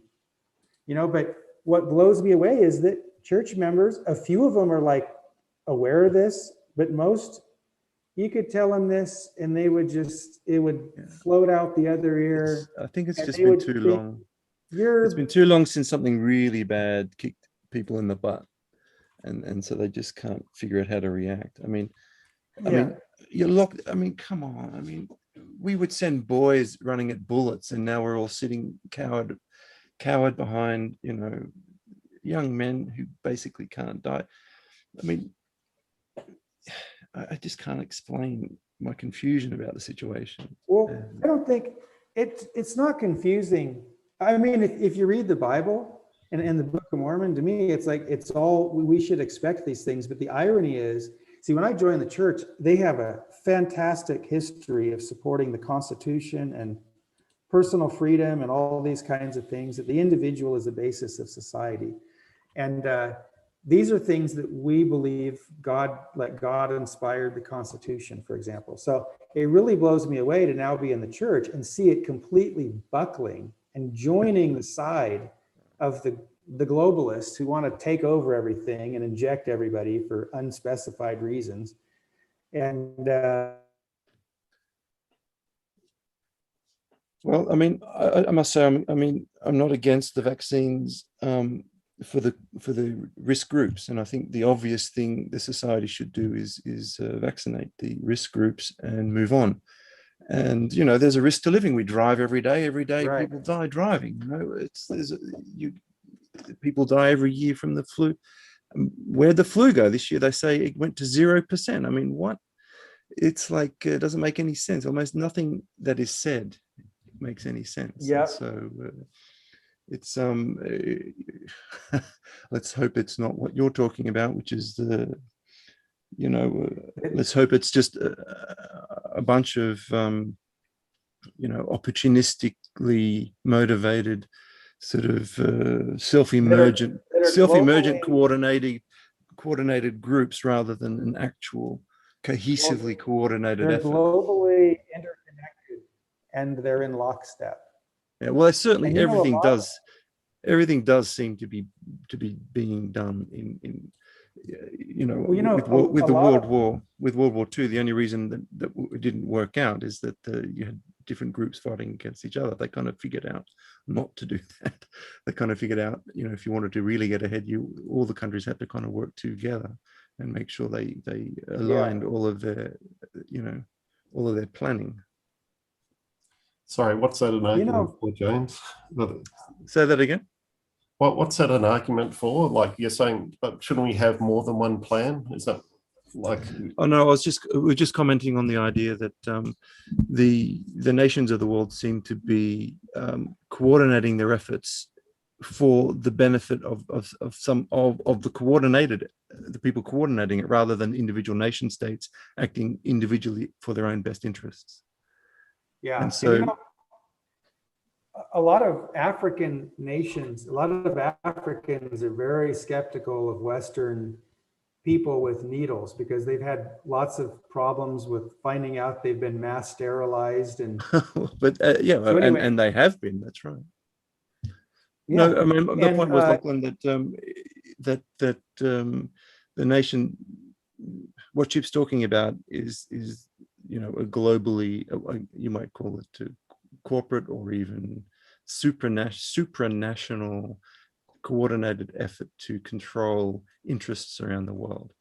And that is that has sort of superseded the previous world order, where individual nation states would negotiate with each other with their own national interests in mind. And now it seems to be these supranational interests, corporate interests, which are global, and nation states are now bowing down to that order, right? So they're not no longer negotiating in the nation state interest, but they are actually figuring out ways to sell the nation to the super interest. I mean, so that you could argue that, you know, oil traditionally would fall into that category where, you know, the oil players are multinational and across bigger than, you know, any nation as such. For instance, as a traditional one, and as a modern thing, we have kind of various, you know, theories about, I don't know, central banking and whatnot. Well, if you roll it back to World War II, for example, let's say Hitler had succeeded in his negotiations with Stalin and had succeeded with his negotiations with Churchill, and they decided not to go to war but to share it instead. That's more like what we're talking about, rather than battling it out because they're all crazy fuckers. But they figured out that if they end up fighting each other, they all lose, and they don't need to fight to win, if you know what I mean. You know that the trouble is today we don't have any leadership. All we have are people pushing for totalitarianism, and then everybody else falling in line for a number of reasons, liability being one of the top ones.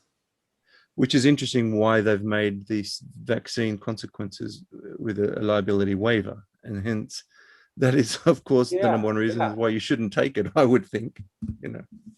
Speaking of liability, It's this whole thing has been a really interesting exercise in being able to weigh up, you know, statistics, risk profiles, and that kind of stuff. And as they kind of change and emerge, and what comes out of it is that we're kind of woefully underprepared as a race. We'd be kind of lazy, or we just get, you know, used to just absorbing whatever you know, figures are bandied about by the media. But it's very difficult to weigh up, you know, one thing versus another, which is why we can interpret things so openly. It's kind of interesting because there's multiple opposing things which are driving this, and you can pick and choose what you want out of it. I think Chip was saying, you know, his mum, Chip, your mum's got an alternative set of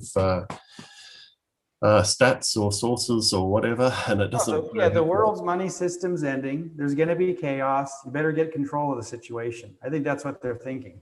Yeah. Is your mum Mormon as well? Who? Is your mum Mormon as well? No. Her problem is she watches TV. You know, I got rid of my TV about 14 years ago. I just don't watch TV anymore. And so we go to my friend's house sometimes and we'll flip and we'll go through the stations. It's like unbelievably just so, they're so manipulative. And I would agree with that. About everything. So I missed out on the normalization of all kinds of crappy stuff because I haven't been watching TV. Neither have we at home. But my mom, she lives at home in an apartment in this retirement place that she likes. I mean, she's welcome to come with us, but she really likes it at this place. And she's got the money to go live there. So she watches this news all the time, and she watches PBS and the, you know, MSNBC, all this mainstream, and she is convinced that she is completely informed of everything. Yeah. And when she asked me, like, why am I not getting vaccinated, and why am I not getting my kids vaccinated, and I explained to her, she just goes back. She goes, well, Chipper, I will always follow the science. You know, it's like, but she's been completely bamboozled by the TV over all these years, you know? Yeah.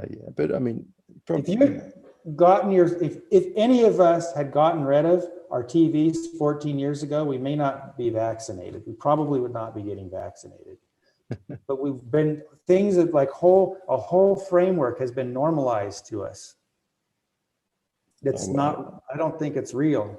I would completely agree with that. I think they've had many years now to master the way to essentially program people through what they consume, and they've got unlimited ability to do that now with the social media because they can real time get feedback, and they can literally it's that feedback loop, to see what you will click, and then they can try A/B test you, and then basically use the algorithms to see what you will best be influenced to what they want you to believe or think. I think I did it actually. The trouble with that is we end up all they find out that actually the humans really just want some kind of trashy clickbait, and they keep, so it keeps going that direction. The question is, Sadly, you're right. That's exactly what happens. The other way, Exactly. and get more of a bigger picture rather than the kind of lowest common denominator base kind of But it is, I completely agree with that, but it's very interesting why they're pushing so hard on such a divisive issue. They must know that this is really one way to get one. I mean, it's obviously divide and conquer. This is such a divisive issue. Literally, yeah, I would agree that my mother would get me gassed if she could. I mean, I'm not even half kidding. And so clearly this has drawn a line in the sand that people, like Chip said, they're not going to get vaccinated under any circumstances. And the people on the other side, if would literally gas you if they could, if you don't, because they believe you're trying to kill them. I take it, James, you've got no plans to return to Australia and risk. Oh no, that's why I'm so damn pissed off. I had planned to come back to Australia last year, exactly when this whole COVID thing kicked off, and I thought, oh, cool, Australia there. And then you guys started going crazy or something. I don't know. Yeah, we got mad. It might take another 6 months, I reckon, and then there might be some sense of normality, or not normality, but as I said, I think there'll be a kind of a more of a. Well, the problem is you're not solving the problem. I mean, locking down doesn't solve any problem. If you let it, you've either got to force everyone to be vaccinated. But the truth is, Israel is finding they only last 4 months. So what are you going to do? Vaccinate and then vaccinate and then vaccinate. It doesn't solve the problem. The vaccinations don't solve the problem either. Well, the thing they're trying to solve is actually just increase the chances of survival by flattening out, like just spreading it out. And it doesn't really, in some ways, it doesn't matter how you do that. But you do That's what they first said. Just 2 weeks to flatten the curve. It's been 2 years. Come on. Yeah, but some places are going with the herd immunity thing first and foremost, and some places are going with the vaccination thing.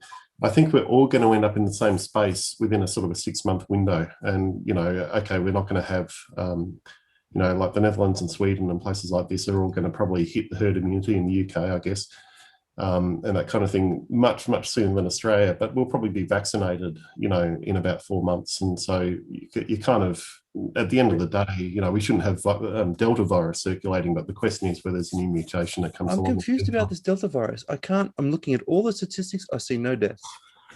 It's virulent. It's just the winter flu. I don't get it. It's virulent, but it's not killing anyone. So what's the problem? It's like any seasonal flu. Seriously, I'm serious. You find any deaths from this Delta variant? It doesn't exist. It's the only variant we've got, and we're having deaths from it. So you're having deaths from what? 3? And how old were they, by the way? Do you know that? Yeah, look, the one yesterday who died from Delta was 27. Okay, so you're dead sure that you know everything about this 27-year-old? No way. I'm not going to claim I know everything about it, but we've had people who've died who have been partially vaccinated. We've had there's a spectrum of these kind of things. And how many people died on the road driving this year? In Victoria, about 400 a year. Yeah. These things have got a spectrum to them, and I'm not claiming, outright anything black and white, but it is. How many shark attacks have we had in Australia? Probably more people die by sharks than COVID. Probably more teenagers have died by shark attack than COVID. No, not 1,000 a year. No, kids, I said. Teenagers. Oh, kids. Yeah, well, maybe. Yeah, it's so it's just the ability to get perspective on numbers, which I'm really struggling with, that people don't seem to be able to get. We all struggle with getting the perspective, and I think that's the big takeout of this whole thing. It's actually, we can take whichever perspective we like, and we can believe whatever we want to believe with it. And especially with the vaccine, I mean, you are pushing an unknown risk into the future where you can't see it. I mean, the risks are going to potentially appear in 15 years' time, and it'll be masked and hidden, and the companies who gave the vaccines will be are immune, to any consequences, and that you're pushing it into the future. And it's almost like we're saying, well, here's a sugar lolly. If you just have this lolly, everything will be okay now. But it's not true. It's like that. What's it? That wicked Hansel and Gretel story. You know, the vaccines don't fix everything. No, they don't. All this stuff is, it's a tool for, it's really in some ways a great experiment. And as I said to you, like, it's important that some people aren't vaccinated. So the race. But no, listen. If there like I is just said, I'm use meal fall over, then you don't want everyone. How old are you? You're like 40, late 40s. Yeah. Yeah. So I'm pro vaccinating. You would probably fall into a risk group, and I completely agree that risk group should be vaccinated. But it just seems so obvious. You just vaccinate the risk group, and you open the economy up, and you move on. I don't get it. That's too simplistic a model, though, because I don't think so. I really don't. You let herd immunity run through. If you open up, you let herd immunity run through the people who are not at risk. They develop immunity, which prevents the virus from spreading to the at-risk group, and the at-risk group you keep, protected until they can be vaccinated.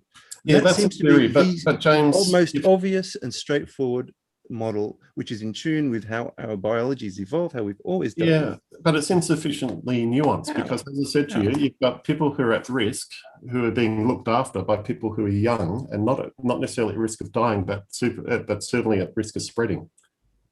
Okay, so you've got a complicated model here with multiple generations, you've got to deal with, and so you have to have a complicated model, or it's it's too simplistic to say that we just protect the vulnerable, because you can't just. I don't know about that. I think that what percentage of the elderly population you were discussing are actually locked down in nursing homes with direct day-to-day care from someone? They've talking 1% of the population. Well, not necessarily. They've all got day-to-day carers who are younger. I mean, my grandma lived at home. She was 93. She didn't, have people coming down every day. I don't think what you're saying is true. Yeah, look, what it's come out of. So guys, none of us have the data to know if it's true or not. The data sets that are used to develop the propaganda are not properly done. There's all kinds of weird skew and bias in those numbers to begin with. And so none of us have anything. I think the best we can do is try to mix our left and right brains together and try to synthesize what's likely happening. Well, the bigger issue is there some other force behind it? And that is really, the rest we can probably figure out if push comes to shove. But if there is some other more sinister thing behind it, then we might have to pick up the pitchforks. You know what I mean? Okay, guys, I'm posting another link here. This is what I was originally telling you about. Let me make sure this link actually works. This is something you can watch that. Yes. I got to go, guys. Sorry, I opened the can of worms. Just lob it in and off you go, right? Yeah, you right. You did it. No, but it's fascinating actually to talk to people with the other point of view, because I actually can't understand it. And here you are, you're a rational guy, and you're putting forward some good points about a complex response. I don't buy it, but at least you're putting it forward. You know what I mean? At least we can talk about it, and that's a good thing. Yeah, the complicated response is sadly kind of too much for people to digest, and so people want to form like a single vision. But I mean, it's kind of again, I agree. I don't think there are. I don't think that is. But I mean, like Chip alludes to sometimes, people are innovative. There would be an innovative way to address that if we really tried. Yeah. Okay. Hey, you guys, remember the last two links? You just copy and paste them into window tabs. And one of them is it's a Rockefeller. It's a story about the Rockefeller Institute or University, how they, if you read it, it'll kind of unfold and you go, wow, now this is what they might want to do with the vaccine. And these people are nefarious. And then we have the last thing was a rumble.com. That was the video about this guy who monitors patents and their work.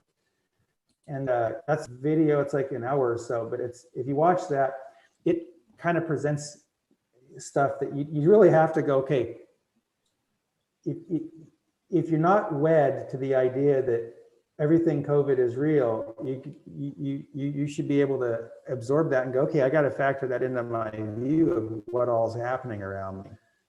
But both those things I are appreciate kind of that. I will definitely go through those ones. Yeah, look, it is, as James said, it's always good to. One of the benefits of this is we get a picture from you know, Enrique, who's in Brazil, and James in the Netherlands, and you know, what's happening around the world, because it differs, and you do get a kind of a country cast on you know, view of things.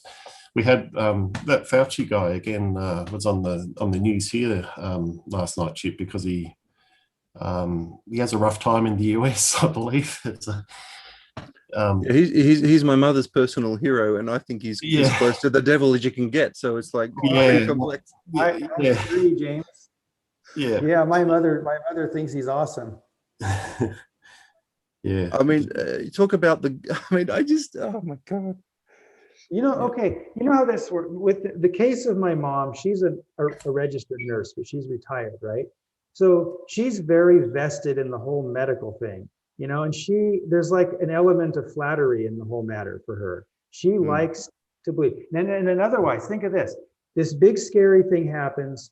They scare the hell out of you, but they tell you that, well, if you can absorb these facts and these concepts and you can put them together, then you can have power over what's happening. And so this is why people get all attracted to the science, because it's something that gives them a sense of understanding and control over something they actually have no control over and maybe not much understanding. Yeah. I'm fascinated by the mask argument. I mean, Fauci comes out and says initially no masks, then a mask, then two masks, then back to no mask, and now mask again, and then it's science. I mean, how can it be science when you've changed your position literally every few weeks? All this gain of function research That's with right. the Wuhan lab, which was complete. The only point in doing that is weaponization of viruses. There's no other reason to make something more communicable. What fascinates me is that it's quite clear that this is what's happened. He's funded it. There's talks from that David, what's her name, the front man, about how they did it like 3 or 4 years beforehand.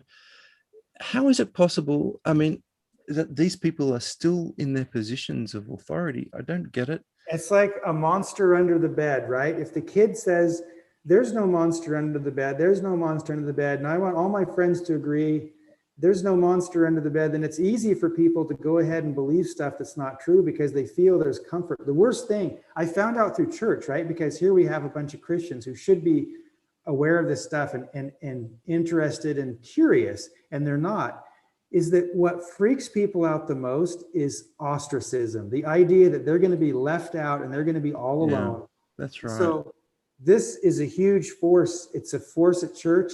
It plays into this COVID thing. People don't want to be the guy that they think is going to be ostracized. Yeah, I agree. I've been feeling that here as well. Like we sort of, and social media has somehow amplified this thing. Yeah.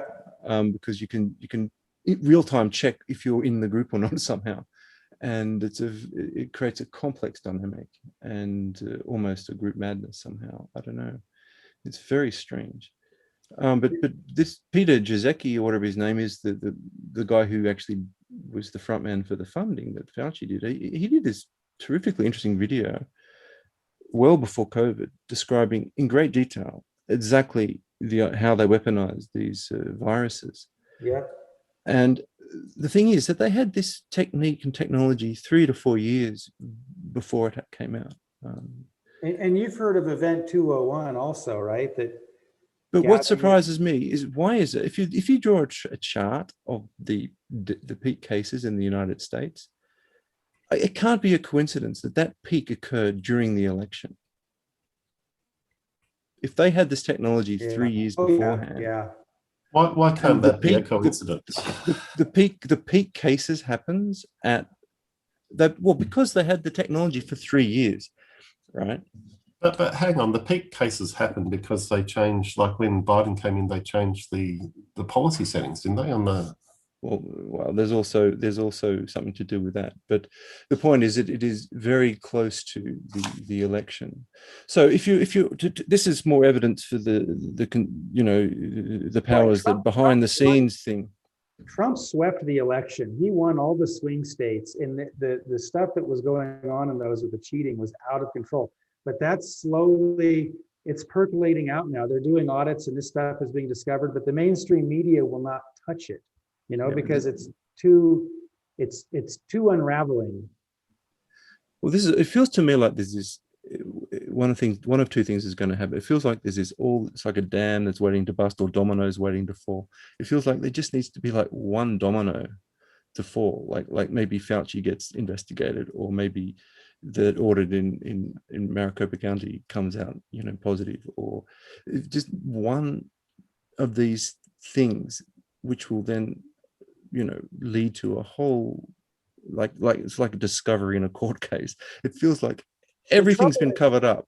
The trouble is you could prove that something huge and obvious happened, but everyone's already demoralized enough that they're just going to shrug, knowing that it's not going to be picked up. But what might happen is maybe some information comes out that's like really upsetting to a lot of people that cannot be excused. It's just too awful to dismiss.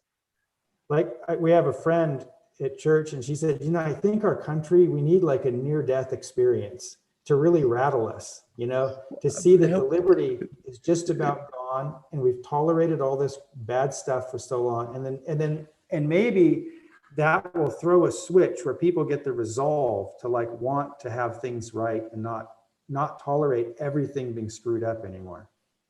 It is interesting. It's like, where does that threshold come in? Because it certainly seems like there's plenty of reason. I mean, so in America, in terms of, you need to lead the way in a sense, the leader of the free world, the most powerful military in the world, we need America. The world needs America to be functional, Yeah, I mean, as screwed up as America is, I think it is kind of like a tent pole of freedom for the rest of the earth. And if it goes down, the rest of the earth would probably fall pretty quickly to communism. Yeah, which again makes you wonder if that's not the reason why it's a target, why the borders are being opened and people flooding in, why it's being weakened in every way, Yeah, it's they're doing everything they can to undermine the integrity of the system in every front. And then a bioweapon such as this seems to be the perfect weapon. So, Lachlan, are you of the opinion this is a natural virus? I'm not too concerned about the origin or whether it's natural or not, because I've Why seen. not? Look, because of course, if it is generated, they can just release another one. They can release another one next week, and then another one, and if it has no consequence to China, why wouldn't they just release another one? Well, anything's possible, James, and so we having been around for probably half my life, you see things where things get cast and relied upon, and in some ways it almost doesn't matter what the original. I know it's terrible to say that, but it's just fascinating for you to say that, because I think it's pretty much the most important question the world has at the moment. Yeah, and you think it's not important, so it's like this is again this contrast. You can. I mean, it's like, does it matter if China drops a nuclear bomb on someone? Yeah. I think it's one of those things. I realize that you can actually spend an awful lot of time worrying, researching, debating, all that kind of thing, and actually still not arrive at a position of certainty anyway. And I can do other things which are more sort of in my control, I guess, where I, end up with a circuit board design which works. And so, the whole certainty, uncertainty thing, and what we regard as certain, is an illusion, and so you kind of this might be what Chip's thinks a bit about, but the whole premise, I think you have to let go of some things that you might not be able to know within your own power, and kind of it's possible we've been lied to, it's possible the thing's been manufactured, it's possible that it's just mutated. There's certainly precedents for all those things. There's certain precedents for people doing awful things, and to other. But people can't think that it's happening in their time. They can all reflect back on Genghis Khan and the Nazis and so on. They that's don't right. think it could possibly be going on now. Yeah, and what happened with the Spanish flu? Was that also not an accident? That kind of thing. You just sort of think, well, they didn't have the technology then. The Black Death. They didn't have the technology then, and they didn't have a bioweapons lab. But they had at the place where it was released. I think but you're very zen. You're very zen, I must say. Yeah, I am. I guess that's it. And I remember writing an article in favour of the Black Death years ago, and I was at uni. That was my assignment, and I remember writing this awful thing and feeling guilty about it because the Black Death, which swept through Europe, kind of opened up and made way for the Renaissance and all that kind of thing. So there's some positives out of it all, but I just. It is very Thanos. I mean, if we kill off half the world's population, the rest of the world can live well. Yeah, I'm unusual, I guess, in that I see it's important that there is a diversity of views, like a genuine diversity, not just a sort of a modern lip service to diversity kind of thing. But I think it's important that some people, aren't. I agree with that, and then you probably are against the censorship then. Look, censorship. What with regard to of any of this sort of information that we're talking about? Even the guy that developed the mRNA technology came out and said he gave all these warnings about the way these vaccines are rolling, and he got censored. That exactly. The guy who invented the stuff. I know. Yeah. It's really one thing I'll say is we are living in a much more fragile society overall. It's hard to say stuff and not get jumped upon either direction, and that's kind of sad. It's better to actually be able to listen to what people. Ostracism. You're right, Chip. That is the kind of the fear, and it also drives people. In your church, like you're saying, there's kind of a divide on vaccination, and some people. Is it an even divide, or because you're? Well, okay, so here's the way it works. If you're in a leadership calling, meaning you've been asked to be the bishop or the stake president or whatever, I think there's some flattery there where you're kind of like, oh,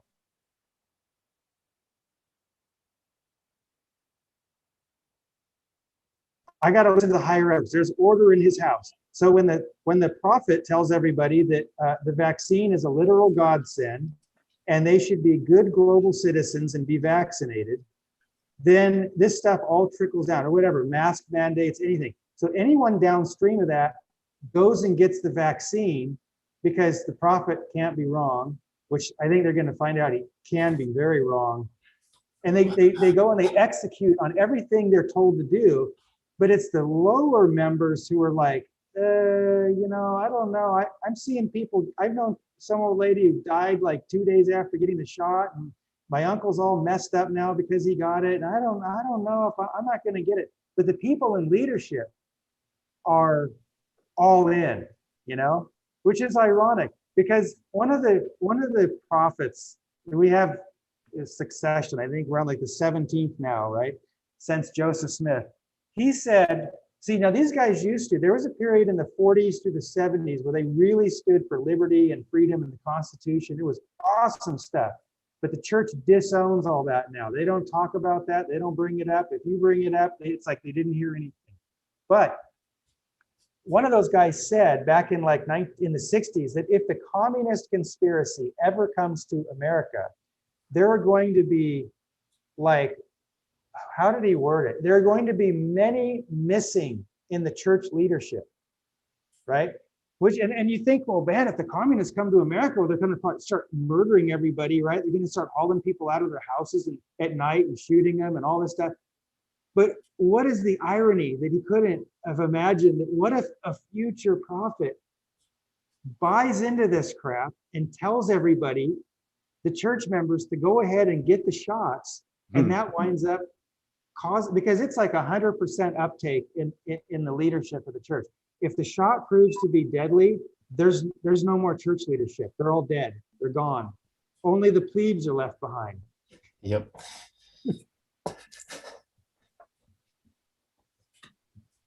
So Yes. anyway, it just, there's something else I was going to say about this. I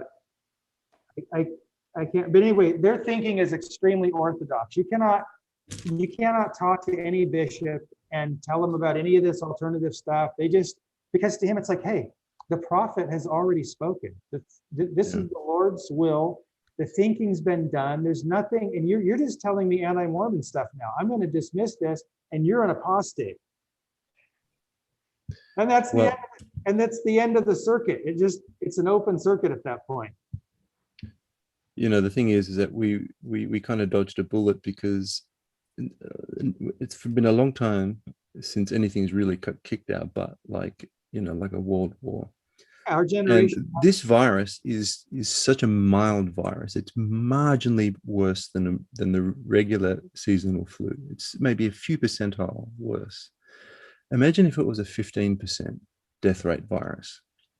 And, well, that, you know, when have those. They certainly have those somewhere, right? But you know, I mean, that would have kicked their ass, and that would have made people angry. So this one was, if it was released from the biolab, was perfectly selected to be just a little bit more dangerous, but not dangerous enough that we would all unite. Because you can bet your bottom dollar if children were dying, and I pulled my kids out of school at the beginning because I didn't know what it was for that first weeks. And after about a month, I knew there was no problem with this virus. And then everything, I think basically they leveraged that initial reaction from everyone into, you know, they said, oh, wow, everyone took action. Now we can use this. But if it was more deadly, you can bet your bottom dollar we would know where this virus came from. We would have investigated that. We would have figured this shit out. But instead, it's allowed us to be apathetic enough. Oh, totally, yeah. To create the division that they need without actually being discovered. It's only so it's a perfectly, if it was a bioweapon, it was selected perfectly.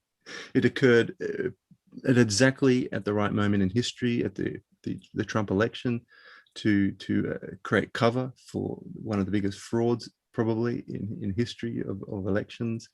It's a perfect amount of dangerousness but not too dangerous that people would really unite. It allows the division, divide and conquer, to occur in a beautiful way. They can use political tools rather than, you know, actually people really, really angry. People are now angry at each other, but they're not truly angry at, say, the source. So it really fits the bill of what you're talking about, Chip, as being a, you know, constructed thing. So I can only hope that it is not cohesive, but just opportunistically constructive. So we will see. I don't know. But I guess I better go to bed since it's nearly 3. And it's been fascinating to talk. I'm glad we actually dug into some of these other world issues, and it's been very interesting to hear people's perspectives, especially yours, Lachlan. Oh yeah, I'm glad we can discuss this without people getting, I hope we didn't offend Ray. What happened to Ray? I noticed he was gone at one point. He might have got offended. I don't know. I think people get tired of having the discussion, you know, and you know, no one really convinces anyone to change their point of view, but it's interesting to hear. And yeah, it's I have to admit, James, I didn't know what was happening in the Netherlands, so I now know more, but it's always interesting to hear firsthand, you know. Yeah, I think that Australia's in probably the worst position in the world right now. Yeah, gone potentially from best to worst because you're politically stuck. Like your politicians can't open up without people like going, oh, why didn't we open up before? And you can't like open up until you forcibly vaccinate everyone. So it's like you're in a real shitty position. Well, we sort of are. My fear is really what happens to kids who are, you know, disrupted from school, because the rest of us are pretty resilient, you know, in general. But one interesting thing, you know, if they can achieve, you know, vaccination without having so much, not going the herd immunity path, Australia will be an interesting place because you're going to want to be able to study you know, with the sort of things up down the track, like once we're all past all this, a year or two down the track or whatever, well, a year maybe, you're going to want to study, you know, people who are exposed to it, people who weren't, what happened, what changes happened, all this kind of stuff. And that takes time, and, you know, you need to peer review everything and all this kind of stuff. So it's good to have control groups, you know, where the virus hasn't, you know, propagated too much. And I guess Australia and New Zealand and some other countries around the world are that. And hopefully we can, you know, be the control, and then, you know, shed more light and opinion on what. The main thing I am really strongly against is vaccinating children. I can't see the risk reward for that at all. And it really bothers me that a society would even consider it. Like, it really bothers me. Yeah, it bothers me too, and I likewise. I've you know, I think that's where the line is for me. So having kids myself, of course, and yeah, you know, I mean, they're literally going to be pulling up buses here soon at the schools and lining them up and using peer pressure, and they've created laws to override the parents' opinions in terms of who gets vaccinated. I find this highly offensive, and it really bothers me. Yep. No, I tend to think like you want to preserve the option for them to make up their own minds when they're adult, you know, and yeah, it's kind of interesting. Well, talk about statistics. It's just that we now know the risk reward. We have the data, and the data says there's. Don't know. We don't. Yes, we do. We have the data. We totally have the data in terms of. We've got. I agree. We've got some data, and you've got the data for the vaccines for the children. Yeah. And the vaccine for children is more risky than the virus. It's just in the data, and it's very, very sad that. Yeah, potentially it is, and potentially there's other things we haven't even considered yet. So, you know, you got to weigh. Well, because you're taking a lifelong unknown risk for the vaccine for something which is two in a million. Yeah, it's just the risk return isn't there. Yeah, and it's very frustrating to think that people would forcibly vaccinate children to protect an 85-year-old person. It really bothers me. We've been making vaccines for a long while, though. It's not yeah, but that's the point. This is not that vaccine. The mRNA is not that vaccine. Even the creator of the technology, Maloney, gave a bloody presentation where he showed where the spike proteins collect, and it is in the ovaries. And he said, the guy who created this technology said it is essentially a crime to give this to children, but he was censored. It is unbelievable that people don't know this widely. Mm-hmm. Yeah, no, it's interesting, and not all the vaccines are mRNA based, of course. Okay, well then you can start considering technologies which are, you know, more tried and true. Well, that's it. All the argument for all the other vaccines, every other vaccine you're going to talk about, smallpox or whatever, they've been around for 100 years. They've been well known and well tested, and given the fact that there is no risk to children, essentially above and beyond normal life risk, it doesn't make any sense to give them any vaccine for this. It doesn't protect them personally. I mean, mumps, measles, smallpox, all these things protect the child against something. This is you're giving a vaccine to protect someone else with a personal risk to the child. It's like a child abuse. I can't get it. Yeah, it's yeah. Look, we could look, anyone else, fair enough. Over 30. Do it, but the risk reward for the child is simply not there. That's my only real point on this whole thing. Yeah, we could debate, James, on this, but in general, really, are you seriously going to take the pro-vaccine for children side? That would be fascinating. I'd love to. No, I'm not. No, but you just said, when you said the risk reward thing isn't there, the whole risk reward thing in itself is a huge, interesting area, and so. You know, that's a conclusion you've drawn, that it's not there, but I could argue probably that there is an argument for it. But let's not. You know, it's late. You know, in the discussion to get into this stuff, and yeah, it's. I agree with you. Like we're not going to. Ideally, you don't. You avoid a situation where your kids have to be exposed to this. You know, let them grow up and make their own decisions. Either way, we got an interesting family. We know who. The adults are anti-vaxxers, but the kids go behind their back to get vaccinated, like while they're out at protest marches and things. Yeah, So well, that's what I mean. This is the power of if you. I saw some doctor arguing, and they say, "Well, leave it up to the children." Well, if you leave it up to the children, they're just going to follow the influences. They're not making an actually informed choice. Yep. They're making an uninformed choice. Yeah, well, it's informed within their own world, I guess. And so, I mean, it's really disturbing to think that's an encouraging sign to see children following paid influences to go and take something which they think that they're helping society with, which can only damage them. Yeah, but and yet we ban them from taking other drugs. Very strange.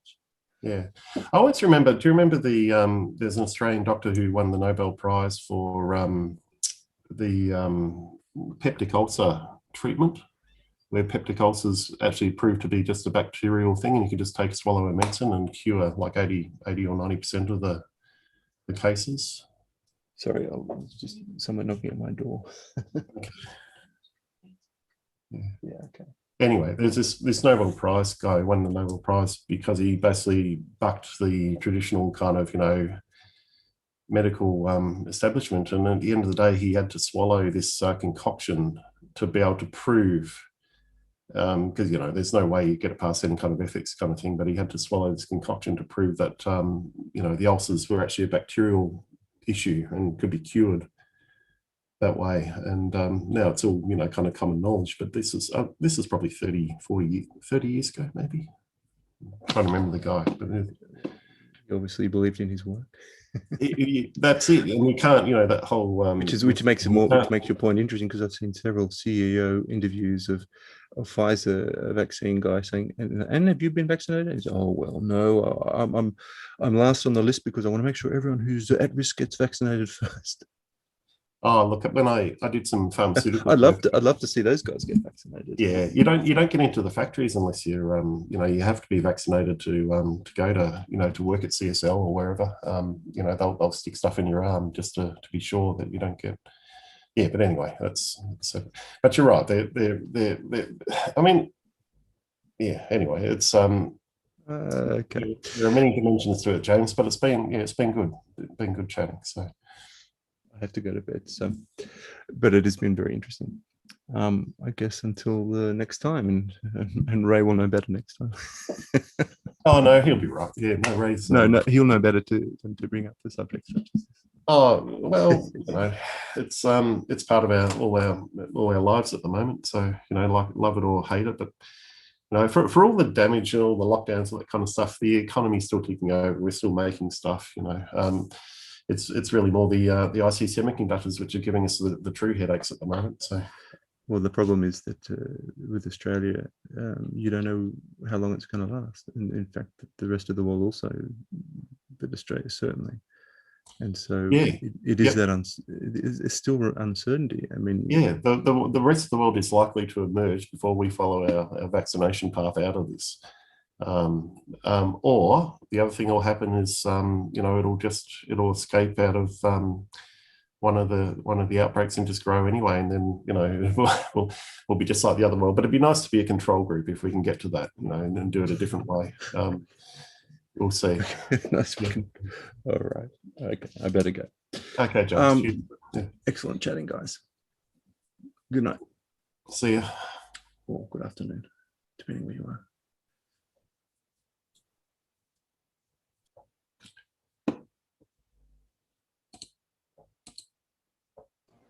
Okay, I didn't know I was muted. All right, hope everyone wants to come back for next time. We'll be here. If nothing else, it's interesting, isn't it? It's never the same thing. You don't know what you'll get. So, right. It's been good to. I mean, we haven't done this for a month or so, I think. Anything you wanted to say, Enrique? You've been quiet there for a while, or Todd? Please repeat, Lachlan. We haven't heard much from you today. Did you want to talk about anything, or? Yeah, I would like to talk about a lot of things, but the presentations and the discussions are so interesting. So I keep muted myself and we can discuss this in another time. There is a thing that I want to link, but I don't remember. Just a minute, please. It's about Gibbs ringing. The name is Gibbs ringing. Let I watch the link I had about it. Ivan was trying to determine the amount of jitter into the appearing at the outputs of, that's a minute, please. I need to move. Not G.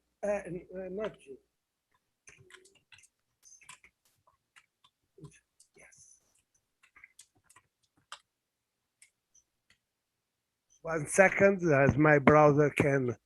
I used to receive the Signal Integrity Journal newsletters almost every day.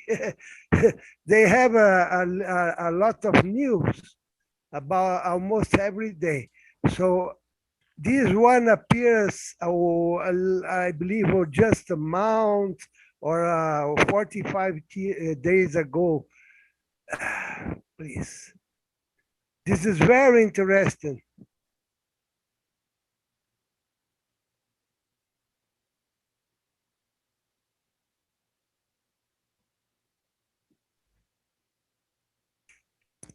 The link is in the chat screen. It shows, if I'm right in my readings, that if we modify the slew rate of the signal, because Ivan was using a 200 megahertz oscilloscope bandwidth.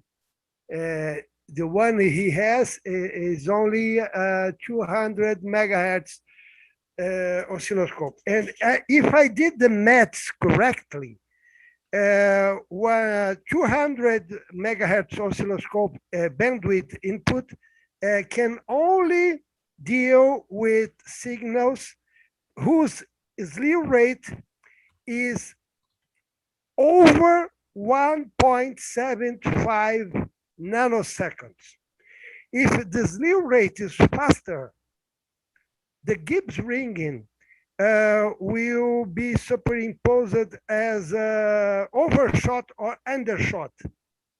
And we can see the real jitter very clearly, because that superposition of effects will mask something. So reading that article and doing the maths, we can find that if we slightly modify the drive strength of the smart pins by modifying those 3 bits that control the available current or voltage at the smart pins, we can slow down the slew rates of the signals, and then experience the view only of the ringing without all those artifacts due to Gibbs ringing or imposed over the signal. It's very interesting to read. I need to add that link to the thread where the discussion was going on. Is one, I don't remember exactly what discussion is, but is the one that Ivan was showing us a lot of sample screens from his scope. Yeah, recently, you're talking in the last week or so, Enrique, it was talking, when looking at the memory clock timing jitter. Is that the one? Not during the last week, I believe it was 10 days ago, 10 days ago, approximately. Maybe, sorry, yeah, maybe 10 days ago, yeah. Yes. He was showing a lot of screens with the signals, and he also produced 20.67 megahertz signal by dividing and multiplying the clock. And the Gibbs ringing is appearing, but the jitter was about a full delay from the 7 that are inside the VCO. So plus or minus 1 full delay inversion. But this is by superposing a lot of signals one over another. So we are not seeing the instantaneous jitter. We are seeing the superposition of a lot of samples. Right. It's like looking for a bar of staples. Staples, I don't remember the right name in English. Ah, yes. The no, this is not that. I don't remember where. Staples for my, I cannot show it because I have no camera. I'm in my computer. Do you know that to clamp paper sheets one over another with the staples. Staples, yes. When you look to a set of 100 or 200 staples just by the front, you see a square wave. But if you slightly turn the staple setup a little from the left or to the right, you will see the superposition of the side steps. So you can see it's like a jitter. Okay, if you look right in the front, you see a square wave. But if you turn slightly, you will see jitter. The total jitter that the propeller can have in a bunch of samples will be about, depending of the divider used and the multiplier, as for the clock, as for the crystal, the topmost value above or under the center frequency will be 1/7 of the VCO total frequency. 1/7, yes, no, 7 times. So when you are oscillating the VCO at 20 megahertz, we are seeing a jitter whose period will equals a frequency of 140 megahertz, upper and lower in respect with the center frequency. I don't know if you don't understand what I was trying to explain. It's very hard to me to explain in English. We need automated translation too here, so I can speak in Portuguese and you all will hear in English. So if you study a little that link that I posted in the chat screen, you will understand what I was trying to explain. It's very interesting. And I was trying to discover how to use the DVI mode of the streamer to ease the showing of both the long-term jitter and the eye diagram of our waveform that we can craft using the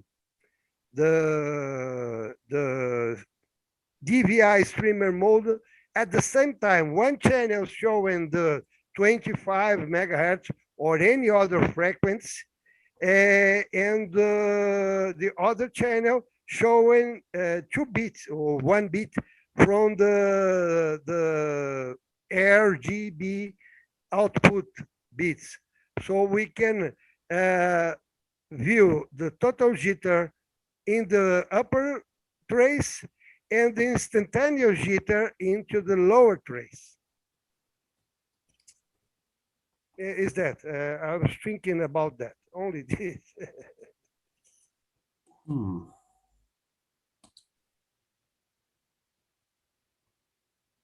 And the rest of the material is onto the discussion on the topic of the forum. I don't remember because I can't open the forum. Okay, I just posted a link to what I think he has a I don't know if I can probably screen share here. Oh yes, is this? I was able to open that page, but if I try to open the forum and search for the thread, my computer will slow down up to a point that I cannot keep with the Zoom chat. Yes, exactly that. Those which appears to be undershot and overshot is right explained into the linked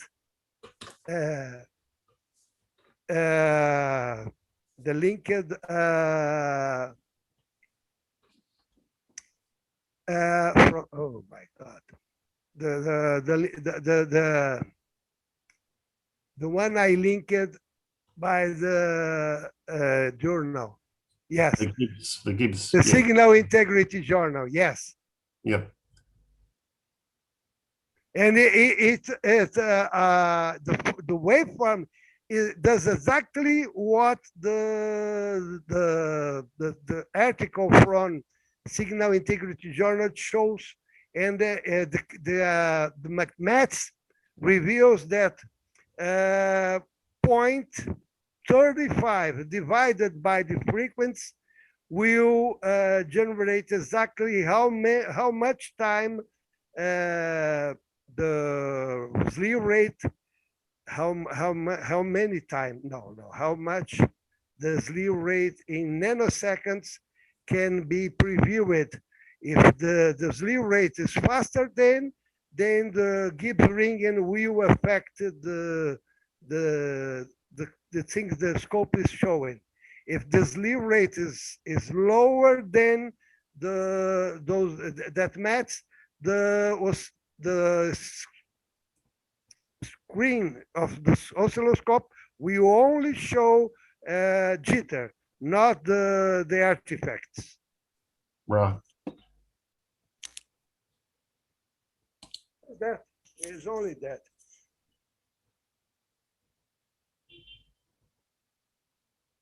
And Chip. Yeah. I agree with your mother. I know you do. I don't watch TV. I only watch for the news for a brief half an hour or something every day, but not more than that. No shows, nothing, only the news. And I agree with her mother. I was educated by a coroner, a medical doctor, my uncle.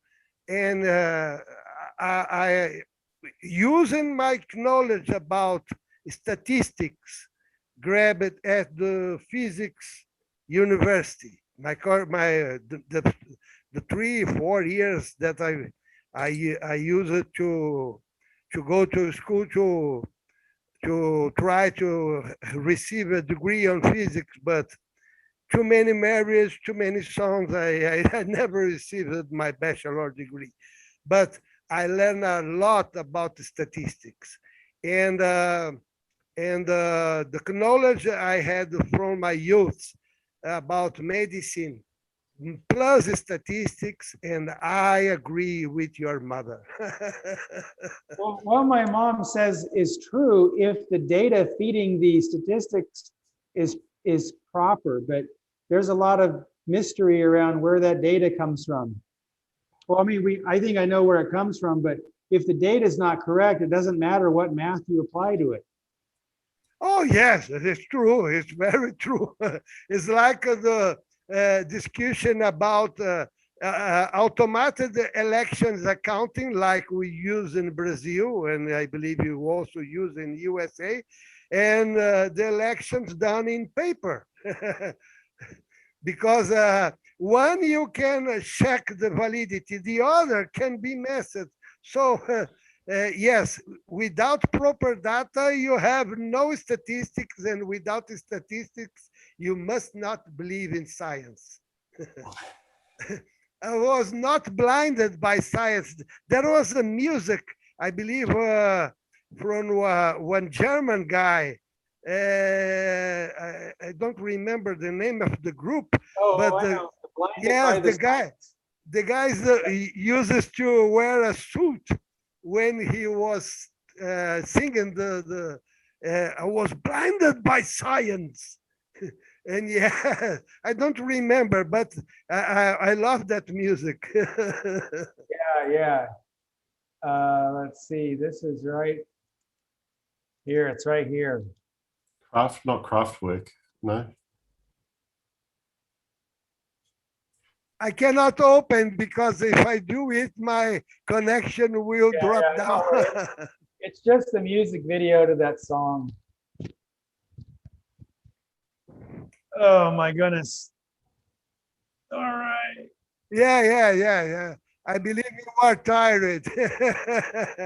I will, since you turned the record off, I was curious about your wife opinion about how that much machines inside the barn because she was recently. Oh, it's fine. As long as Doug pays his portion of the power bill, it's no problem.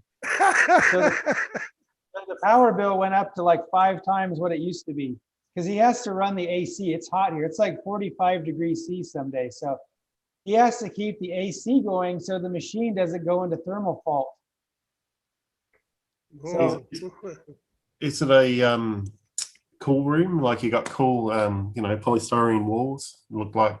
yeah, they're insulated, and there's 2 AC units, 5 tons each, because we were anticipating counteracting, like 2 million, 3 million BTU of gas combustion with the tortillas. Yeah. It's good. I excuse me. Excuse me. A lot of smoke here. Yes, it is one of my protections against, apart from being vaccinated, I got 2 shots of vaccine. I keep smoking because I believe the virus don't like smoke. Thank God, yeah. But I don't believe in the ivermectin, and I don't believe in because I was concerned about the state of your lungs if you ingest horse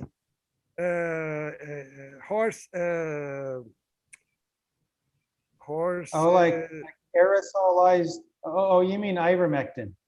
Yes.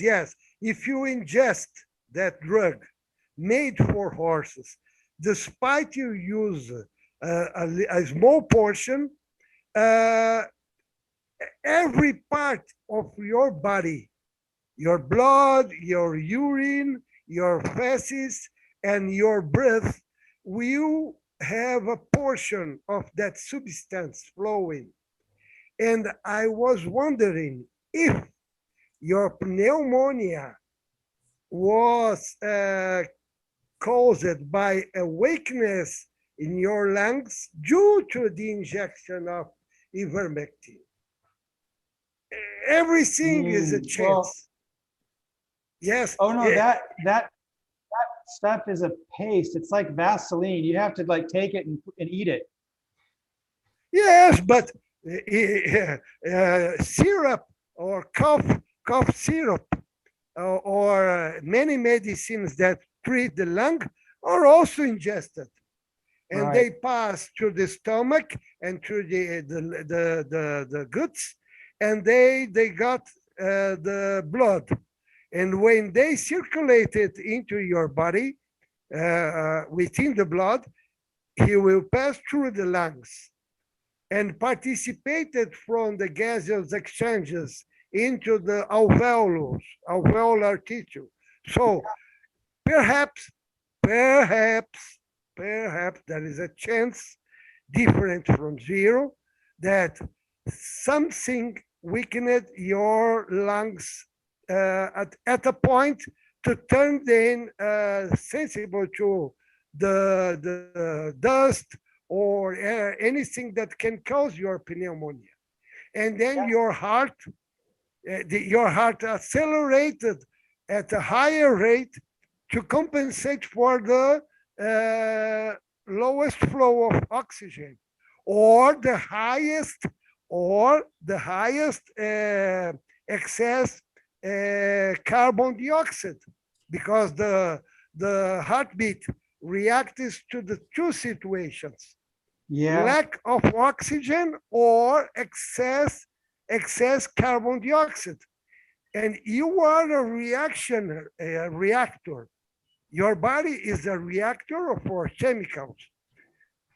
Who knows what reactions are parting of your body at that moment or during some weeks to cause that disease, okay?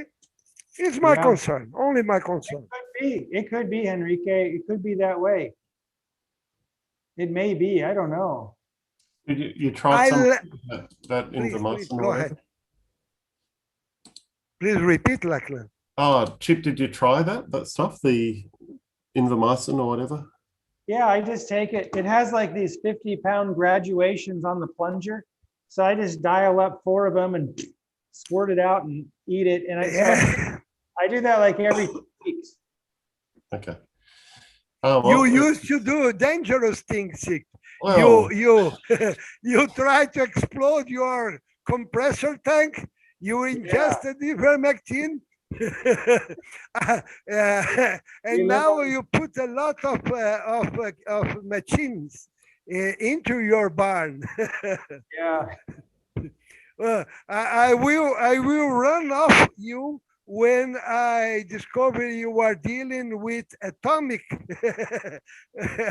stuff like radium or cesium or something. Yeah, or maybe just stress ulcers. Okay, please don't waste your time with. But I need to tell you, I agree with your mother, and you can tell her that you have an old guy, 65, that agrees with her due to about the same motivations of her mind. All right, I'll let her know. I think though that you both are probably feeding from different data though. Because I know that what she watches is just a lot of communist propaganda on the mainstream news, and that's what she's getting her information from. And she's thinking, Yes, but today everything is propaganda, unless you live in a cave, and I live in a cave, so I need to turn on my computer, or because I don't have a TV set, I need to turn my computer on and saw the TV or the news. But if I turn it off, I need a library because I need to get information from somewhere. But the library now only has outdated information about the virus. So I need to enter the internet at least to follow Parallax forums, follow the Zoom meetings, and watching for the Olympics games, because I love the Olympics games, and looking for information about the virus. I'm not seeking another wife for a while. It's been 2 years without a wife. It's a longer. It's way longer for me. I don't remember having spent so much time without a wife since 1975. It's been 2 years now. Okay. Thank you. Thank you. Thank you for your time and your patience, including Lachlan, please. Oh, Enrique, you too. It's always Yeah, good. Enrique, you too. Likewise. Okay, well, we'll go get, I'm gonna go make a tomato sandwich from a tomato from the garden. Wow. Oh, it's winter for We had a funny story, Chip. We've got our next door a neighbour, two houses away.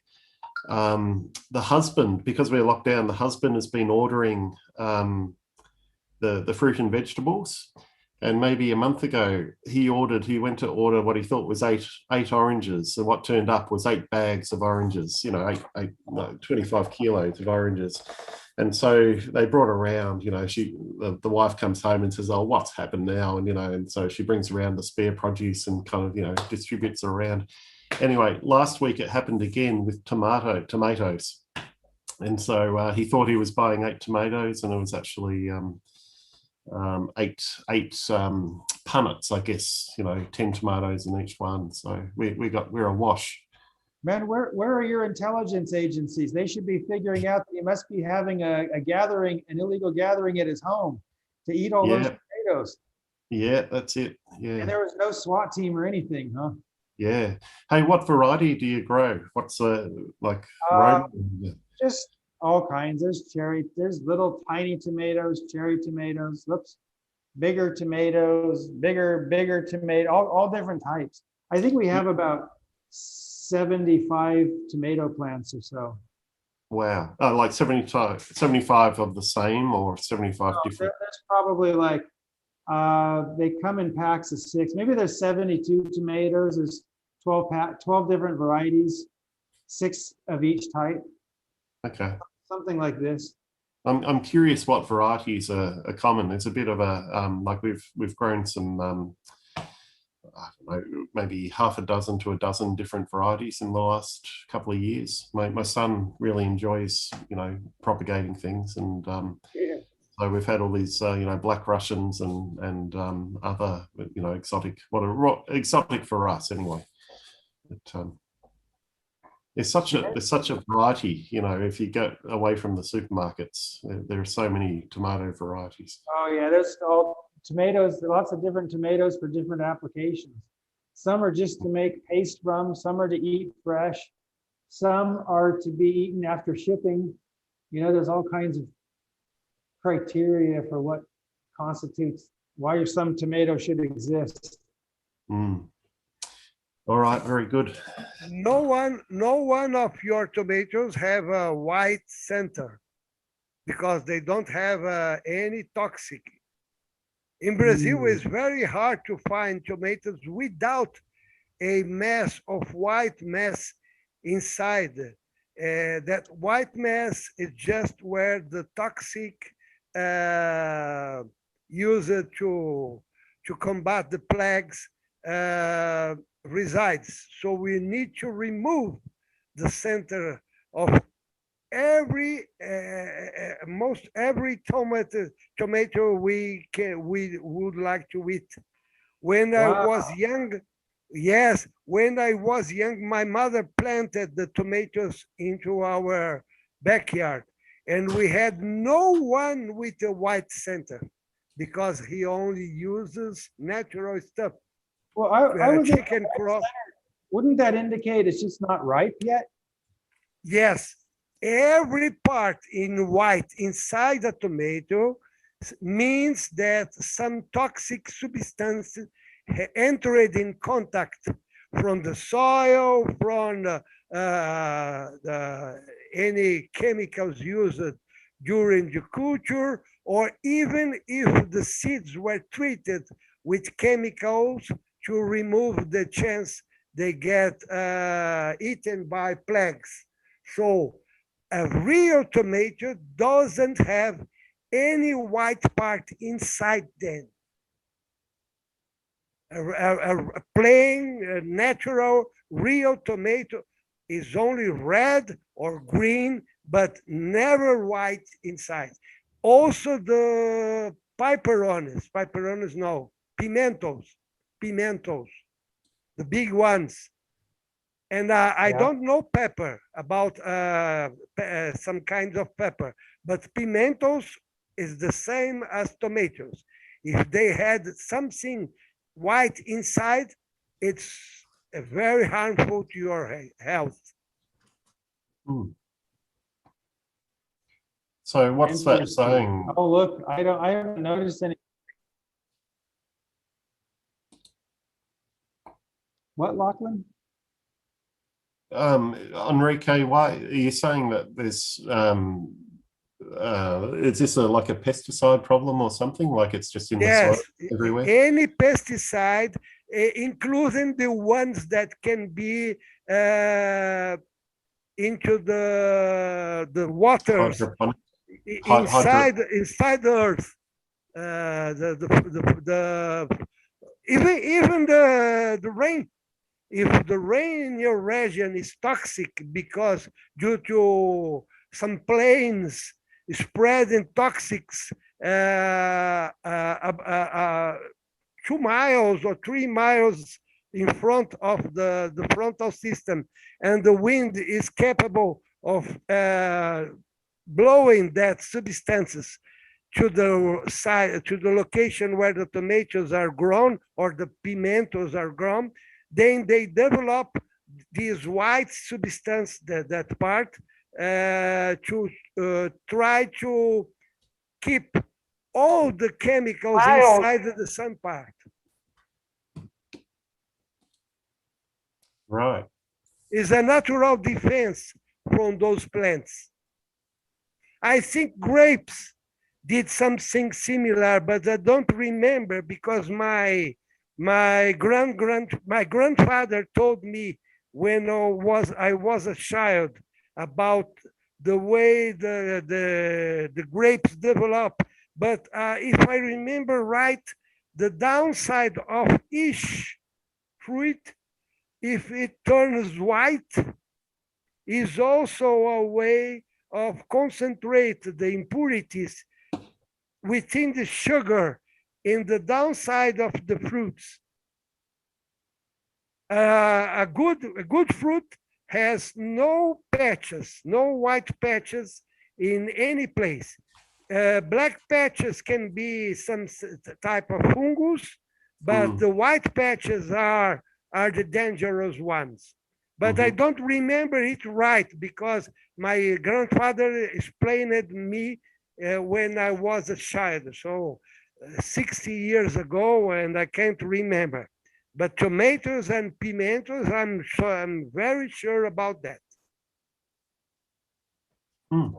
Good to know. It's good to know when your food is safe to be eaten. Yeah, well, it's good when fruit and vegetables have a natural indicator like that. Yes. To tell you. But sometimes I know some of the black, what looks bad, like the black spots or black mold. Sometimes it's fine. It just looks bad. But yes, bananas used to have a lot of black spots. The international market that Brazil sells bananas don't want anyone because of the spreading of hazardous fungus or fungi. But inside our country, it's very difficult to find a banana without a spot because the bad fruits always keep into the country. And we eat then from generation to generation. My mother used to like bananas too much because she was mostly an Indian, and she learned to eat bananas just from her childhood. And I also eat much bananas, and I never had any problems eating bananas. But tomatoes and pimentos and some other fruits and vegetables, I used to watch very carefully before I buy them because of those kind of patches or inclusions into the mass of the fruit to avoid being poisoned by hazardous substances. Mm. Okay, thank you. Thank you for your patience. Oh, yeah. All righty. Okay, guys, well, we'll do this again in a week or two. Ken knows the plan. I don't know it. Right. All right. Have a good one. See ya. Okay, Todd, Lachlan, Henrique, we'll see you a little later. Okay. See ya. Good, good.